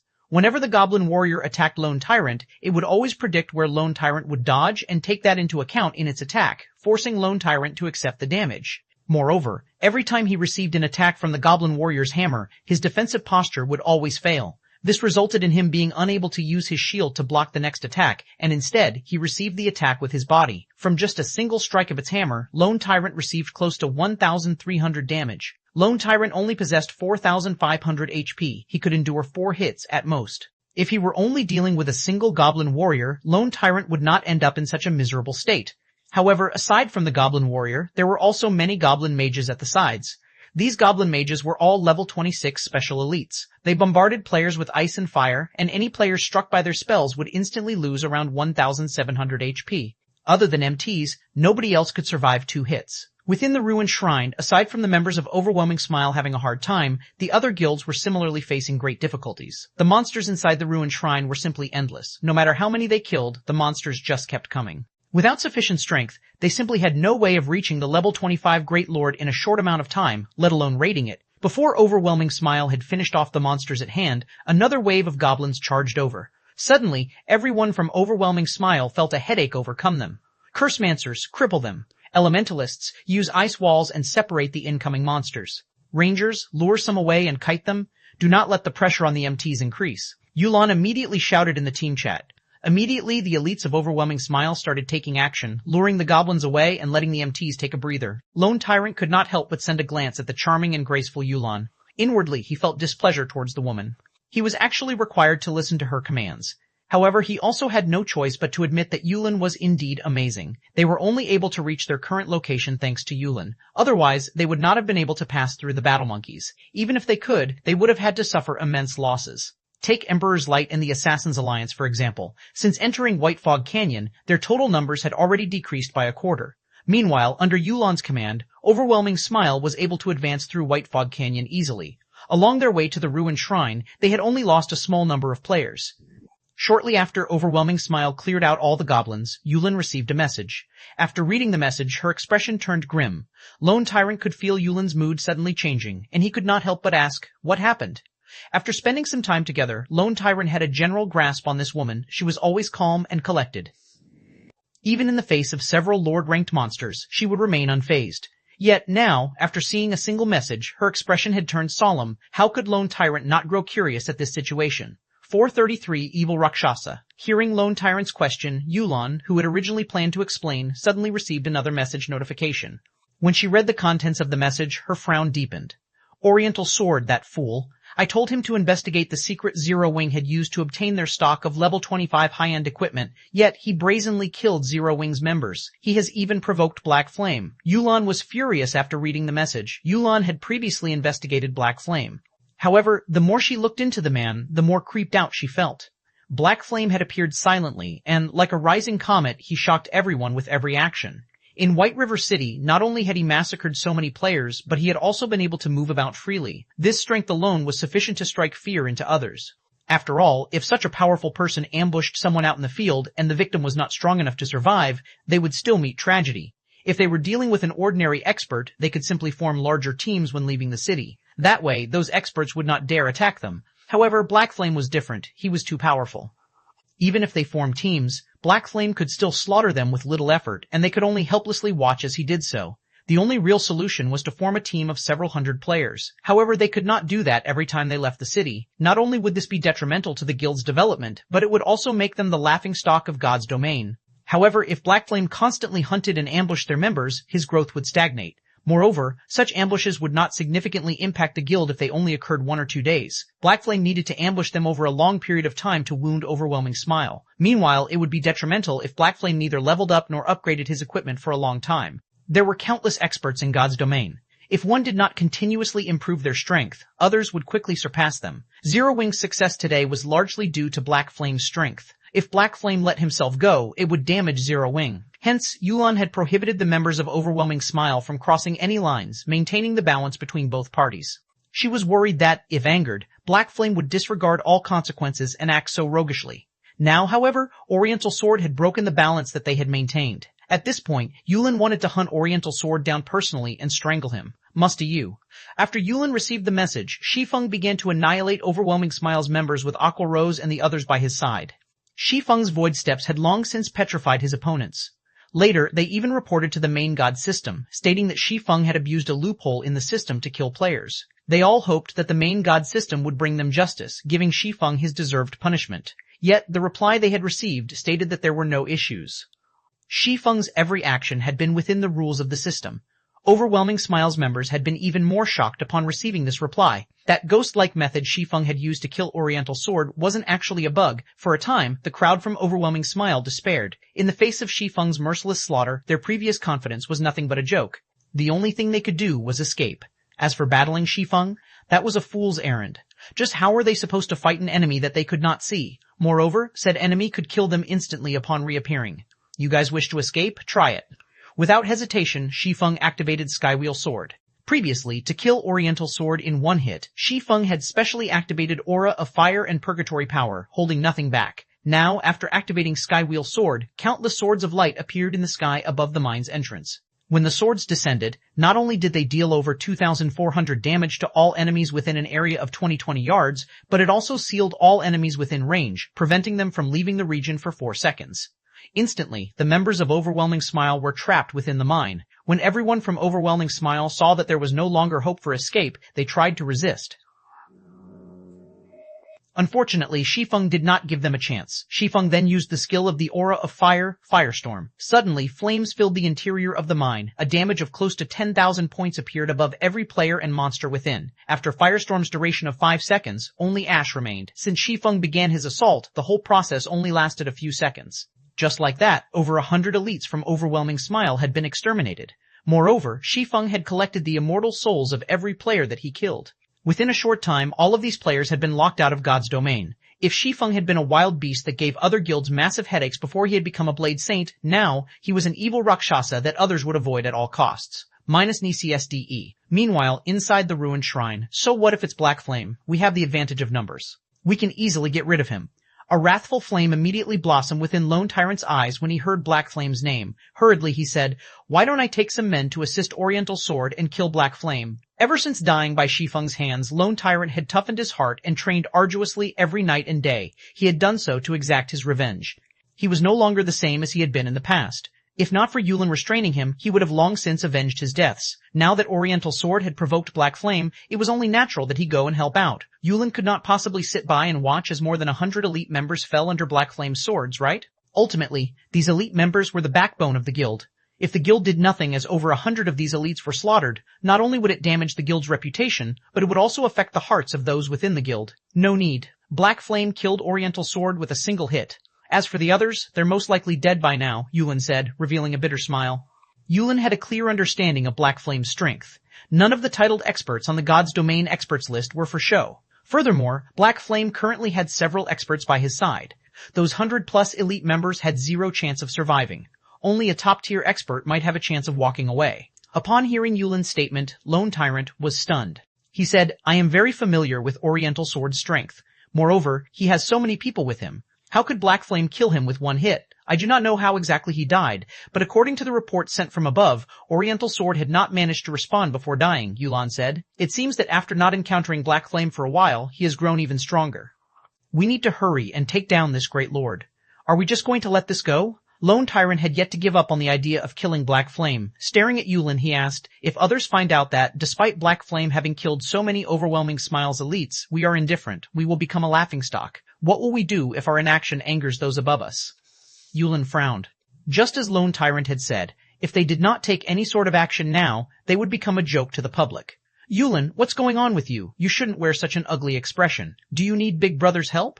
Just as Yulan struggled with her indecision, a lean man walked over smiling. This man was a level 26 assassin, his level surpassing everyone in Overwhelming Smile. Yet, despite there being no guild emblem on his person, everyone from Overwhelming Smile treated him with respect and reverence. Even Lone Tyrant was no exception. He was deeply afraid of provoking this young master. The reason they were behaving in such a way was not only this young man's high level. More importantly, this man was the key to their operation of killing the Great Lord. Back then, young Master Feng had repeatedly instructed them to treat this youth before them with respect. If they provoked this youth, they would be responsible for their own actions. 434 Free Combat System, Big Brother Summer. It's great that you are willing to help, but the opponent is very hard to take down. We might even miss out on our chance to kill the Great Lord. I'm worried that it will affect Big Brother Summer's task. Yulin was familiar with the lean man's strength, and she appreciated his assistance. The lean man was Summer Sunshine. Not only was he unrelated to Underworld, but he was also an independent player. However, due to his backing and his overwhelming strength, even Feng Xuanyang attempted to build a strong relationship with him. Yulin had once witnessed a fraction of Summer Sunshine's strength. Before entering White Fog Canyon, Summer Sunshine had fought Underworld's pride, the leader of the Underworld Guards, Ming Sha, in a PvP. In the end, however, Ming Sha lasted only 5 moves against Summer Sunshine. Moreover, Summer Sunshine had not used any skills, relying on basic attacks to defeat his opponent. The results of that fight had surprised everyone. As a member of Underworld, Yulin knew full well how strong Ming Sha was. He was one of the few great experts in Underworld. Gentle Snow of Ouroboros was only slightly stronger than him. However, such an expert was nothing more than a child to Summer Sunshine. One could just imagine how powerful the assassin was. If Summer Sunshine was willing to lend a hand, they had a fairly good chance of defeating one-hit Asura Black Flame. It won't take long to deal with the Great Lord. I don't mind delaying our attack for a little bit. In any case, I am bored. If you need help with something, just ask. Summer Sunshine laughed. Zero Wings guild leader Black Flame has killed many of our elite members. We want to return the favor and kill him. Would you be interested in helping us with this, I wonder? Yulin asked softly as she stared at Summer Sunshine. Black Flame? Summer Sunshine nodded, saying, all right, I've heard many rumors about him when I was in White River City. I hear that he's pretty amazing and has the title of one-hit Asura. He is even Star Moon Kingdom's #1 expert. I'd love to exchange a few moves with him. If I kill him, won't I become Star Moon Kingdom's #1 expert? Of course, if you kill Black Flame, you will officially become Star Moon Kingdom's #1 expert. However, don't underestimate him. He once killed Ming Sha with one hit. We need to plan carefully to avoid Black Flame escaping. When Yulin received Summer Sunshine's answer, the tension between her brows loosened, a few ideas of how to deal with Black Flame already brewing. He killed Ming Sha with one hit? Not bad. My last fight with Ming Sha wasn't even a warm-up. I wonder if Black Flame is strong enough to take seriously? Summer Sunshine licked his lips, a hint of excitement flashing in his eyes. As for your plans, forget about them. As long as we find him, I have my own ways to prevent him from escaping. Big Brother Summer, Black Flame has a large-scale silencing skill. If he discovers us and activates the skill, trapping him will be very difficult. It is best if we have a plan to silence Black Flame, Yulin reminded. Don't worry, I have something better than that. When I see him, I'll trap him like a bug in a jar, Summer Sunshine laughed. Confidently, he said, let's hunt down Black Flame. Since he has provoked and angered you, you can watch as I take care of him. Following which, Yulin immediately sent a large number of players to search for Black Flame. Meanwhile, Overwhelming Smile's army also slowly withdrew from the ruined shrine. At the entrance of the Starfire mine, Shi Feng and the others tidied up the loot scattered across the ground. When Shi Feng had activated Firestorm, not only had he wiped out the players, but he had also dealt with all of the level 27 special elite ranked Flame Furbolgs that had emerged from the mine. With the Flame Furbolgs' drops accompanying the items from players, weapons, equipment, and materials littered the area in front of the mine, the elite members of Overwhelming Smile sure are poor. The majority of their weapons and equipment are level 20 bronze and mysterious iron ranked. There are only 2 pieces of secret silver equipment. The Flame Furbolgs dropped more secret silver equipment than those elites, Blackie commented after they had finished collecting the items. He could not help but sympathize with the elites of Overwhelming Smile. The loot from the players versus the Flame Furbolgs was easy to differentiate, as one group had only dropped level 20 items, while the other had only dropped level 25 items. The Flame Furbolgs had dropped 4 pieces of level 25 secret silver equipment alone, which was the equivalent of 4 pieces of level 20 fine gold equipment. To God's Domain's players currently, fine gold equipment was top-tier equipment, whereas dark gold equipment was the cream of the crop. As for epic items, they were the stuff of legends. Meanwhile, if an ordinary player joined Zero Wing around level 10 and completed their guild quests each day, they could trade their guild points in for a piece of mysterious iron equipment by the time they reached level 20. If they were lucky and managed to join a party to complete advanced guild quests, they might even have enough points for 3 or 4 pieces of secret silver equipment. More than half an elite's equipment would be secret silver rank at the very least. On the other hand, the equipment Overwhelming Smile's elite members wore was mostly a mix of bronze and mysterious iron rank. Practically none of them had any secret silver equipment. They could not compare with Zero Wing's members. Furthermore, level 25 weapons and equipment were now available for Zero Wing members. This was unheard of in any other guild. Any level 25 equipment obtained by the other guilds would be prioritized to their core members. These items would never be available for their ordinary members. Compared to level 25 secret silver and fine gold equipment, the benefits that Overwhelming Smile offered were a joke. After organizing the loot, Shi Feng had the two recently resurrected members take the dropped weapons and equipment back to the guild. As for Aqua Rose and the others, they all entered the Starfire mine and started mining. The Starfire mine was a naturally occurring maze. Moreover, when wandering inside the mine, the players were often ambushed by groups of 3 to 5 flame furbolgs. As a result, Shi Feng's team progressed slowly. The flame furbolgs were level 27 special elites. Their strength was frighteningly high, and they could send a berserker of the same level flying with a single hit. Although they were somewhat slow, the flame furbolgs also had an AoE control skill called War Stomp. When activated, all enemies within a radius of 8 yards would be placed in a fainted state for 4 seconds. In this narrow cave, avoiding this skill was not easy. Normally, a party had no chance against these flame furbolgs. At the very least, they needed a larger team and the willingness to make sacrifices to get rid of these special elites. Unfortunately for the flame furbolgs, the opponent was Shi Feng. Moreover, there were also the Tier 1 Assassins, Fire Dance and Flying Shadow, and the unpredictable Astromancer, Violet Cloud. Before Shi Feng and the others, the flame furbolg's 70,000 HP was only decoration. Shi Feng and the others were Tier 1 classes. They were only slightly inferior to the special elites. After activating the Aura of Fire, Shi Feng could easily deal over 1,000 damage with every attack. When he used the Tier 1 Chop, he could deal over 6,000 damage, over 10,000 damage if he achieved a critical hit. As for the Flame Furbolg's War Stomp, the skill was child's play to an expert. Faced with groups of 3 to 5 Flame Furbolgs, Shi Feng's party of 6 could either incapacitate the monsters throughout the altercation or kill them swiftly with brute force, preventing them from activating War Stomp either way. Shi Feng's group continued to delve into the mine, their experience bars rising quickly. The EXP earned from killing a level 27 special elite was already abundant. There was also the bonus EXP due to the level difference and the fact that there were only 6 players in the party to share the EXP. Most importantly, there were a lot of flame furbolgs, and no matter how many the party killed, more awaited them further in the mine. They leveled faster here than when they had killed Lord-ranked monsters in a team of 500 players. On top of everything else, they also obtained plenty of level 25 equipment. After Shi Feng and the others had killed flame furbolgs in the Starfire mine for over 3 hours, the group arrived at a wide and beautiful crystal cavern. A gigantic flaming star took up the center of this cavern. The moment Shi Feng set foot in the crystal cavern, a system notification suddenly rang out. System, you have entered the Land of the Fallen Star. Activating free combat system. 435 Land of the Fallen Star. After entering the crystal cavern, Shi Feng had not been the only one to receive a system notification. His party members also received one.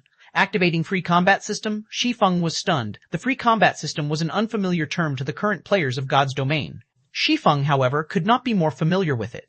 This was a mechanic that would only exist after the second evolution of God's Domain. In order to make combat in God's Domain more realistic, friendly fire was now active. Originally, if 2 players were in a party together, their attacks would not damage each other. However, after activating the free combat system, if one were not careful and struck a party member, said party member would receive damage from the attack. Players could also damage themselves with their own skills. For example, if a player used an AoE skill and they were within the skill's effective range, they would receive damage. In the past, after the free combat system had activated, many players had ended up in the graveyard because of either themselves or each other. As a result, when attacking, players needed sufficient control of their attacks. Otherwise, no one would be willing to join their party regardless of the benefits. Guild leader, what just happened? Aqua Rose could not contain her curiosity when she saw Shi Feng's surprise. We have activated the free combat system. From now on, our attacks will not differentiate from friend and foe, so we need to be careful in the battle. Don't mistakenly injure yourselves or your teammates, Shi Feng explained. However, before the others could respond, a deep purple barrier sealed off the cavern's entrance. When Blackie accidentally touched the barrier, he suddenly lost 1,000 HP. Frightened, Blackie hurriedly backed away from the barrier. We've fallen into a trap.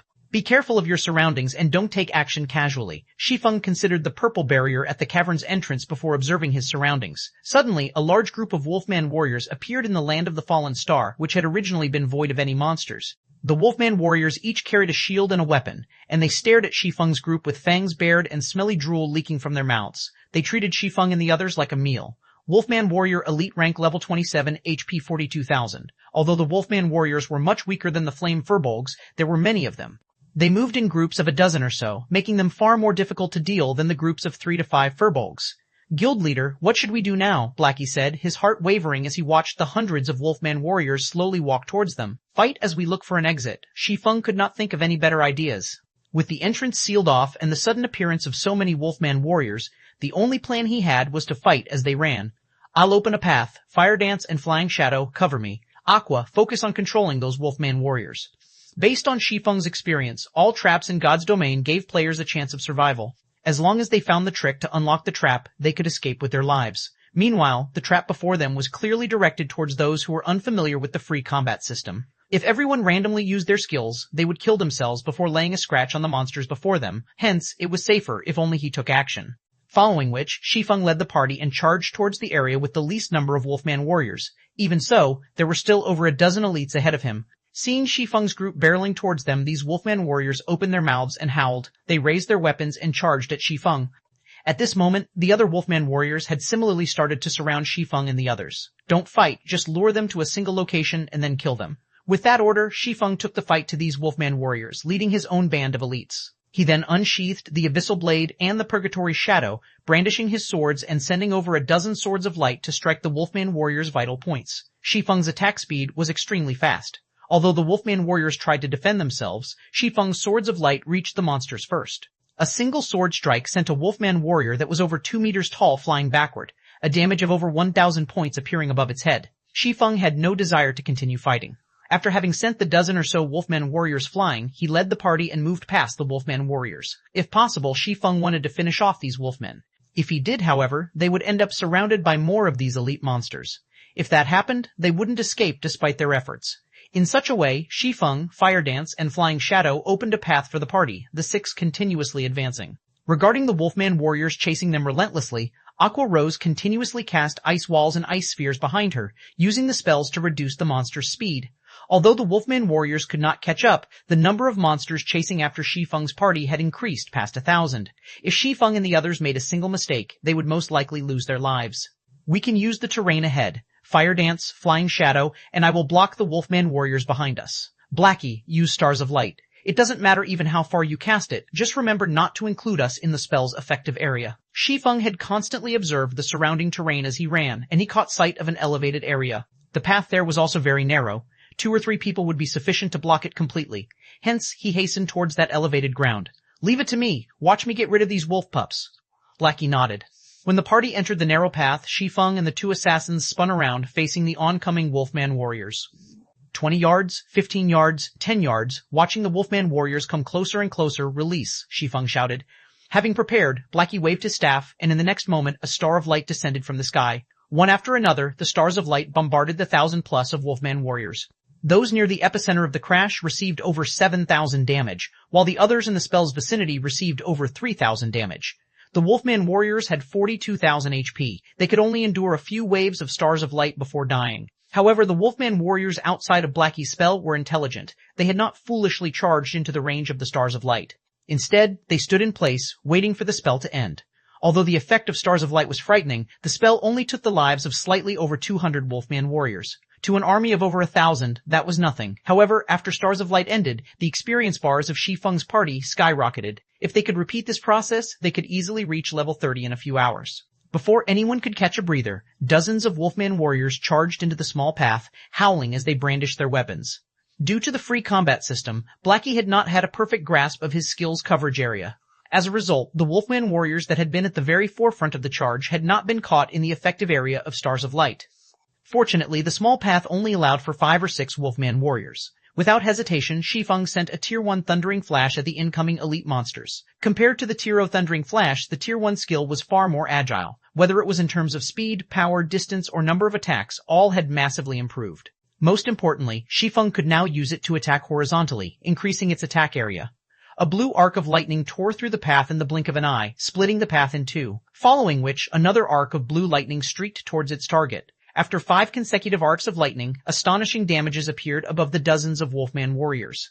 1,624, 2,240, 3,036, 4,394, 4,394, 6 by 1,052, Thundering Flash's effect stacked, and each consecutive hit would have its damage increased by 40%.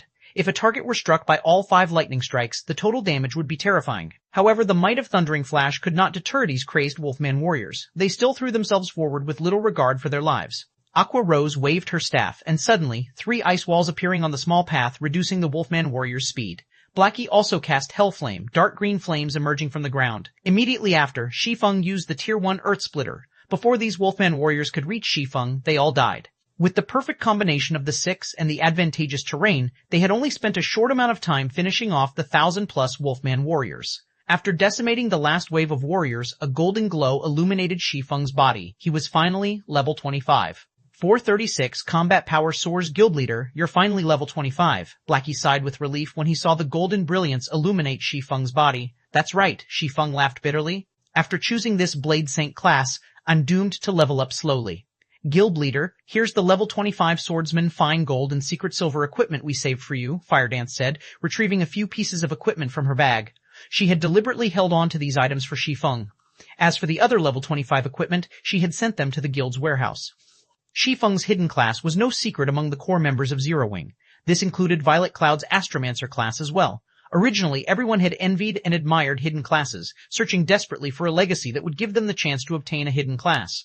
However, they could now see both Shi Feng's and Violet Cloud's leveling speed for themselves. Their progression could only be described with one word: slow. Some of the team members who were originally a lower level than Shi Feng and Violet Cloud had even surpassed the two over these past few days in White Fog Canyon. More importantly, their levels were currently in the 20s.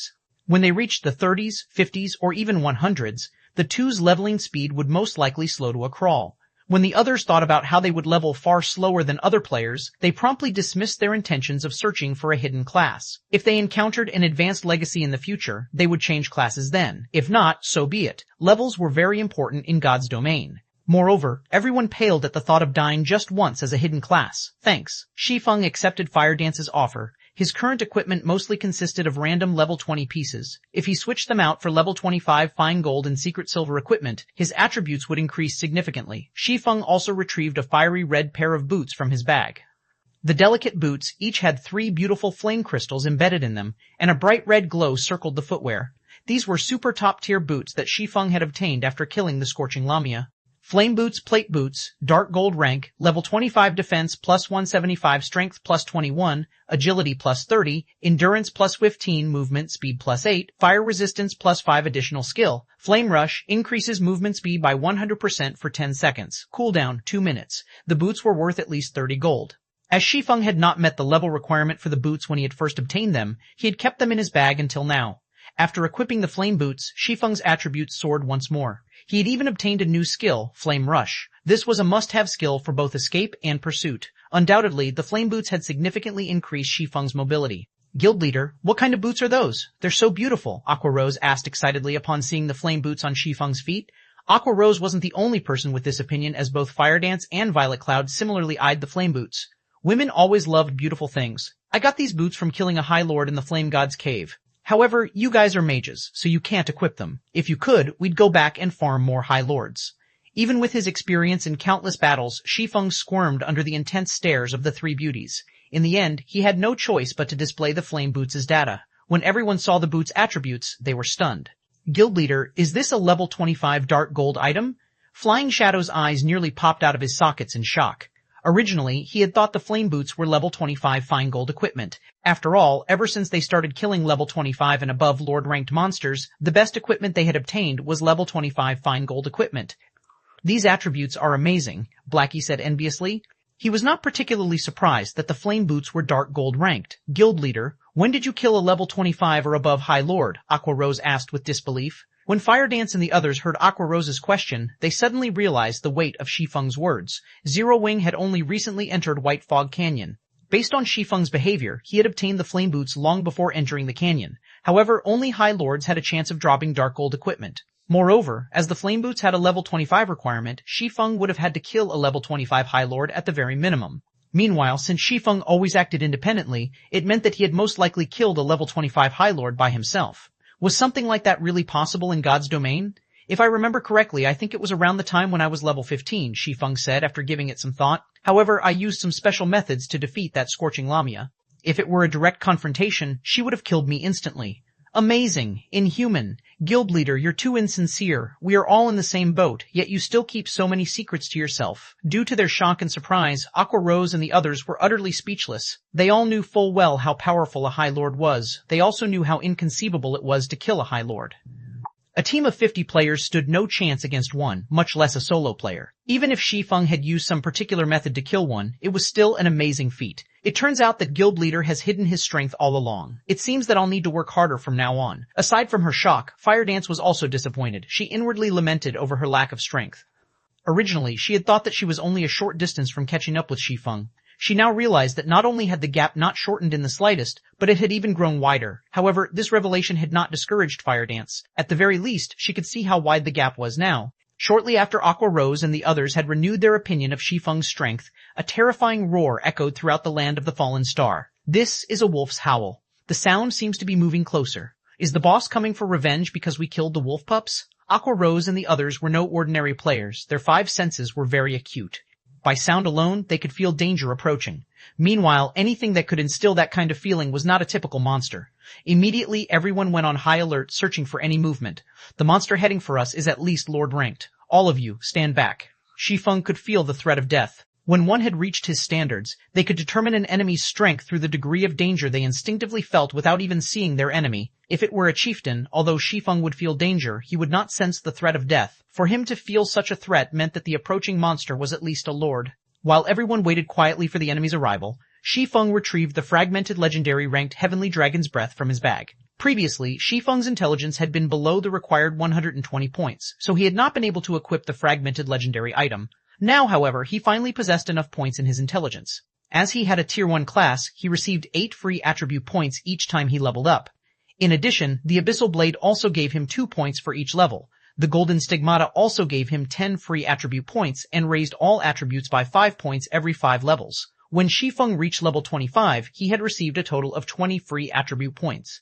After increasing his intelligence to 120 points, he added the remaining points into strength.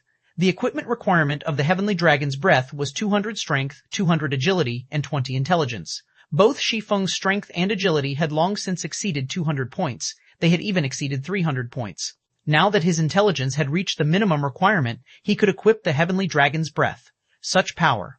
After equipping the Heavenly Dragon's Breath, Shi Feng could feel an immeasurable strength flow into him from the fragmented legendary ring. Although this was not his first time equipping the item, the ring still gave his mind a clarity that he had never had before.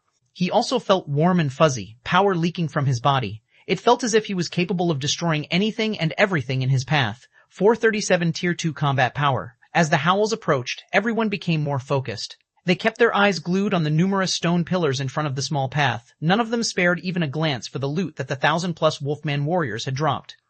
It was not because Shi Feng and the others did not want to, but because they couldn't afford to. They had all experienced just how powerful and cunning a Lord-ranked monster was.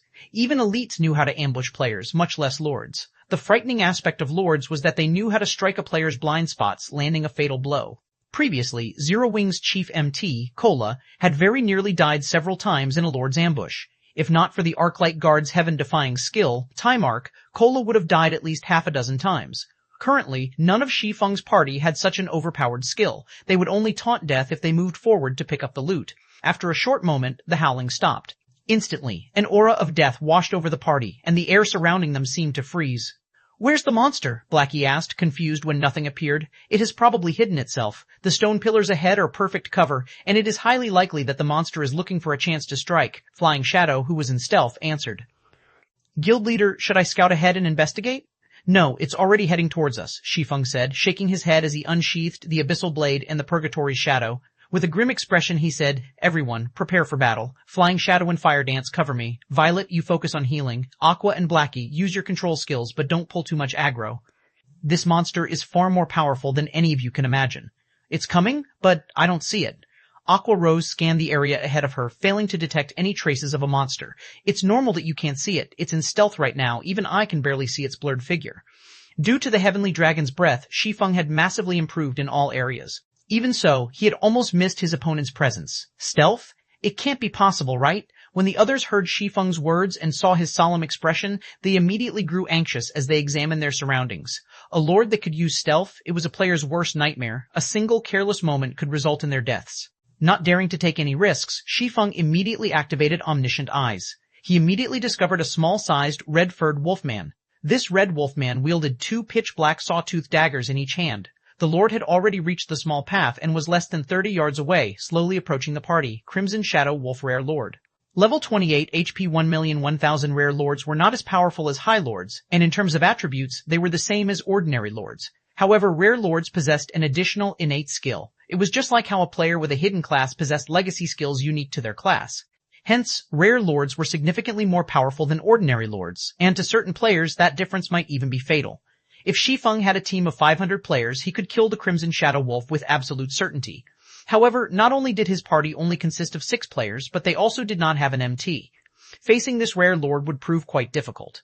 When Shi Feng saw the Red Wolfman's information, distress filled his heart. Fortunately, after equipping the Heavenly Dragon's Breath, his mind could remain extraordinarily calm. His attributes had also significantly increased. Strength increased by 40%, agility increased by 40%, intelligence increased by 30%, endurance increased by 50%, attack speed increased by 30%. The improvement that the fragmented legendary item had provided to his attributes was much higher than the growth he had received when he became a Tier 1 Blade Saint. Furthermore, he also had 3 new skills: Dragon's Authority, Dragon's Breath, and Heavenly Dragon's Power. With these new skills, he could easily contend with a lord of the same level. If Shi Feng had not equipped the Heavenly Dragon's Breath, he would most likely have given a single command: Escape. In God's domain, a Tier 1 class could compete with a special elite, whereas a Tier 2 class was on the same level as a lord. This was why Shi Feng could not face a lord in direct combat. However, now that he had the Heavenly Dragon's Breath, although it was not as impressive as a legendary item, it could still allow a player to transcend tiers, granting Shi Feng the combat power of a Tier 2 player. It was the equivalent of crossing the threshold to a Tier 2 class. Right now, Shi Feng's attributes approached that of a Tier 2 class. He only lacked Tier 2 skills. Simply put, Shi Feng was fully capable of contending with a lord of the same level. He also had the skill Heavenly Dragon's Power. This skill was even more powerful than the Tier 1 skill Blade Liberation. Previously, when Shi Feng had activated Heavenly Dragon's Power, he had been able to suppress the final boss in the demon's castle. When Shi Feng activated Omniscient Eyes, the Crimson Shadow Wolf knew that it had been discovered. It dashed toward Shi Feng with astonishing speed.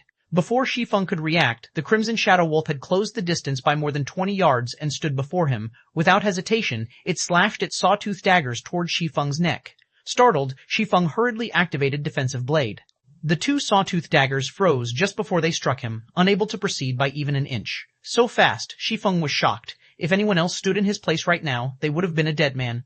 Shi Feng had activated Defensive Blade the instant he discovered the Crimson Shadow Wolf, yet he had nearly been decapitated. Not only could decapitate silence players, but it could also inflict a massive bleeding doti and significant damage. If players were silenced, they would only be able to defend themselves by relying on their basic attributes. However, not even an MT of the same level could fend off a lord for more 10 seconds. Realizing that its first attack had been unsuccessful, the Crimson Shadow Wolf spun backward and vanished right before Shi Feng's eyes. In an instant, it appeared behind Shi Feng and used Backstab. Fortunately, Defensive Blade deflected that attack as well. Standing in the back, Aqua Rose and the others were stupefied by this scene. They had only seen the Crimson Shadow Wolf when it first launched its attack. Then, in the blink of an eye, it had appeared behind Shi Feng and launched another attack. However, the rare lord was far from done. Within 1 second, it had launched no less than 6 attacks. Just as Defensive Blade was about to run out, the Crimson Shadow Wolf sent a flying knee kick towards Shi Feng's abdomen. A flying knee kick could easily break an enemy's combat stance and send them flying through the air, making it difficult for them to dodge or attack. Just before the Crimson Shadow Wolf's flying knee kick struck Shi Feng, the rare lord revealed a human-like sneer. Suddenly, it reversed its grip on one of its daggers and sent an eviscerate at Shi Feng's chest, intending to end Shi Feng's life with one strike. Guild Leader. Everyone watched anxiously. However, they were helpless. The Crimson Shadow Wolf was simply too fast. This was the first time they had witnessed such speed since they started playing God's Domain. However, just as the sawtooth daggers were about to slide into Shi Feng's heart, the screech of metal against metal reached the team's ears. The Crimson Shadow Wolf was confused when it heard this sound. Looking at his adversary carefully, the wolfman's cold smile suddenly vanished. Now it wore a grim expression as it bared its fangs and growled. 438. Twofold Liberation Aqua Rose and the others noticed the Crimson Shadow Wolf's sudden change immediately. However, the Zero Wing team was more focused on Shi Feng than they were on the Rare Lord's reaction. Despite having been struck by the Crimson Shadow Wolf's flying knee kick, not only had the wolf failed to throw his prey into the air, but Shi Feng also managed to block the Rare Lord. How did Guild Leader manage to do that? Flying Shadow was thoroughly confused when he saw the gray abyssal blade block the sawtooth dagger, halting its advance. Was there really a person capable of defending against that kind of speed? The rest of the team was similarly tongue-tied. He should have used some sort of special skill, I think, Firedance said with uncertainty. Firedance had barely seen the Crimson Shadow Wolf's attack.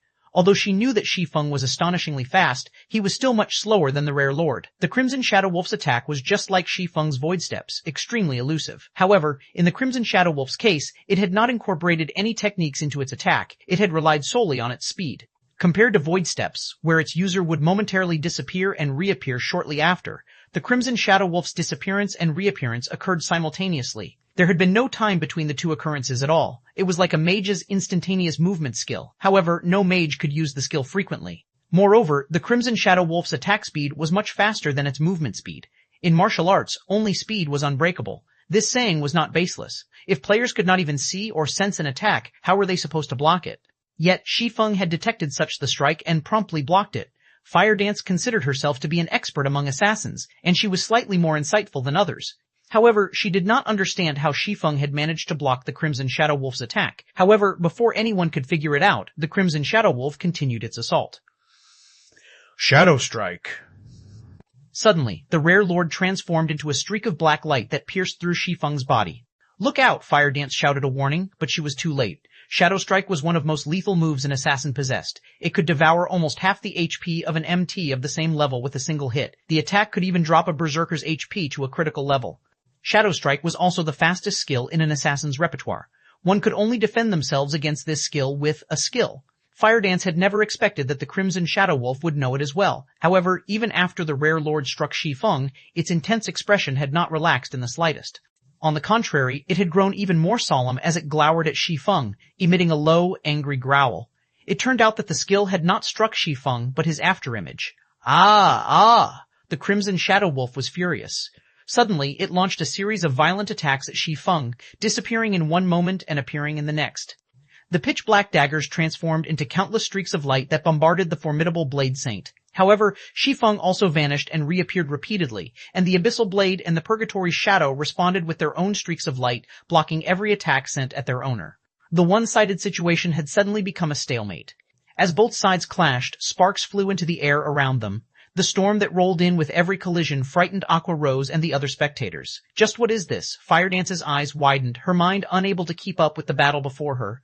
Since when had Shi Feng become so fast? Blackie, you know our guild leader better than any of us. Speak. Just how much of his strength is he hiding? Aqua Rose demanded, frustration filling the gaze that pinned Blackie. Originally, when Shi Feng had said he had used special methods to solo a High Lord, Aqua Rose could still understand. Even so, she already considered Shi Feng inhuman for being capable of achieving such a feat. Now, however, they watched as he contended with a terrifyingly fast Lord. By this point, she had even begun to suspect that Shi Feng was not a player at all, but the main god system's son or the system itself. How else could they explain his speed? Not even a High Lord could compete with the Crimson Shadow Wolf's speed, yet Shi Feng matched it. Moreover, the player and monster were also matched in terms of strength. Even after exchanging so many attacks, Shi Feng had not lost any HP. How was it possible for a player to become so powerful? Even if it were possible, it could not happen at this stage of the game. Me? Very innocently, Blackie said, I really don't know. If he had not known Shi Feng, as a brother no less, he might not believe that Shi Feng was human at all, but a monster wearing Shi Feng's skin.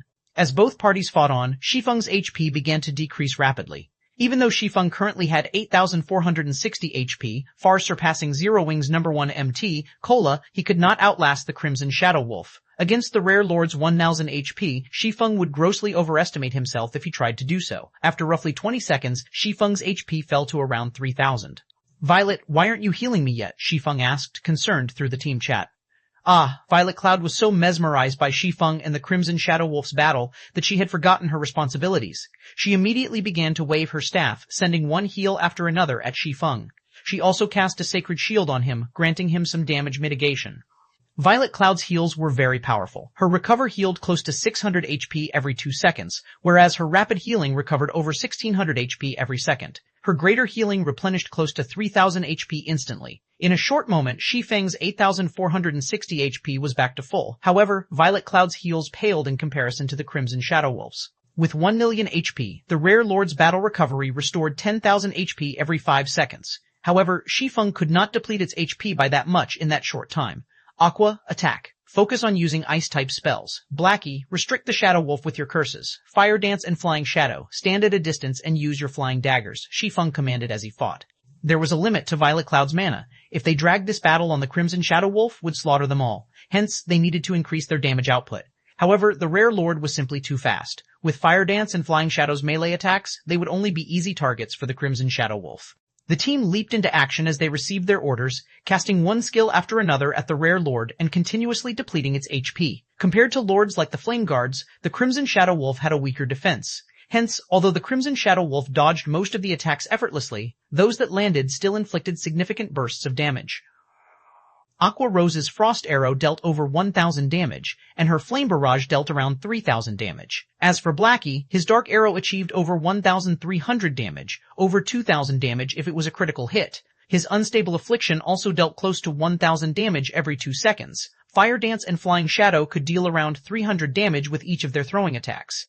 In addition, Shi Feng would occasionally deal over 2,000 damage with his attacks. As a result, everyone's total damage within 5 seconds easily exceeded 10,000 points.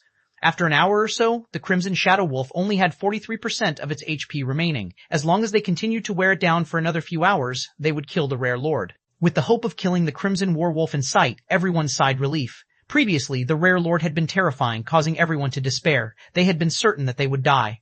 Guild leader, why are you so good at hiding yourself? You must have been lying when you said you defeated the level 25 High Lord using special methods before, right? In reality, you must have relied on your own strength to kill it, Aqua Rose grumbled. You guys misunderstand me, Shi Feng suddenly said while he continued to face off against the Rare Lord. Misunderstand? Everyone was confused. I don't have the ability to defend against such a astonishing speed, Shi Feng explained. Previously, I too was afraid of the Shadow Wolf. Against its speed, I'm not a match for it even if I go all out. However, while the Shadow Wolf was attacking me, I took a look at the system time. Afterward, I realized why the Shadow Wolf was so fast. It's not because the Shadow Wolf is fast. It's because the Shadow Wolf's innate skill slows our reaction time, altering our perception to think that it's fast and unstoppable. Upon hearing Shi Feng's explanation, everyone did what Shi Feng had said. Sure enough, they understood. At the beginning of the fight, Shi Feng was similarly frightened. However, when he had glanced at the time displayed by the system, he realized that something was off. Originally, Shi Feng believed that the Crimson Shadow Wolf's attack had happened instantaneously. Yet, the system had indicated that a short moment had passed. In particular, when the Crimson Shadow Wolf had charged at him, Shi Feng saw the Rare Lord cross the 20-yard distance in an instant. But according to the system clock, 2 seconds had passed. As Crimson Shadow Wolf was about to land the finishing blow, Shi Feng activated the Aura of Space, becoming immune to all control effects. Since the Crimson Shadow Wolf's innate skill no longer had an impact, he had no problems defending against the Rare Lord's normal attack speed. After all, he too possessed the combat power of a Tier 2 class. If anyone else had stood in his place, they would have fallen to the Crimson Shadow Wolf's innate skill. However, after engaging in the battle for such a long time, Violet Cloud's mana was almost depleted. Although she used mana recovery potions constantly, with her current consumption rate, she would last another 10 minutes or so at most. Unfortunately, the Crimson Shadow Wolf still had 43% of its HP remaining. I can only give it a shot. Shi Feng gritted his teeth as he glared at the Crimson Shadow Wolf's HP. Purgatory power? Activate. Heavenly Dragon's power, activate. Suddenly, Shi Feng's body released a dazzling golden glow. The glow this time was far more impressive than it had been in the demon's castle. His aura was more intense, forming the faint figure of a gigantic dragon. In the next moment, the dragon released a roar that made one's eardrums tremble. Simultaneously, Shi Feng's attributes underwent a massive transformation. Shi Feng's HP instantly rose to 25,030, and his strength slammed past the 800-point threshold. His defense had also improved. With a wave of his sword, Shi Feng forced the Rare Lord back, dealing over 400 damage with the strike. He then took a step forward and used a Tier 1 chop. Due to the attack speed and damage buffs of Purgatory power, critical double damages of 4,920, 7,324, and 7,324 appeared above the wolf's head before it could react. The Crimson Shadow Wolf was sent crashing into a stone pillar by the side of the small path. The Rare Lord and Swordsman's strengths were no longer on the same level. Suddenly, Shi Feng's furious roar echoed throughout the cavern. Dragon's Authority. Dragon's Authority suppress all enemies in the surroundings with the might of the Heavenly Dragon, inflicting the fear status onto enemies within a 30-yard distance, reducing their attack power by 20%, attack speed by 20%, and movement speed by 20% for 1 minute. After the Crimson Shadow Wolf's speed fell, the Rare Lord was even less of a match for Shi Feng. Within seconds, the Crimson Shadow Wolf's HP plummeted to 30%. As it reached this threshold, the Crimson Shadow Wolf began to change, growing larger. It also tossed its daggers to the side. It was now 4 times larger than it had been, as tall as a 2-story building. The ground trembled as it took a step. By appearances alone, the Zero-Wing team understood how terrifying this monster had just become. However, Shi Feng couldn't care less. Gritting his teeth, he activated Blade Liberation. Suddenly, the Abyssal Blade released a dazzling silver light, its power flowing into Shi Feng. 439 overpowered strength. The angry roar of the berserk Crimson Shadow Wolf shook the very space around them. The pressure it emitted was far heavier and more powerful than before. With a light step, cracks formed on the solid ground beneath its feet, and its claws gouged deep furrows into the solid ground. The strength and sharpness of its claws shocked all who saw them. Without a doubt, an attack from the wolf's claws could even destroy a secret silver weapon. Even a fine gold weapon would only last a few hits. Only dark gold weapons might endure a long beating. The Crimson Shadow Wolf abruptly leaped forward and brandished its sharp claws at Shi Feng, guild leader. Everyone worried for Shi Feng upon seeing the ferocious Crimson Shadow Wolf. The Rare Lord's strength had more than doubled. If a Tier 1 MT of the same level did not activate a life-saving skill, they would most likely die from one hit. Although Shi Feng had over 25,000 HP after activating Heavenly Dragon's power, and his defense had significantly improved, he most likely would not last more than a few hits. To the gigantic Crimson Shadow Wolf, attacking Shi Feng with its claws was no different than slapping an ant. Boom! The ground shattered and fist-sized gravel erupted into the surroundings. Initially, everyone had believed that it was game over. However, the Crimson Shadow Wolf's claws had actually stopped a few centimeters above Shi Feng's head, and no matter how hard the Rare Lord tried, it could not move its claws any further. Instead, the ground beneath Shi Feng's feet had begun to fracture. At this moment, doubt began to seep into the Crimson Shadow Wolf's eyes. Despite its increased strength, it was still useless. Standing at a distance, Aqua Rose and the others were similarly slack-jawed, overcome with shock. By the time they noticed it, waves of red gas had surrounded Shi Feng's body. Meanwhile, the silvery gray abyssal blade in his hand had actually stopped the claws that had contained frightening power. Moreover, Shi Feng had not lost even a single HP from the collision. The Crimson Shadow Wolf bellowed angrily and began a brutal assault. 1 swipe, 3 swipes, 6 swipes, however, each successive attack only caused the ground beneath Shi Feng to fracture further, filling the air with dust and debris. Seeing this, the Crimson Shadow Wolf's eyes nearly popped out of their sockets. Just as the Rare Lord sent another subsequent attack, Shi Feng finally swung his arm, slashing his sword at the incoming paw. Peng! The Crimson Shadow Wolf's body was suddenly pinned flat against a stone pillar like a picture on a wall. In addition, a damage of over 1,000 points appeared above the Rare Lord's head. Crap! Blackie shouted in surprise. A monster as tall as a 2-story building had been thrown into the stone pillar with just one hit. The watching team was stupefied. However, Shi Feng was not done. Moving his feet, he instantly appeared before the Crimson Shadow Wolf. Although the Rare Lord tried to retaliate, Shi Feng immediately launched a series of attacks striking at its 4 limbs, breaking them. Unsatisfied, Shi Feng continued to wield his 2 swords, sending a storm of blades at the Crimson Shadow Wolf. Shi Feng's every attack inflicted over 2,800 damage on the Crimson Shadow Wolf, whereas a double critical hit dealt over 5,700 damage, and a triple critical hit dealt over 8,500 damage, rapidly obliterating the Rare Lord's HP. Shi Feng's strength had suppressed the Crimson Shadow Wolf, rendering it helpless. From beginning to end, the Rare Lord remained pinned to the stone pillar, never falling from its high position. However, this was only the beginning. Shi Feng then began to use his skills. Chop! 3 swords of light converged at a single point, striking the Crimson Shadow Wolf. 4,310, 6,460, 6,460. Although Shi Feng's damage was lower than his previous use of Chop, this attack had not achieved a critical hit. After Chop, Shi Feng followed up with Phantom Kill. Shi Feng's doppelganger possessed 70% of his attributes. Even so, it was still extremely powerful, and each of his attacks dealt close to 2,000 damage, following which Shi Feng activated 9 Dragon Slash. 12 Abyssal Blade Phantoms devoured the Crimson Shadow Wolf, each phantom dealing over 1,000 damage. However, Shi Feng was still not satisfied. Both Shi Feng and his doppelganger then used Thundering Flash, Earth Splitter, Wind Blade, Thunderflame Explosion, and every other damaging skill they possessed. Watching the battle unfold from a distance, Aqua Rose and the others were dumbfounded. They had even forgotten to help Shi Feng attack. How was this still a battle against a level 28 Rare Lord? Shi Feng was practically bullying a weak little monster. The pitiful Crimson Shadow Wolf could do nothing but howl with pain. It could not even move its 4 limbs, as Shi Feng would immediately follow up with a slash the moment it tried. The Crimson Shadow Wolf's remaining 300,000 HP could not withstand Shi Feng's brutal assault. Shi Feng only needed 10 seconds to eliminate the Rare Lord's remaining 300,000 HP. Soon, Shi Feng abruptly stopped his frenzied assault. The Crimson Shadow Wolf also stopped its tragic howling. At this moment, its blood-red eyes revealed its fear and shock as it stared at Shi Feng. As the Crimson Shadow Wolf slowly tumbled from the cracked stone pillar, Shi Feng revealed a calm smile as he activated Divine Providence, his luck instantly increasing by 20 points. Die! Shi Feng then used his sure kill skill, Flame Burst. Both the Abyssal Blade and Purgatory Shadow suddenly released a blazing white glow, transforming into streaks of light that struck the Crimson Shadow Wolf's body. 21,415, 43,024, 21,389, 21,425. Instantly, the Crimson Shadow Wolf's remaining HP fell to 0. Meanwhile, Shi Feng's attacks had left multiple scorch marks on the stone pillar behind the Rare Lord. When the Crimson Shadow Wolf died, perhaps due to Shi Feng's 25 points in luck, the Rare Lord dropped close to 20 items, scattering them across the ground. Rare Lords drop the same quality of items as a High Lord, maybe better, which was why players in God's Domain loved to hunt them. However, as the name suggested, Rare Lords were extremely difficult to find. Upon seeing the dropped items of the Crimson Shadow Wolf, Shi Feng heaved a deep sigh of relief as he sheathed the Abyssal Blade and the Purgatory Shadow. Originally, Shi Feng had not intended to use Blade Liberation. The first reason was that the skill possessed a detrimental side effect and a long cooldown. The second reason was that the skill duration was too short, lasting only 20 seconds. If Shi Feng could not finish off his enemy within that time, it would be game over. The third reason was that, after killing the Crimson Shadow Wolf, he did not know if another enemy would appear.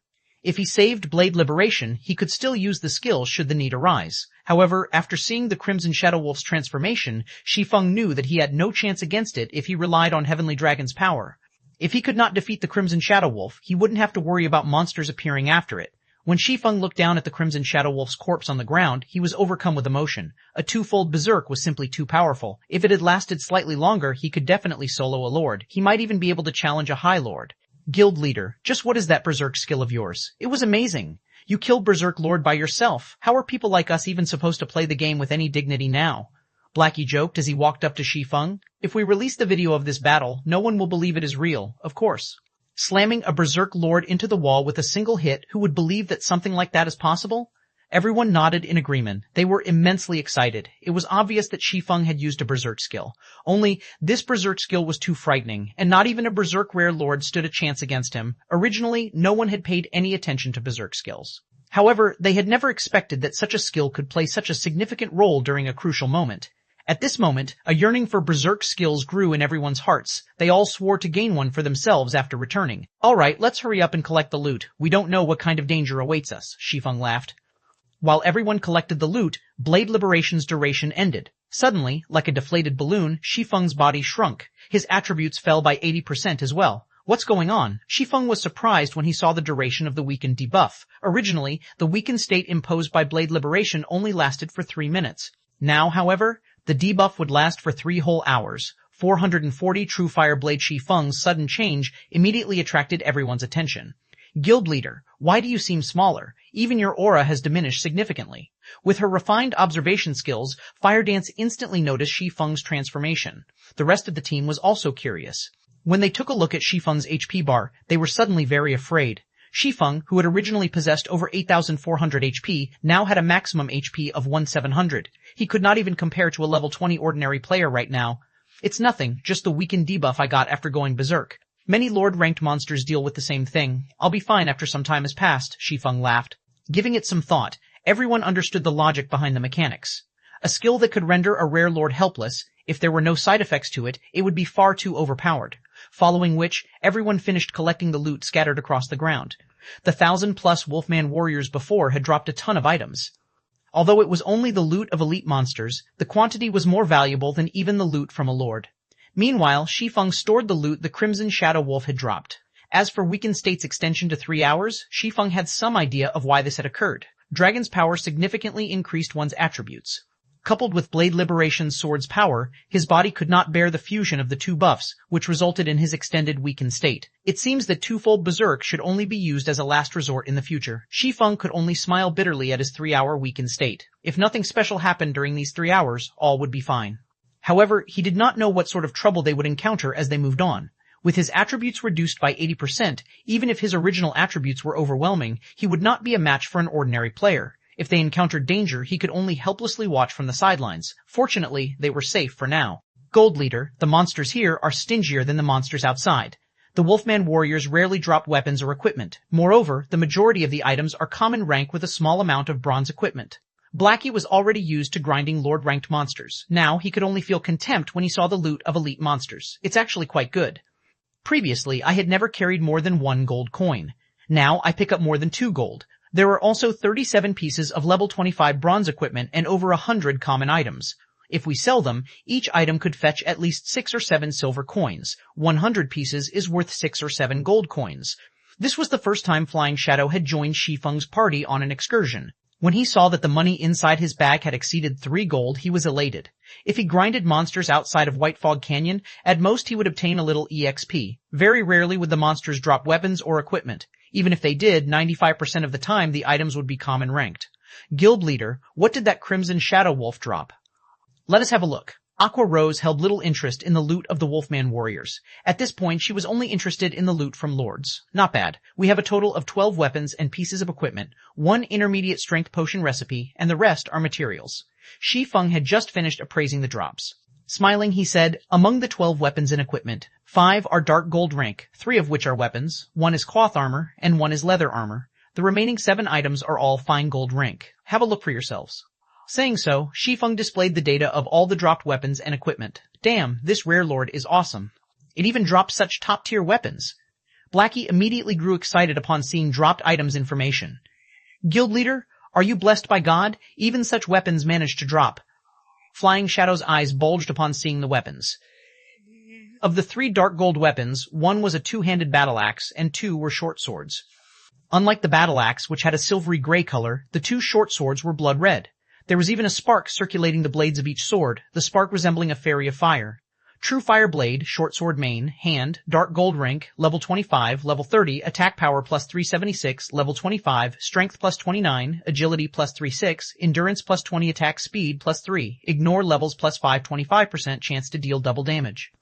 15% chance to awaken Flame State, ignoring all defensive and block skills, causing 220% damage. Set effect, when both main and sub-True Fire Blades are equipped, damage increased by 15%. Obtain True Fire Dance skill, strength increased by 30%, agility increased by 40%, attack speed increased by 60%, and damage received increased by 20% for 20 seconds. Cooldown, 5 minutes. True Fire Blade, Short Sword Subhand, Dark Gold Rank, Level 25, Level 30, Attack Power plus 3052, Level 25, Strength plus 25, Agility plus 40, Endurance plus 21, Attack Speed plus 3, Ignore Levels plus 5, when attacking, 20% chance to activate Swift State, increasing user's attack speed by 30% for 6 seconds, 10% chance to activate Flame Guard, absorbing 1000 damage. Set effect, when both main and sub-True Fire Blades are equipped, damage increased by 15%.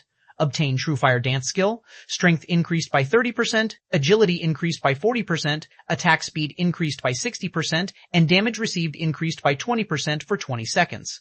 Cooldown, 5 minutes. Level 25 weapons were extremely rare in God's domain currently. Equipping a level 25 fine gold weapon was already incredibly impressive. Meanwhile, the True Fire Blades were both dark gold rank, and they were a set. In God's domain, sets of weapons or equipment were usually half a rank higher than their stated rank.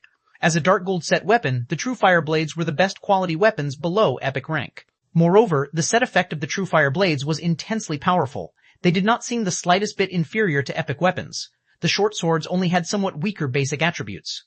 Although swordsmen, rangers, and assassins can use the True Fire Blades, these short swords are most suited for assassins. Fire Dance and Flying Shadow, the 2 of you will roll for them then. In truth, even Shi Feng was surprised that the Crimson Shadow Wolf had dropped such top-tier short swords. One was lucky if even 1 True Fire Blade dropped. Now, the rare lord had dropped both of the set weapons. Sure enough, the 25 points of luck was incredible. After Shi Feng said so, Flying Shadow shook his head, saying, Guild leader, forget about me. Let Sister Fire Dance have the True Fire Blades. Although the True Fire Blades were very attractive, he knew that he was not worthy of them. Moreover, he had done almost nothing during the battle with the Crimson Shadow Wolf. Such weapons were only suited to the number 1 assassin of Zero Wing. Only in Fire Dance could wield these weapons to their full potential. The party had killed the Crimson Shadow Wolf, resulting in these items dropping. If more than 1 player can use them, we will roll. Don't be shy. They're just dark gold weapons, Shi Feng laughed, having long since understood Flying Shadow's personality. There is also a leather armor shirt among the dark gold equipment. The winner gets the weapons, while the loser gets the shirt. Guild leader has already told us to roll. Let's just do it, Fire Dance said as she chose to roll. After a moment of hesitation, Flying Shadow decided to roll as well. In the end, Fire Dance rolled a 91, while Flying Shadow rolled an 86. The system automatically distributed the True Fire Blades to Fire Dance, whereas the level 25 dark gold ranked leather shirt went to Flying Shadow. After equipping the True Fire Blades, Fire Dance's combat power abruptly soared.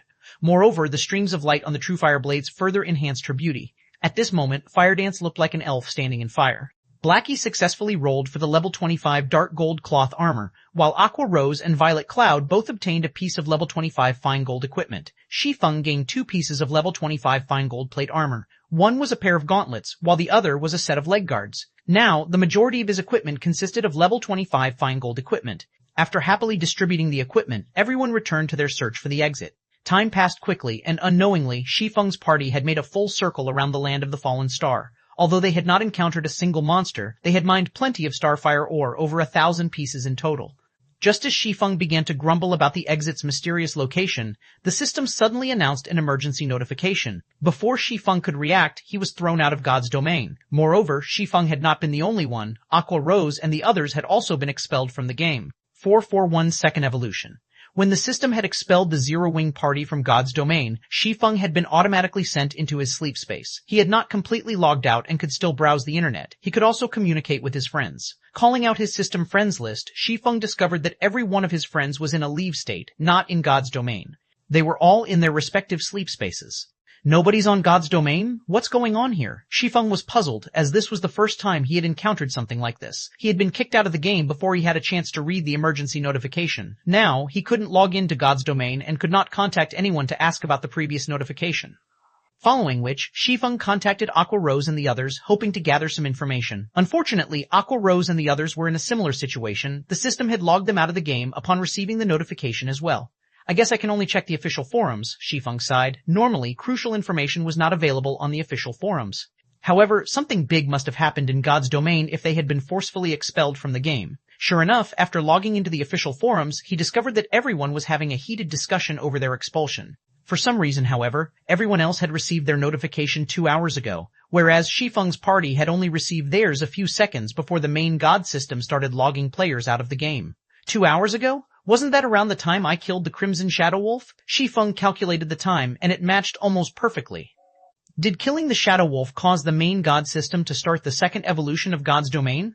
Giving it some thought, Shi Feng felt that it was highly possible. Previously, when his party had entered into the land of the fallen star, they just happened to activate the free combat system. It was likely that the main God system had used their party as an experiment.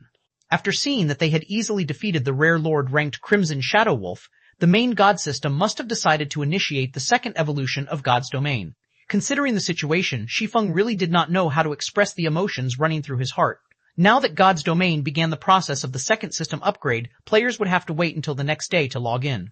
Many players on the forums had expressed their frustration with the new system upgrade. After the system underwent its first upgrade, the system gave its players a true taste of combat. The overall difficulty of the game had made a massive leap, affecting adventuring, grinding, and leveling for those in God's domain. Yet, just a short time after the first upgrade, the second system upgrade had already begun. After this upgrade, the difficulty of the game might shock most players. This upgrade also gave Shi Feng a headache. The second evolution of God's domain had occurred too quickly. Based on the original timeline, it shouldn't have happened for another several months. He was not prepared for it right now. Indeed, just as he had guessed, after the second system upgrade, the free combat system would be introduced into the game. In future battles, the requirement of a player's control over their skills would become extremely demanding, and mistakes might very well lead to friendly fire. It was especially true for AoE skills. After the second evolution of God's domain, rather than dying at the hands of monsters, many players would send themselves to the graveyards with their own abilities. Due to this, many players would act conservatively when fighting in groups long after the upgrade. In addition, after the second evolution, the difficulty of dungeons had also significantly increased. However, although the second evolution had made the game more challenging and realistic, the system upgrade had also added a benefit for players, and that was the improvement to skill proficiency. After the second evolution, the combat style of players also undergone a major transformation. Players no longer needed to chant incantations or shout the name of their skills to use them. No, players would activate their skills with movement. Every skill possessed a standard set of movements. As long as players performed the corresponding movements, they could activate their desired skills. After the second evolution, players were no longer required to damage a monster with their skills to raise skill proficiency. Now, when players achieved a 50% completion rate with skills, they would gain 1 point to their skill proficiency. In addition, the awarded skill proficiency would increase with the percentage of their completion rate. That way, even if players fought monsters of the same level or 2 or 3 levels lower, they could still improve their skill proficiency. As players gained skill proficiency, their skill levels would also grow. With high-leveled skills, players would have a much easier time killing monsters. Players would undoubtedly find it challenging to adapt to such a combat style in the beginning. After adapting to the free combat system, however, players would discover that the new style allowed them to display more of their combat power. However, it would not be easy for players to adapt to this realistic combat style. Normally, one had to undergo a long period of special training to familiarize themselves with their skills. If one were not up to snuff, the skill's power would suffer. I need to hurry with the training center, Shi Feng sighed softly. Shortly after the second evolution of God's domain, the training centers and martial arts dojos, which were currently declining, would become instantly popular. Having some time, Shi Feng browsed the God's domain news. Other than news regarding Star Moon Kingdom, Shi Feng also looked up information on the several surrounding kingdoms and the Black Dragon Empire. None of the empires in God's domain were to be underestimated. The competition within an empire was far more intense than the competition in a kingdom. A kingdom such as Star Moon only had around 4 or 5 competing first-rate guilds at the moment. Some smaller kingdoms might only have 1 or 2 first-rate guilds. However, empires were different. Not only did they govern massive areas, but there were also far more resident players. They also had an abundance of resources. The number of first-rate guilds residing in an empire was not something a single kingdom could compare with. Statistically, there were at least 7 first-rate guilds in an empire. There were also many second-rate guilds that rose to become first-rate guilds due to the investments of major corporations. In the past, there had been a total of 9 first-rate guilds in the Black Dragon Empire. The empire was many times stronger than the neighboring Star Moon Kingdom. In the future, if Shi Feng wanted to carve a place for himself in God's domain, dominating Star Moon Kingdom would not be nearly good enough. After a casual glance at today's God's domain news, Shi Feng felt an immense weight on his shoulders. Zero Wing had only obtained its guild residence after much difficulty, yet several first-rate guilds in the Black Dragon Empire had already established their own guild residences. In terms of development speed, these guilds were not far behind Zero Wing. Aside from these guilds establishing their own guild residences, the various large guilds had also begun purchasing prime real estate in multiple cities. These purchases included auction houses, virtual trading centers, banks, high-class restaurants, and the like. In the future, they would become a guild's main source of income. After God's domain had spent a few years developing, the world had considered it a second home for mankind. Most people around the world spend close to half their days in God's domain. Moreover, time passed slower inside God's domain than in the real world. 1 hour in reality equaled 2 hours in God's domain. Based on the amount of time one experienced, people's lives in God's domain might be even longer than their lives in the real world. In the setting of God's domain, NPC cities and player-established cities were different. If players lived in NPC cities, they would never have to fear becoming embroiled in the struggles between major powers. Player-established cities, on the other hand, could be destroyed. Hence, this had resulted in the real estate in NPC cities becoming extremely valuable. Nothing was more valuable than the real estate in NPC cities. The more Shi Feng read this information, the more he realized the necessity of earning a large number of gold coins. Otherwise, how could he compete with these well-funded first-rate guilds?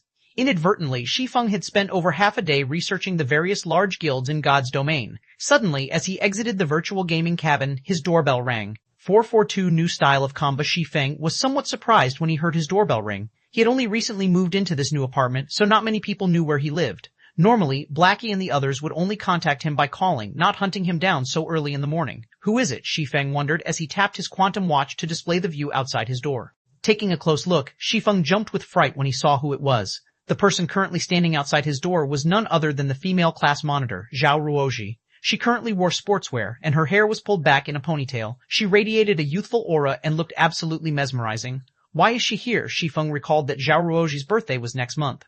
Even if she had come to deliver an invitation, wasn't it a little too early? However, since she had already arrived, Shi Feng could not pretend he wasn't home. Helpless, he quickly tidied himself up and went to the door. As soon as Shi Feng opened the door, Zhao Ruoji's almond eyes widened. With a concerned gaze, she asked, Shi Feng, did you really agree with Uncle Xiao to participate in a match? Hearing Zhao Ruoxi's question, Shi Feng understood the gist of the situation. Xiao Yan and Xiao Yu were strongly connected to the Zhao family. How could the Zhaos not have heard of such a dramatic incident at the Big Dipper training center? Yeah, I agreed to an exhibition match. You really are laid back. Do you even know who your opponent is? Zhao Ruoxi sighed helplessly as she examined Shi Feng's leisurely appearance. No, I don't. However, Big Dipper will contact me about it ahead of time, Shi Feng said, shaking his head. Do you even know how to be nervous? Zhao Ruoxi grumbled. Shi Feng's behavior left her speechless. A fighting competition was not a small matter. It was especially true for this match. To recover from its decline, Big Dipper has attempted to invite many well-known fighters to participate in this match. There are even martial arts masters among them.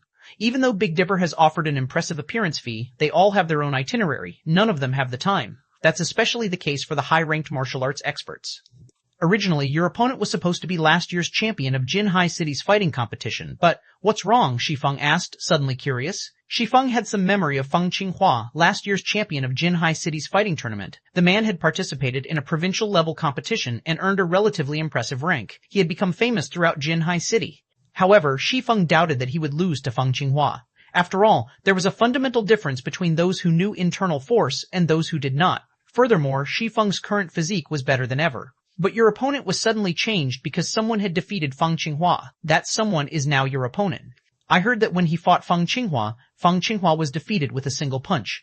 If it had been a normal defeat, that would not have mattered. However, when that person sent out his final punch, he had used internal force. He has even expressed great interest in becoming the head instructor at the Big Dipper Training Center, hence why he wanted to replace Feng Qinghua in this match with you. Although Zhao Ruoji knew Shi Feng was proficient with internal force, the opponent was similarly an internal force expert. Moreover, the other party was very powerful. If the two really fought each other, no one knew what kind of result to expect. An internal force expert, huh? Interest suddenly sparked within Shi Feng. Internal force experts were not cabbages easily found in the streets. Even after a decade, such experts were extremely hard to find. Shi Feng had only mastered internal force due to luck, and he had never fought another internal force expert in the real world. However, before this, Shi Feng had never heard of there being an internal force expert in Jinhai City, let alone an internal force expert at the Big Dipper Training Center. In the past, there was no head instructor at Big Dipper. However, such a person had suddenly appeared. It was truly unexpected. Is history changing because of my reincarnation? Shi Feng pondered slightly. When he thought about the changes in God's domain, his certainty grew. After Zhao Ruoshi lectured Shi Feng for some time, she had noticed that her classmate did not seem particularly concerned about his opponent. Hence, she intensified her lecturing, hoping to dissuade Shi Feng from participating in the competition. A match between internal force experts was no laughing matter. One mistake could lead to serious injuries and could possibly have future repercussions. Shi Feng was an internal force expert. His future prospects were boundless. There was no need to risk his life for the position of Big Dipper's head instructor. In the end, however, Shi Feng refused Zhao Ruoshi's kind suggestions. He wasn't just doing it to become Big Dipper's head instructor. For the most part, he was doing this for Zero Wing's future development. The 5 virtual gaming cabins and the 15 bottles of S-rank nutrient fluids were too important to Zero Wing. If Zero Wing could nurture more experts, Shi Feng would not have to exhaust himself running left and right for the guild. He could focus on his own desires, following which Shi Feng chatted with Zhao Ruoshi for some time. After Zhao Ruoshi left, Shi Feng started his daily training. Ever since he came into possession of a virtual gaming cabin, Shi Feng's training yielded far better results. Moreover, for reasons unknown, his mind had also become more active. If he could pair these effects with S-rank nutrient fluids, he might improve further in these areas. Without him realizing it, a day had passed. At 8 p.m., the system upgrade of God's domain was completed. When Shi Feng entered God's domain, his virtual body felt particularly loose. His 5 senses had also grown sharper. "Guild leader, I can't use any of my skills," Flying Shadow exclaimed. Initially, he had intended to rush off to investigate what had changed with the system upgrade. However, he suddenly discovered that he could not use any of his skills. "Nothing wrong here," Blackie said as he shot a dark arrow at a distant stone pillar, but after his spell struck the stone pillar, Blackie frowned. "That's weird. That wasn't where I had aimed for." Everyone became flustered shortly after logging back into the game. Melee classes could not use any of their skills, whereas mages' skills had weakened and become less accurate. Shi Feng did not immediately reveal the reason for this situation. Instead, he conducted a few experiments. Unsheathing the abyssal blade, Shi Feng swung the sword, his actions resembling the movements one would use when activating chop. Following which, a blade of light shot forward, slicing apart the stone pillar ahead of him, just as I thought. Shi Feng was quite satisfied with his attack. He could feel his improved control over his body. As for using only movement to activate skills, he was not the slightest bit surprised by it. On the contrary, he adapted to the change smoothly, following which he used Earth Splitter, Thundering Flash, Thunderflame Explosion, and most of his other skills, stupefying Aqua Rose and the other observers. "Guild leader, how did you do that?" Fire Dance had already tried to use her skills many times. However, regardless of whether she shouted or chanted the name of her skills silently, nothing worked. How was an assassin without skills supposed to kill monsters? "Yeah, let us in on the secret, Guild leader." Flying Shadow was equally anxious. "It's very simple. After this evolution of God's domain, you no longer activate skills with speech or incantation. Now, you have to perform the proper movements to use your skills. Go ahead and give it a try. In the skill menu, there are clips of the movements relating to the skills." Shi Feng could not help but smile when he saw anticipation filling everyone's eyes. In reality, even if he had not revealed the change, everyone would have discovered it for themselves after some time. It was especially true for the players who had frequently changed their skill menus. There had not originally been video tutorials to explain how to use a skill in the skill menu. Now, however, there were. The videos were specifically meant to serve as a standard for players, teaching them how to use their skills more efficiently. After listening to Shi Feng's explanation, everyone began their own experiments. In such a way, Shi Feng's party of 6 tested the new mechanics as they searched for an exit in the land of the fallen star. While Shi Feng's group explored, they were unaware that players throughout God's domain had descended into madness. 443 completion rate. After God's domain's second evolution, skill use demanded far more of players. Even experts needed a relatively long period to adapt to this new system. As Shi Feng's party searched for the exit in the land of the fallen star, battles against the cavern's inhabitants were unavoidable. Fortunately, Shi Feng did not have to endure this adaptation process like everyone else. Activating most of his skills was second nature to him. He had no problems dealing with a few elites and special elites. As for Aqua Rose and the others, they used these monsters to practice. It was especially true for melee classes like Fire Dance and Flying Shadow. Currently, they each faced a level 27 elite ranked Wolfman Warrior, both of them activating their skills continuously as they fought. Fire Dance brandished the true fire blades, drawing a red arc that cut across the Wolfman Warrior's body. A flower of blood bloomed, and immediately a damage of 2749 appeared above the elite monster's head. However, to the Wolfman Warrior, which possessed 42,000 HP, this damage was nothing. System, eviscerate completion rate 56%, resulting in 69% of skills effect. Skill proficiency +1. Glancing at the combat notification window, Fire Dance frowned, feeling unsatisfied with her completion rate. The Wolfman Warrior bellowed angrily. Lifting its warhammer, it slammed the weapon down on the assassin before it. Turning her feet slightly, Fire Dance easily evaded the warhammer. Reversing the grip on one of the true fire blades, she spun around and shoved the blade into the Wolfman Warrior's back, her movements as smooth as flowing water. Backstab, 2523 AOW. The Wolfman Warrior howled with pain. System, backstab completion rate 69%, resulting in 83% of skills effect. Skill proficiency +2. Fire Dance was far more proficient with backstab's movements than she was with eviscerates, the completion rate of the skill reaching a whole new level. However, Fire Dance was still unsatisfied. If this were the past, even without weapons such as the true fire blades, she could easily dish out such high damage. After practicing a few times on the Wolfman Warriors, Fire Dance understood how difficult it would be to adapt to the new combat system. There were simply too many variables. The might of a player's skill depended on the player's completion rate. It was nothing like the previous system, where players could display 100% of the skill's effect with every use. Now, however, that was not possible. If one did not perform the skill's movements appropriately, the damage would be negligible. Moreover, it was even more difficult to move successfully during battle. Overall, combat was now 3 times as difficult as it had been. Fire Dance had previously been able to solo 1 or 2 special elites, and she even considered challenging a chieftain. Now, however, a special elite was too strong for her, much less a chieftain. Elsewhere, Flying Shadow was also sporting a serious frown. The more he fought, the more frustrated he became.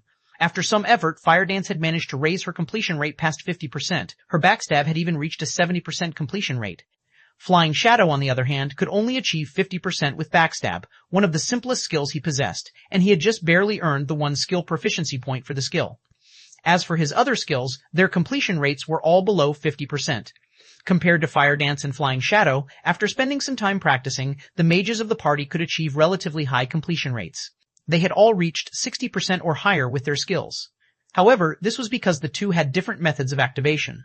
When mages used a skill, they chanted incantations and traced runes. Some skills only needed a few hand gestures and simple incantations, so they were relatively easy to cast, only their current casting time was much longer than it had been. It was especially true for advanced spells. While everyone practiced their skills, Shi Feng, who stood ahead of the party, conducted a massacre. Faced with dozens of Wolfman warriors, Shi Feng dashed forward and activated Thundering Flash. 1 arc, 2 arcs, 3 arcs, a total of 5 arcs of blue lightning tore through the elite monsters, a series of frightening damages appearing above their heads. 2060, 2706, 3520, 4533, 6020. Instantly, the dozens of Wolfman warriors lost close to half their HP. Some that had received critical hits fell to critical lows. In addition, due to the damage amplification debuff of Thundering Flash, they would receive an additional 30% damage from future attacks. And yet, the damages were nothing compared to Thundering Flash's completion rate. System, Thundering Flash completion rate 83%, resulting in 97% of skills effect. Skill proficiency +3. Immediately after his attack, Shi Feng leaped into the air. As he raised the abyssal blade high, the power of lightning and fire emerged from the sword. He then slammed the weapon down towards the gathering of Wolfman warriors. Boom. All of the warriors within an area of 10 yards fell into a fainted state instantly and received over 7,000 damage. Those that had received a critical hit suffered over 14,000 damage. The Wolfman warriors with low HPs crumbled. System, Thunderflame Explosion completion rate 74%, resulting in 89% of skills effect. Skill proficiency +2. The moment Shi Feng landed, he followed up with Chop, striking 3 Wolfman warriors and dealing over 2,800 damage to each. System, Chop completion rate 85%, resulting in 100% of skills effect. Skill proficiency +3. In just a moment, Shi Feng had exterminated dozens of Wolfmen. Standing at a distance, Aqua Rose and the others were tongue-tied after watching Shi Feng's battle. Every member of the party had personally experienced how difficult it was to achieve a high skill completion rate. However, when they saw Shi Feng's success, they felt nothing but shock. As for Shi Feng's feat of killing dozens of Wolfman warriors, none of them really had anything to say about it. The Wolfman warriors were merely elite monsters. Everyone present could easily destroy them. Although they had trouble using their skills, their basic attacks were still very powerful thanks to their equipment. Dealing with these elites was only a matter of time. The reason for their shock was Shi Feng's ability to reach a completion rate above 80%, yet after training arduously for the past 4 hours or so, they had only achieved above 50%. Moreover, even when using Thunderflame Explosion, the skill Shi Feng was least proficient with, he could perform a completion rate above 70%. However, this was still not the most noteworthy aspect. Shi Feng's casual use and chaining of his skills were what impressed them the most. How could they not be shocked? Guild leader, can't you just teach us how we can improve our skill completion rates? Aqua Rose envied and admired Shi Feng's super high completion rate. That's right, it's not like we're demanding much. I will be satisfied if I can reach a 70% completion rate. Blackie's completion rate had given him a headache. In the beginning, their completion rates had improved relatively quickly. Within half an hour, they had managed to achieve 50%. However, it had taken them over 3 hours to rise from 50% to 60%. Moreover, it only became more challenging to raise their completion rates the higher they went. By now, their completion rates had basically plateaued. At around 60%, they could only display roughly 60% of their skill's potential. If they could stabilize their completion rates at 70%, they could almost display their previous strength. Only when a skill achieved an 85% completion rate could it manifest 100% of its effects. If the completion rate could rise past 85%, then the skill's effect would exceed 100%. If they could raise the completion rate of all of their skills past 85%, the combat power would surpass their previous selves. Everyone eagerly looked forward to such a day. Unfortunately, they had no idea how to overcome the challenge of the new system. Do you guys really wish to know how to improve your completion rates quickly? Shi Feng asked after tidying up the loot. He could not help but laugh as he looked towards his party members. 444 Path of an Expert. Aqua Rose and the rest of the Zero Wing party nodded passionately in response to Shi Feng's question. If they could quickly raise their skill completion rates, their strength would also rise to the next level. Naturally, this was the goal. It's really simple actually. Think more, train more, Shi Feng said frankly. Think more? Train more? The team rolled their eyes at their guild leader. They had been doing exactly that all this time. However, they had almost reached their limit. That's right. Think more, train more. There's no other way. In God's domain, every skill movement has its own purpose. First, figure out why such movements are required, then carry them out. You guys have been trying to draw a tiger by looking at a cat. You cannot improve if all you're doing is mimicking the tutorial videos. Shi Feng was aware of the enthusiasm filling his companions' hearts. However, one could not become more proficient overnight. After the second evolution of God's domain, players would experience a slump for a relatively long period. Experts were no exception. Many players struggled with the sudden weakness, falling from glory. However, it was precisely because of God's domain's second evolution that the difference between ordinary players and experts had become more distinct. Previously, a player's strength relied on their equipment and techniques. After the second evolution, however, a player's strength mainly relied on their skill completion rates. With this new system, one could immediately tell whether a player was a dragon or a worm. Ordinary players' skill completion rates usually ranged between 50% and 60%, and players at this standard were considered beginners. Players with 61% to 70% completion rates were elites. Meanwhile, those who achieved 71% to 80% were experts, and 80% to 90% was the domain of top-tier experts. Players who could reach completion rates above 90% were as rare as a phoenix's feather. In the past, Shi Feng's best record had been 87%. Although he was only 3% away from surpassing a top-tier expert, it was the difference between heaven and earth. The fact that Fire Dance and the others could achieve such results with just a few hours of practice was already impressive. After the second evolution of God's domain, many players had not dared to solo monsters. Many players had spent several days practicing their skills just to reach a 50% completion rate. Only players who had achieved a 50% skill completion rate were strong enough to solo. Otherwise, with inadequate completion rates, their damage was negligible. In addition, a majority of the players in God's domain relied on their skills to kill monsters. Hence, without sufficient completion rates, players would only find death if they grinded alone. Contemplate the importance of the required movements, Fire Dance pondered. Must I do that to manifest the techniques of the skill? Fire Dance recalled her previous uses of backstab in battle. In the past, she would always think of ways to strike her opponent from behind, never considering how she could use backstab more efficiently. However, in the tutorial video of backstab, the player would first dodge the opponent's attack, reverse the grip on his weapon, then circle behind the opponent with a spin and stab his weapon into his opponent's back.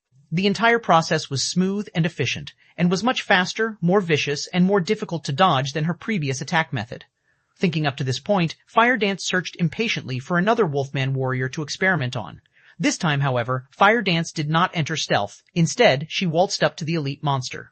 When the Wolfman warrior noticed Fire Dance, it howled and slashed its greatsword at the assassin. Fire Dance did not immediately try to dodge the oncoming attack. Instead, she waited until the Wolfman warrior's greatsword reached its maximum speed before moving. Fire Dance took a step forward before sidestepping, dodging the greatsword at the last possible moment. Reversing her grip on the True Fire blade, she then spun and shoved the blade into the Wolfman warrior's back. Due to her body's rotational power, the Radiant Sword's speed had increased. Even Shi Feng could not avoid such a fast attack, much less the Wolfman warrior. Hua! The True Fire blade pierced the Wolfman warrior's back, a damage of 2,776 appearing above its head. System. Backstab completion rate 76%, resulting in 90% of skill's effect. Skill proficiency +2. Fire Dance's eyes shone upon seeing this system notification. As if she had found a path through the darkness, her confidence suddenly skyrocketed. Hence, she continued practicing backstab on the Wolfman warrior. When the skill's cooldown finished, she would begin again. In the end, the poor Wolfman warrior died after Fire Dance toyed with it for 5 minutes. Sister Fire Dance is amazing. That last one even reached 78%. Flying Shadow's admiration intensified when he saw the final backstab Fire Dance had used on the Wolfman warrior. After watching Fire Dance's performance, as if realization had dawned upon them, everyone hunted down their own targets to practice with. Meanwhile, Shi Feng continued to search for the exit in silence, not bothering to comment. Excessive guidance would lead to Fire Dance and the others to believe that his way was the only way. However, everyone had their own paths and unique fighting habits. Different habits and body types would lead to different skill techniques. If they followed him blindly, although they could improve massively in a short time, it would be detrimental to their future development. Thus, he wanted them to figure things out for themselves. In the past, Shi Feng had tried mimicking other experts, copying their every move in the hopes of improving his technique. Unfortunately, nobody had warned him about his actions' downsides. Although his strength had soared in a short time, in the end, he had been stuck as a top-tier expert. No matter what he did, he could not overcome that final hurdle. In the past, he had never been able to use void steps. However, after reincarnating, Shi Feng discovered that only the path that suited him most was the best path. He was not other people, so how could he achieve any results if he followed a path meant for someone else?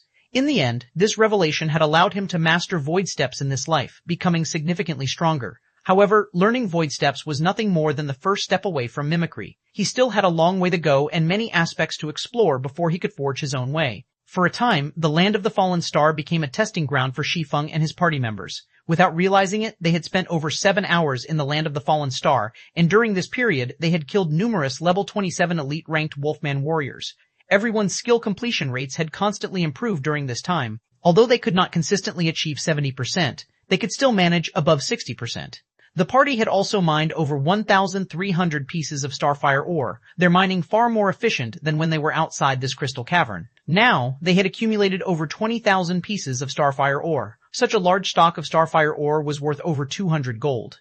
Once Shi Feng refined the ore into Starfire essence using the Philosopher's Stone, the total value would be over 800 gold. Even for first-rate guilds, 800 gold was a massive sum of money. If they obtained several hundred more gold, they could purchase relatively valuable real estate. If used for forging, the value of the Starfire essences would rise by several folds. The thought alone excited Shi Feng.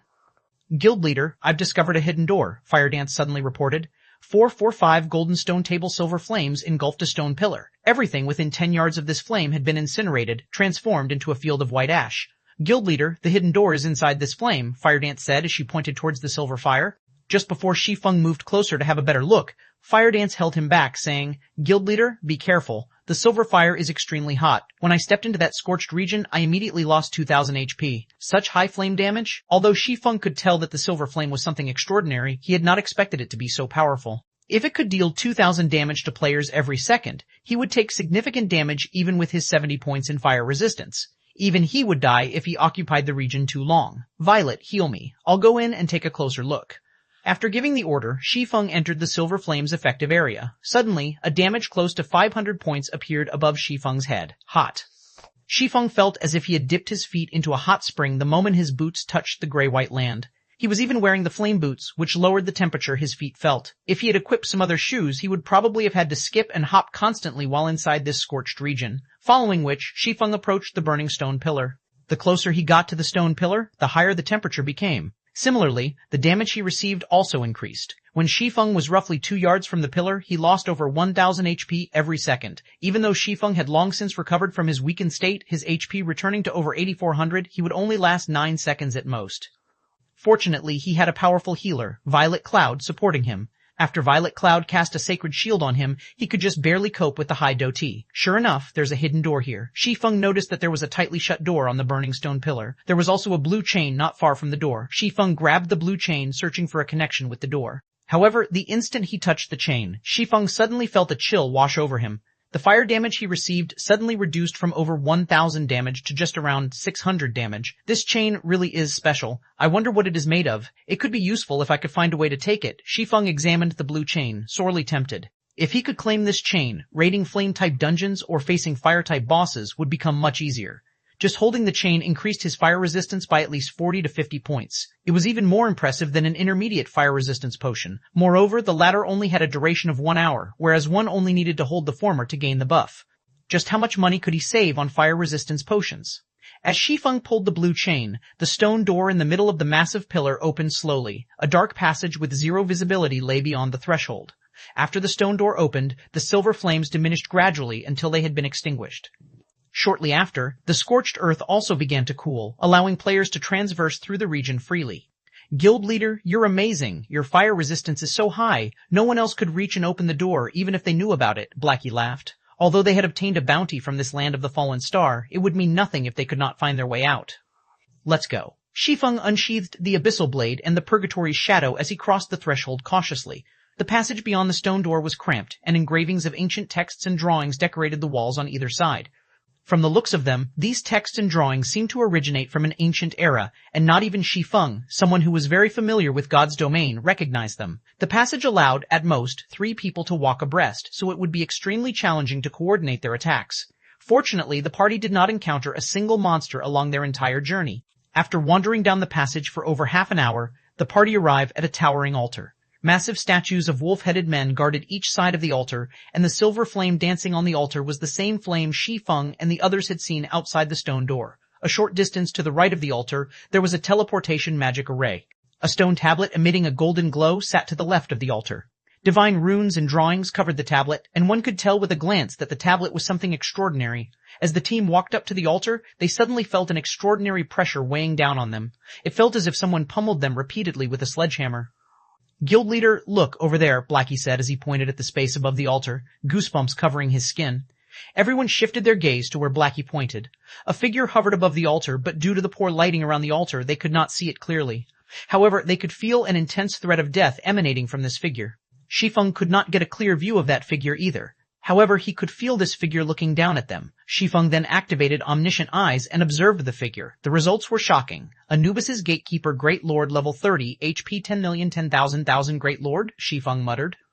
Others might not realize how powerful a Great Lord was in God's domain, but Shi Feng knew full well what one was capable of. Their party of 6 would not even be enough to fill the gaps between this gatekeeper's teeth. It was especially true for such field Great Lords. Although their HPs were far lower than Great Lords in dungeons, field Great Lords were more powerful. Even a team of several thousand level 30 players would be no more than cannon fodder before this gatekeeper. He won't attack us, right? Aqua Rose asked, feeling somewhat nervous as she watched Anubis's gatekeeper. Aqua Rose wasn't the only one nervous. Even Shi Feng struggled to keep his cool. Hopefully not, Shi Feng said, uncertainty. However, since he hasn't moved since we've arrived, let's not take any risks. If Anubis's gatekeeper took the initiative to attack, even Shi Feng would be helpless against it. They could only try to escape. They would only throw away their lives if they tried to confront it. Attempting to find some trick against it would also be suicidal. Powerhouses such as Great Lords wouldn't afford players such a chance. According to the tiers of God's domain, a Great Lord was the equivalent of a Tier 3 class. A Tier 3 class was as powerful as the City Lord of an ordinary city. After Shi Feng and the others silently examined the area, they faintly understood their situation.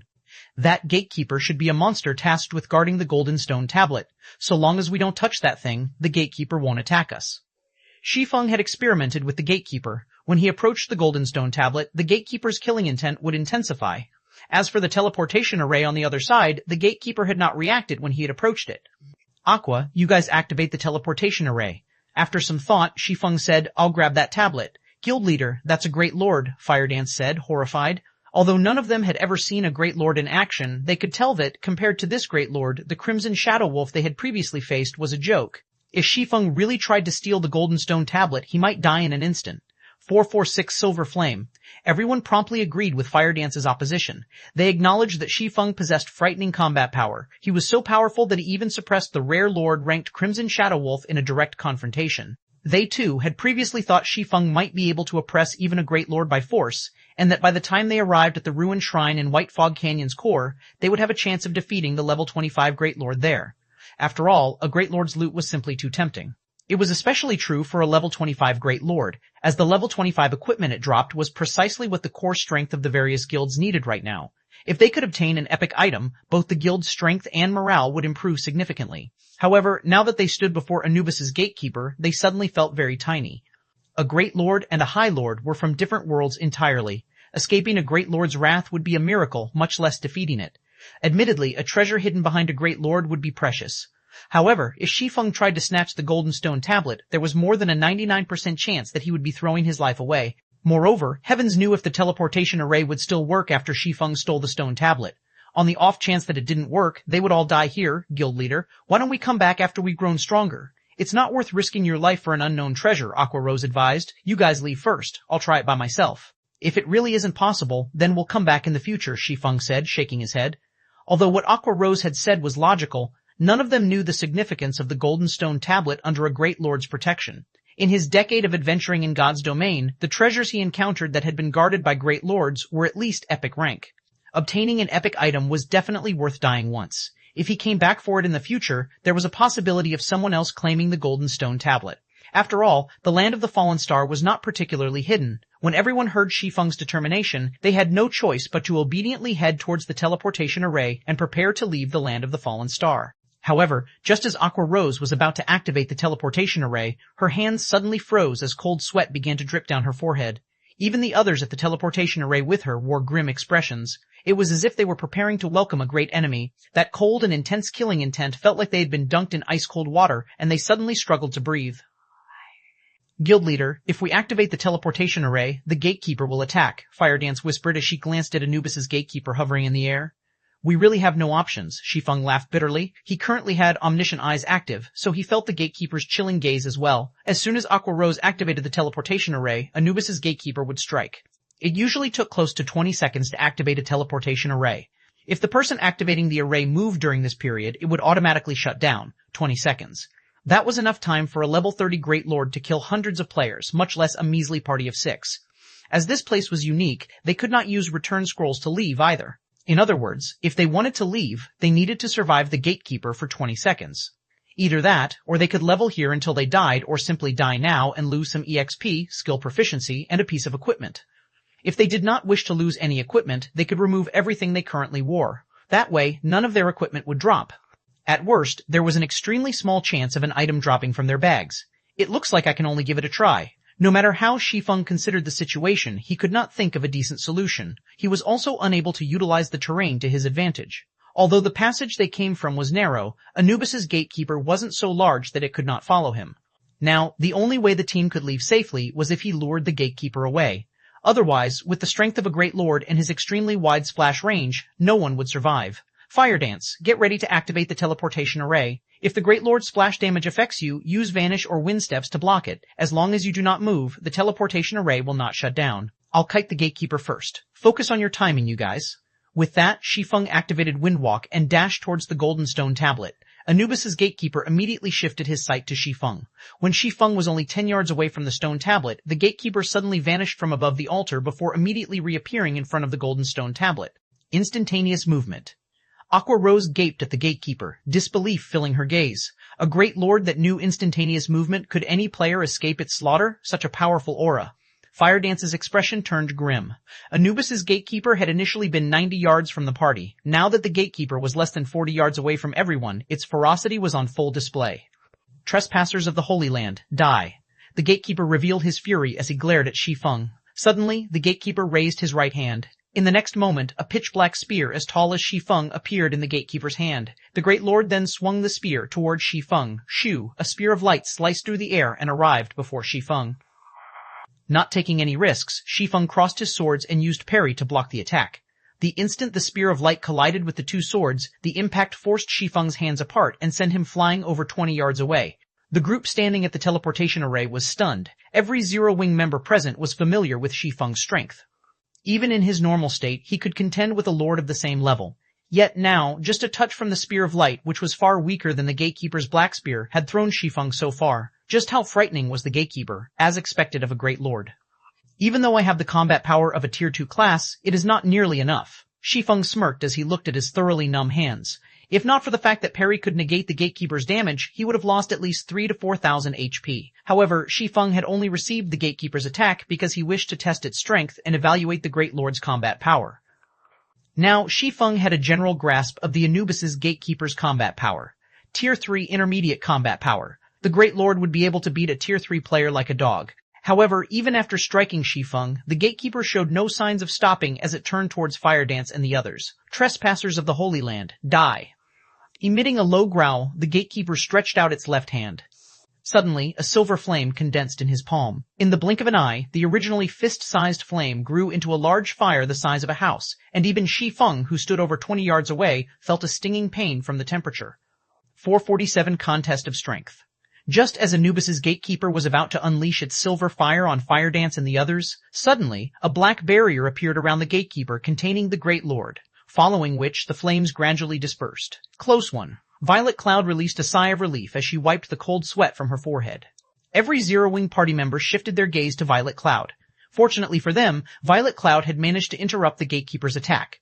However, before everyone could calm their pounding hearts, the Tier 1 spell, Black Coffin, burst like a popped balloon. Impossible, Violet Cloud said, her voice filled with disbelief. Black Coffin was an advanced Tier 1 spell. Moreover, she was a Tier 1 Astromancer.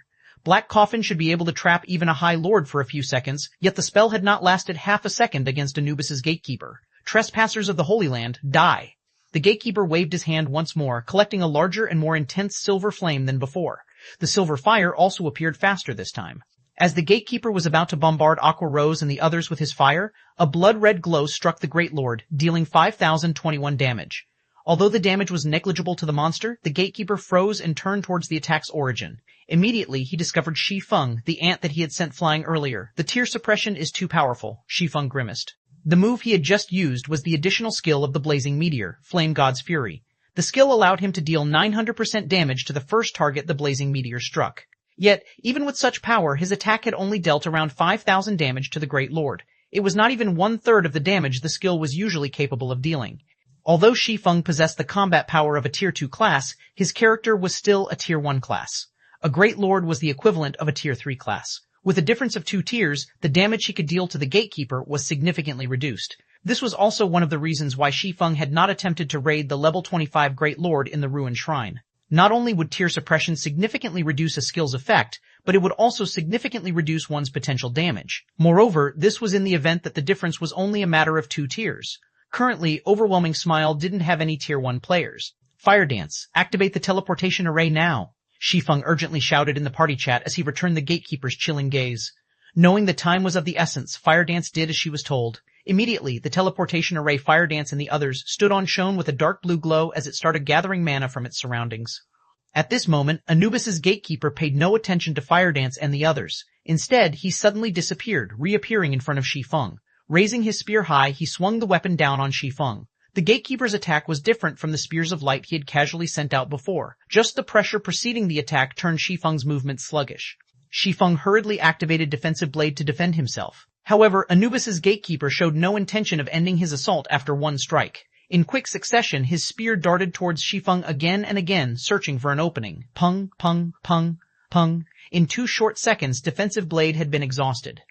Although Shi Feng had tried to counter the gatekeeper's attacks during this period, the pressure from the spear was simply too immense. His sluggish body could not keep up with the black spear's speed. Aqua Rose and the others were similarly shocked as they watched Shi Feng fight for his life. Although they had realized that there was a difference between a lord and a great lord, they had not realized the gap between the two was this massive. Shi Feng was not nearly strong enough to resist the gatekeeper. Thinking back on how the various guilds of White River City had boasted their plans to raid a great lord, the very idea was a joke. Guild leader.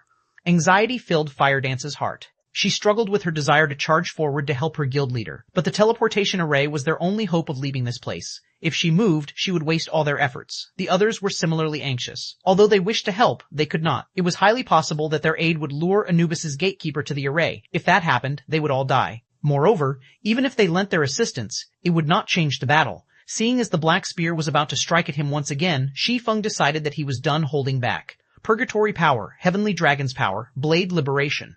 In the blink of an eye, Shi Feng's strength reached an entirely different realm. Purgatory power increased his attack speed by 100% and damage by 30%. Heavenly Dragon's power increased his defense by 300%, HP by 300%, and strength attribute by 100%. Instantly, Shi Feng's strength broke past the 800-point threshold. Blade Liberation increased Shi Feng's strength by 80% and agility by 103%, allowing his strength to reach close to 1,500 points. With close to 1,500 strength, even a rare lord of the same level would be beaten mercilessly. At this moment, Shi Feng's body released a faint, bloody glow. Now, the Black Spear's pressure was ineffective against Shi Feng. Immediately, Shi Feng swung the abyssal blade upward, meeting the gatekeeper's attack head-on. Boom! The collision instantly created a storm in front of the altar. Shi Feng's teammates nearly lost their balance due to the resulting shockwave. This shockwave is so powerful, Blackie exclaimed. Nothing will happen to Guild Leader, right? Flying Shadow was thoroughly shocked. Despite standing over 30 yards from the battle, the intense shockwave still reached them, rocking them back. One could just imagine how horrific the combatant's strength was. Guild Leader had overpowered a rare lord easily with the strength he's using now. He should be able to hold the gatekeeper off for some time, Firedance said, uncertainty coloring her voice. The others also nodded in agreement. With strength capable of suppressing a rare lord, Shi Feng should have a fighting chance even against a great lord. If not, then a great lord was truly a heaven-defying existence. When the dust settled, everyone could finally see the conclusion of the exchange. They were all stupefied. Cracks spreading out as far as 10 yards away covered the ground beneath Shi Feng's feet. A damage close to 600 points had also appeared above Shi Feng's head. On the other hand, the gatekeeper of Anubis was completely unharmed. The Great Lord had not received a single point of damage. It's over. The gap between them is just too wide, Firedance muttered in despair. Flying Shadow silently agreed with Firedance. Shi Feng had received nearly 600 damage doing nothing more than defending himself with his own weapon.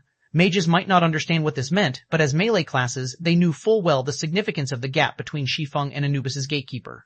Trespassers of the Holy Land, die. The gatekeeper growled once more as it continued brandishing its black spear. The Great Lord thrust his spear towards Shi Feng in an unending barrage. Although Shi Feng tried to avoid the oncoming attacks, both the spear's speed and angle of attack were extremely precise. He could not dodge the attacks. He could only counter with his swords. However, every time he blocked an attack, the impact would force him backward. The gatekeeper sent over a dozen strikes at Shi Feng in quick succession, forcing Shi Feng into a constant retreat and disrupting his balance. Meanwhile, Shi Feng had lost close to 10,000 HP during this brief assault. Fortunately, Dragon's power increased his HP by 300%, granting him a total of over 25,000 HP. The 300% increase in defense also allowed him to survive the brutal onslaught. If any other player stood in his place right now, they would have died long ago. Meanwhile, when Anubis's gatekeeper saw that his opponent had yet to fall despite receiving so many attacks, he suddenly flew into a rage. In the next moment, silver flames emerged around the gatekeeper's spear, instantly causing the surrounding temperature to soar. The gatekeeper then jumped into the air, and gripping his spear with both hands, he slammed the weapon down at Shi Feng. The black spear was like a giant flame serpent as it spread its jaws, intending to swallow Shi Feng with a single bite. 448 Close Call. As the giant flame serpent was about to devour Shi Feng, suddenly, Shi Feng raised his head and glared at the serpent before opening his mouth and activating Dragon's Breath. A dragon's roar resounded throughout the surroundings, and a shockwave slammed into the flame serpent. When the two collided, both attacks dispersed. However, the gatekeeper was not done. Tightening his grip on the black spear, the gatekeeper thrust it towards Shi Feng's heart. Shi Feng immediately activated Flame Rush, his movement speed increasing by 100% for 10 seconds. As his speed soared, Shi Feng launched himself backward, barely avoiding the spear. As expected, it really is pushing it too much to challenge a great lord with the combat power of a Tier 2 class. After Shi Feng landed, he focused on Anubis's gatekeeper, having no intention of initiating an attack. Survival was his main priority. He would delay as long as possible. Despite using his twofold berserk technique and pushing his combat power to the max, he had still lost close to half of his HP after a few seconds. If not for the fact that he was a Blade Saint and that he owned a fragmented legendary item, the Gatekeeper's spear would have long since claimed his life. However, Anubis's Gatekeeper clearly had no intention of letting Shi Feng delay for time as he raised his spear and slammed it into the ground. Suddenly, the Great Lord split into 3 copies of himself, each copy having a maximum HP of 6,000. Crap. Shi Feng could not help but curse. Although the Gatekeeper had split his strength by 3, with each copy significantly weaker than the original, they still possessed the combat power of a Tier 3 class. Even if Shi Feng faced one of the copies one-on-one, he would not find his opponent any easier to deal with. On the other hand, Shi Feng now had to deal with 3 Gatekeepers simultaneously. The danger he currently faced was far from just 3 times greater. Having no other option, Shi Feng used Phantom Kill, his doppelganger appearing by his side. Although his doppelganger only possessed 70% of his attributes, it could still relieve some of the pressure. Trespassers of the Holy Land, die. The 3 Gatekeepers charged at Shi Feng, launching a barrage of attacks. Without hesitation, Shi Feng used 9 Dragon Slash to pin down the middle copy. Both he and his doppelganger then turned and fled in opposite directions. Even if he were a Tier 3 class, he still could not take on 3 Great Lords at once. When the 2 unrestricted Gatekeepers saw the identical Shi Fengs running off in different directions, they split up from each other to chase both the original and the doppelganger. As for the Gatekeeper pinned down by 9 Dragon Slash, he remained where he was. For a time, a game of cat and mouse transpired. Although the Gatekeeper's ability to split himself into 3 copies had greatly increased the danger Shi Feng faced, the situation had also given Shi Feng the lifeline. The 3 Gatekeepers' attributes could not compare with the original Great Lords. Initially, Shi Feng had been far slower than his adversary. Now, however, their speeds were almost equal. Moreover, after Anubis's Gatekeeper split himself, his copies could no longer use instantaneous movement. His copies were only capable of chasing Shi Feng on foot, and this allowed Shi Feng to catch a breather. The seconds ticked by slowly. To Shi Feng, the seconds felt like hours. Both Shi Feng and his doppelganger lost HP rapidly as time passed. As for Violet Cloud at the teleportation array, she refrained from healing her guild leader even once. It was not because she did not want to or that she couldn't, but because it was likely that she would pull the aggro of one of the Gatekeepers if she did. If that happened, none of them would leave this place alive. Hence, Shi Feng had to rely on regeneration potions to recover his HP. 15 seconds into channeling the teleportation array, Shi Feng's doppelganger died. Now, Shi Feng had to deal with 2 Gatekeepers alone. Realizing that the situation had become unfavorable, Shi Feng immediately retrieved a speed scroll from his bag. After using the scroll, he dashed into the narrow passage their party had come from. All 3 Gatekeepers instantly took up the chase. In less than 3 seconds, the Gatekeepers had caught with to Shi Feng. However, Shi Feng suddenly turned to smirk at the 3 Great Lords. Goodbye, Shi Feng smiled faintly as he activated space movement. He then jumped into the black hole that appeared before him and disappeared from the narrow passage, leaving behind 3 dumbfounded Gatekeepers. Although the Land of the Fallen Star prohibited the use of return scrolls, he could still use space movement. Only, the skill's range was limited to the area within the Land of the Fallen Star. He could not use the skill to leave. When Shi Feng had approached the Golden Stone Tablet for the first time, he had marked its coordinates. Now that he had lured the Gatekeepers away, he used space movement to arrive before the Golden Stone Tablet. Shi Feng dashed up to the Golden Stone Tablet and stored it in his bag space. Meanwhile, Fire Dance had channeled the teleportation array for 18 seconds. Shi Feng was currently close to 30 yards from the array.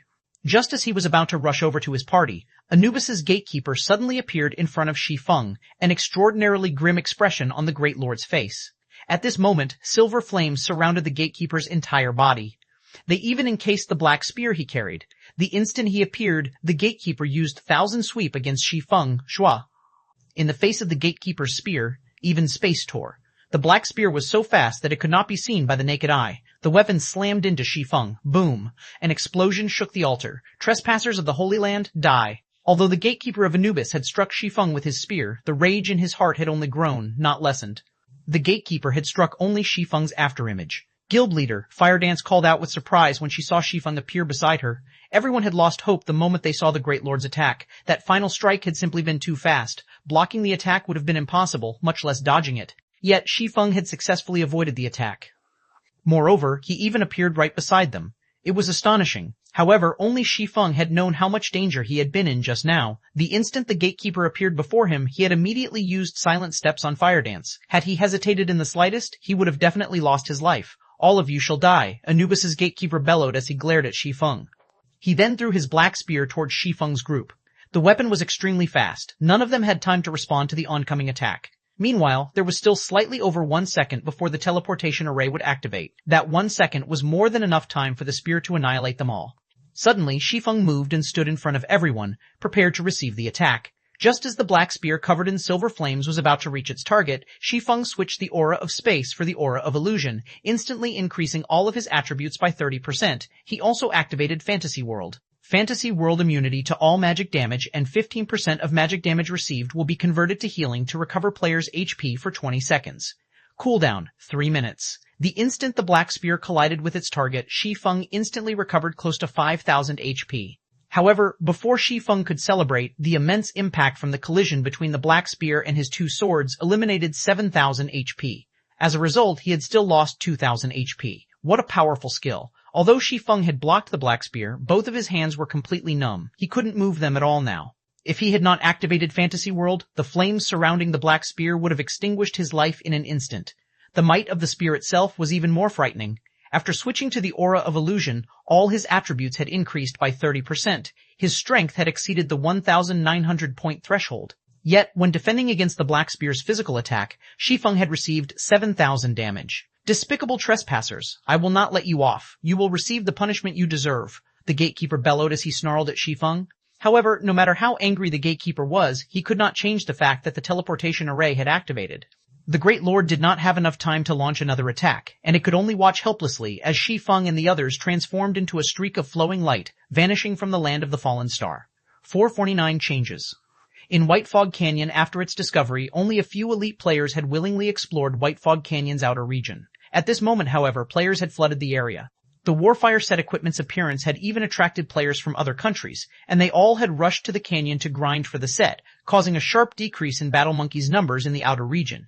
As a result, the danger had also greatly decreased. Moreover, the Crimson Eye Battle Monkeys in the outer area were only level 22. By now, many players in White River City had already reached level 20, while elite players had reached level 22 or higher. Hence, White River City's players had also come to the canyon to grind for the Warfire set equipment. Although the Warfire set equipment had an extremely low drop rate, to the degree that only a few pieces had dropped thus far, everyone was still determined to grind in White Fog Canyon. Their first reason was that of the high EXP from the canyon's monsters. As a result, they leveled much faster in the canyon than if they grinded monsters elsewhere. The second reason was that all monsters within the canyon possessed a fixed chance to drop the Warfire set equipment. Both the high EXP and the top-tier set equipment were sorely tempting to players. Even though the risk of grinding in White Fog Canyon was very high, players still rushed to the canyon in droves. Cloud, you really have a lucky touch. Other parties have not obtained anything over these past few days, yet we have 2 Warfire set pieces, a thinly built male ranger said as he looked at the red-haired beauty beside him. Laughing, he continued, I heard that the set's price has increased again. Now, someone's offering to buy individual pieces for 8 gold per piece. We can get 16 gold with the 2 we have. If we trade that for credits, that'll be 170,000 to 180,000. If we sell the set pieces for 180,000, we could get 30,000 each. That's more than 6 months of my salary. God's domain really is the best place to make money. Another middle-aged cleric wearing mage robes exclaimed, You guys, all you can think of is credits. God's domain only launched recently. Things will get even more intense later on. If we convert the gold coins into credits, we will suffer a huge loss. Even if we plan to convert them into credits, haven't you guys seen the messages on the forums? There are people who are willing to buy each Warfire set piece for 100,000 credits. 2 pieces mean 200,000. The shield warrior, Virtuous Cloud, laughed faintly. At this moment, she too was excited. During this period, many parties spent their time grinding monsters in White Fog Canyon. Even so, the Warfire set equipment rarely dropped. From the news they had heard, only 1 or 2 pieces dropped each day. Originally, their party was on the brink of despair. However, after killing a level 24 special elite ranked armored battle monkey, a Warfire set piece dropped. The following day, after killing a group of crimson-eyed battle monkeys, another piece dropped. Instantly, they rose from the pits of hell to heaven. 1 piece was sufficient to recover their initial costs. With 2 pieces, they could make a fortune. With the gold coins they could earn, they could upgrade equipment. They could replace what they currently wore with some secret silver equipment. At that time, they could grind for the Warfire set equipment more efficiently. The new system upgrade is really a bastard. If the new combat system had not reduced our strength, we might have had a chance of claiming another set piece given a little time, the middle-aged cleric said. The other party members nodded, agreeing with the man's words. It was extremely difficult to use combat skills at the moment. Moreover, the newly implemented skill completion rate had left them speechless. Other than 1 or 2, their skills were all below 50%. They could only display less than 60% of their previous strength. Fortunately, White Fog Canyon was not as dangerous as it had been. Otherwise, they would have been in a lot of trouble. We can't do anything about the game's system upgrade. Moreover, everyone else is in a similar situation, Virtuous Cloud consoled. Now that we've obtained 2 Warfire set pieces, as long as we sell them, we can replace our equipment with a few pieces of secret silver equipment. Everything will be fine once we upgrade our combat power. That's right. White River City is a good place to do that. Compared to our city, there is more high-quality equipment available here. I heard that the Starstreak trading firm is even selling secret silver equipment. There are also the mana armor kits that can raise one's attributes significantly. While Virtuous Cloud's party chatted with each other, a team of roughly 20 to 30 players appeared on the small path leading to White Fog Canyon's entrance. These players all wore sneers, and the IDs they displayed were crimson, proof they had already killed many players. Seeing your joy, you guys must have had a bountiful harvest, right? Why not share it with us? The level 24 berserker leading this team of red names asked mockingly. The man was Cold Laughter, and he sported a wide grin as he focused on Virtuous Cloud's party. Virtuous Cloud and her party members immediately readied their weapons, their expressions turning grave. Due to their previous excitement, they had forgotten about the horrors in White Fog Canyon. Although the danger of monsters had decreased, the danger from other players had skyrocketed. Monsters' drop rates in White Fog Canyon were a lot higher than the outside world. Even if players did not obtain the Warfire set equipment, they could still make a hefty profit from selling the other equipment that dropped. Hence, many elite players had come to grind. As elite players, their equipment was definitely high quality. Compared to grinding monsters, it was far more profitable to kill elite players. If one were lucky, high-quality equipment might even drop from the dead player's bag. As a result, the number of players dying in White Fog Canyon was terrifying. Just as Virtuous Cloud's party thought about turning to escape, another several dozen players emerged from behind them. Virtuous Cloud's team was immediately flustered.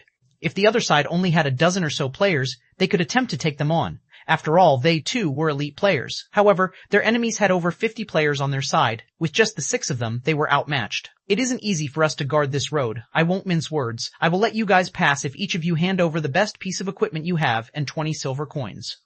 If not, you will all die here. Cold Laughter grinned as he fiddled with the greatsword in his hand. After Cold Laughter spoke, the red names blocking the road promptly unsheathed their weapons. If Virtuous Cloud's party refused, they would burst into action. Currently, most players were around level 20. Elite players, in particular, had higher levels. If they died, not only would they lose a piece of equipment, but they would also have to spend several days recovering their losses. Nobody wanted to deal with that. Hence, Cold Laughter had proposed a suitable condition. Although you outnumber us, don't forget that you are all red names. Even if you wipe us out, with our strength, we will take 1 or 2 down with us, Virtuous Cloud said, unfazed. At most, we will lose 1 level and 1 piece of equipment. However, if a red name dies, they will lose 2 or 3 levels, maybe even 3 or 4, and a majority of the equipment they are wearing. Virtuous Cloud's words had undoubtedly generated some hesitation among the red names. After all, nobody could guarantee that they wouldn't be the pitiful player who Virtuous Cloud's party killed. However, none of the red names were shaken. On the contrary, they smirked arrogantly at the smaller party. Their expressions somewhat surprised Virtuous Cloud. Before Virtuous Cloud could figure out what was going on, Cold Laughter sneered and said, "Stop trying to play tricks. I'll count to 5. If you don't hand over the equipment and money, we'll take it ourselves. In a moment, I'll clear a path towards the forest to our left. If we can reach the forest, we should be able to shake them off once inside," Virtuous Cloud hurriedly said. Just as both sides prepared to take action, a black hole suddenly appeared in the air. In the next moment, 6 people fell from the black hole, landing between Virtuous Cloud's and Cold Laughter's groups. 450 Dauntify Virtuous Cloud's and Cold Laughter's groups were both stunned by the 6 who suddenly fell out of thin air. Boss Cold, check out their levels. The lowest among them is level 25. It doesn't seem like a good idea to provoke them, a level 23 ranger said, slightly breathless. Elite players at this stage of the game were mostly around level 24, while experts were around level 24. In Virtuous Cloud's party, only she was level 23, while the others were level 22. As for the red names, the highest leveled player was Cold Laughter, who was currently level 24, while everyone else ranged between level 21 and level 23. On the other hand, the 6 players that had suddenly appeared ranged between 25 and 27. It was common knowledge that each level demanded more EXP than the last. Disregarding their equipment, just the fact that some of them were level 27 was terrifying enough. Why do these people seem somewhat familiar? Cold Laughter was no fool. After taking a careful look at the newcomers, he used an identification skill. Suddenly, his lips curled into a smile. "Sure enough, it's him, Boss Cold. Who is it?" the ranger asked. "Don't you remember the bounty Overwhelming Smile has offered?" Cold Laughter said excitedly as he grinned at the level 25 swordsman wearing a black cloak. The ranger then followed Cold Laughter's gaze and used an identification skill on that level 25 swordsman as well. Immediately, he discovered that the swordsman's name was Black Flame. Black Flame? That's right. He's the same Black Flame who has the title of Star Moon Kingdom's #1 expert. A few days ago, Overwhelming Smile posted a bounty on his head. If we report his location, they will reward us with 10,000 credits. If he's still here when they arrive, they will give us another 300,000 credits. If we kill Black Flame, Overwhelming Smile is willing to pay 2,000 credits. Many experts have found the offer tempting, and everyone's been looking for him. I never thought that I would find him here. But, Boss Cold, I heard that Black Flame is ridiculously powerful. With our numbers, I'm afraid. What's there to be afraid of? Now that God's domain has undergone its second system upgrade, everyone's strength has decreased significantly. Even if Black Flame is the #1 expert of Starmoon Kingdom, he is a tiger that has lost its claws and fangs. Does he think he can do whatever he wants in my turf? Contact Overwhelming Smile immediately. Tell them that we have found Black Flame and to prepare the money for his corpse. Saying so, Cold Laughter waved his hand. Suddenly, all 50 red names closed in on both Virtuous Cloud's and Black Flame's parties, leaving no opportunities for escape. Why are you here? Virtuous Cloud asked Shi Feng, surprised to see him. Shi Feng was a godlike tycoon. She had initially prepared to sell the 2 Warfire set pieces to Shi Feng after they returned to White River City. She never expected to meet Shi Feng here and in such a predicament. You are? Shi Feng looked at Virtuous Cloud. Suddenly, the figure of the red-haired beauty he met a few days ago popped into his mind. Unable to help his laughter, he said, "How has your luck been these last few days?" "Not bad. We were just about to head back to the city and look for you." Laughing bitterly, Virtuous Cloud continued. "However, now that we've encountered them, I'm not sure whether we will profit or suffer from our trip to White Fog Canyon." "Enemies?" Shi Feng asked as he examined his surroundings. These red names all had relatively high levels and good equipment, especially the level 24 Berserker standing in the lead. They were all independent players. Anyone who could reach level 24 at this stage of the game was definitely an expert. Virtuous Cloud was left speechless by Shi Feng's leisurely behavior. However, when she looked at the other 5 players besides Shi Feng, they too did not seem particularly concerned about the 50 red names surrounding them. This situation only served to surprise Virtuous Cloud further. Were all of these players godlike tycoons as well? Have none of them ever encountered a player interception before? They were actually able to remain calm in such a situation. Sighing, Virtuous Cloud chose to explain patiently, saying, "They're red names who are blocking the road and are trying to rob us. Judging by their expressions, it doesn't seem that they intend to let you guys go either. I suggest we join hands. If we face their 50 with our 12, some of us might get out of here alive." Seems that quite a lot of players have come to White Fog Canyon recently. Although Shi Feng had anticipated such a situation, he had not expected PvP to begin so soon. In the past, White Fog Canyon had become a gruesome war zone because everyone had discovered the value of Starfire ore. Teams of several hundred players, even some with over 1,000, would gang up on innocent players to steal what they could. 50? Blackie looked at the 50 red names surrounding them before excitedly saying, "I claim half of them, you guys can share the rest. Oh, that level 24 Berserker looks like fun, I want him as well. Don't even think about it." "I still need to practice skills on someone," Firedance said, shaking her head. "Brother Black, how can you claim half for yourself? If Sister Firedance and Sister Aqua split the remainder, there won't be anyone left for me," Flying Shadow complained. "I also disagree." Aqua Rose nodded. Since the update, they had only practiced their skills on monsters. At the end of the day, monsters were only AI. They were far inferior to players. It was especially true for experts. However, as the Land of the Fallen Star was such a dangerous location, they didn't dare duel each other. Now, a perfect opportunity for them to test their skills against players had arrived. Moreover, these 50 red names were elite players. Watching Firedance and the others argue, Shi Feng stepped forward and said, "Don't fight.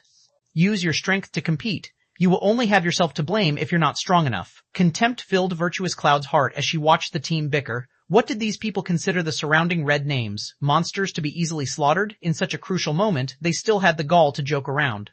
As for the party members standing beside Virtuous Cloud, they became increasingly nervous under the red names' gazes, which grew colder with each passing second. Previously, these red names had expressed their ridicule. Now, however, there was only rage. Before Shi Feng's party had arrived, these red names would have held back. After all, nobody wanted to die. It was especially true for red names. Now, however, this situation was all thanks to Shi Feng and his party successfully angering these red names. How were they supposed to deal with these enraged red names now? "You guys sure have guts. Even in the face of death, you still have the heart to joke around." Cold Laughter's expression turned grim as his eyebrows twitched. Throughout the many days he had hunted players in White Fog Canyon, this was the first time he had met anyone who dared to look down on them. "Brothers, get rid of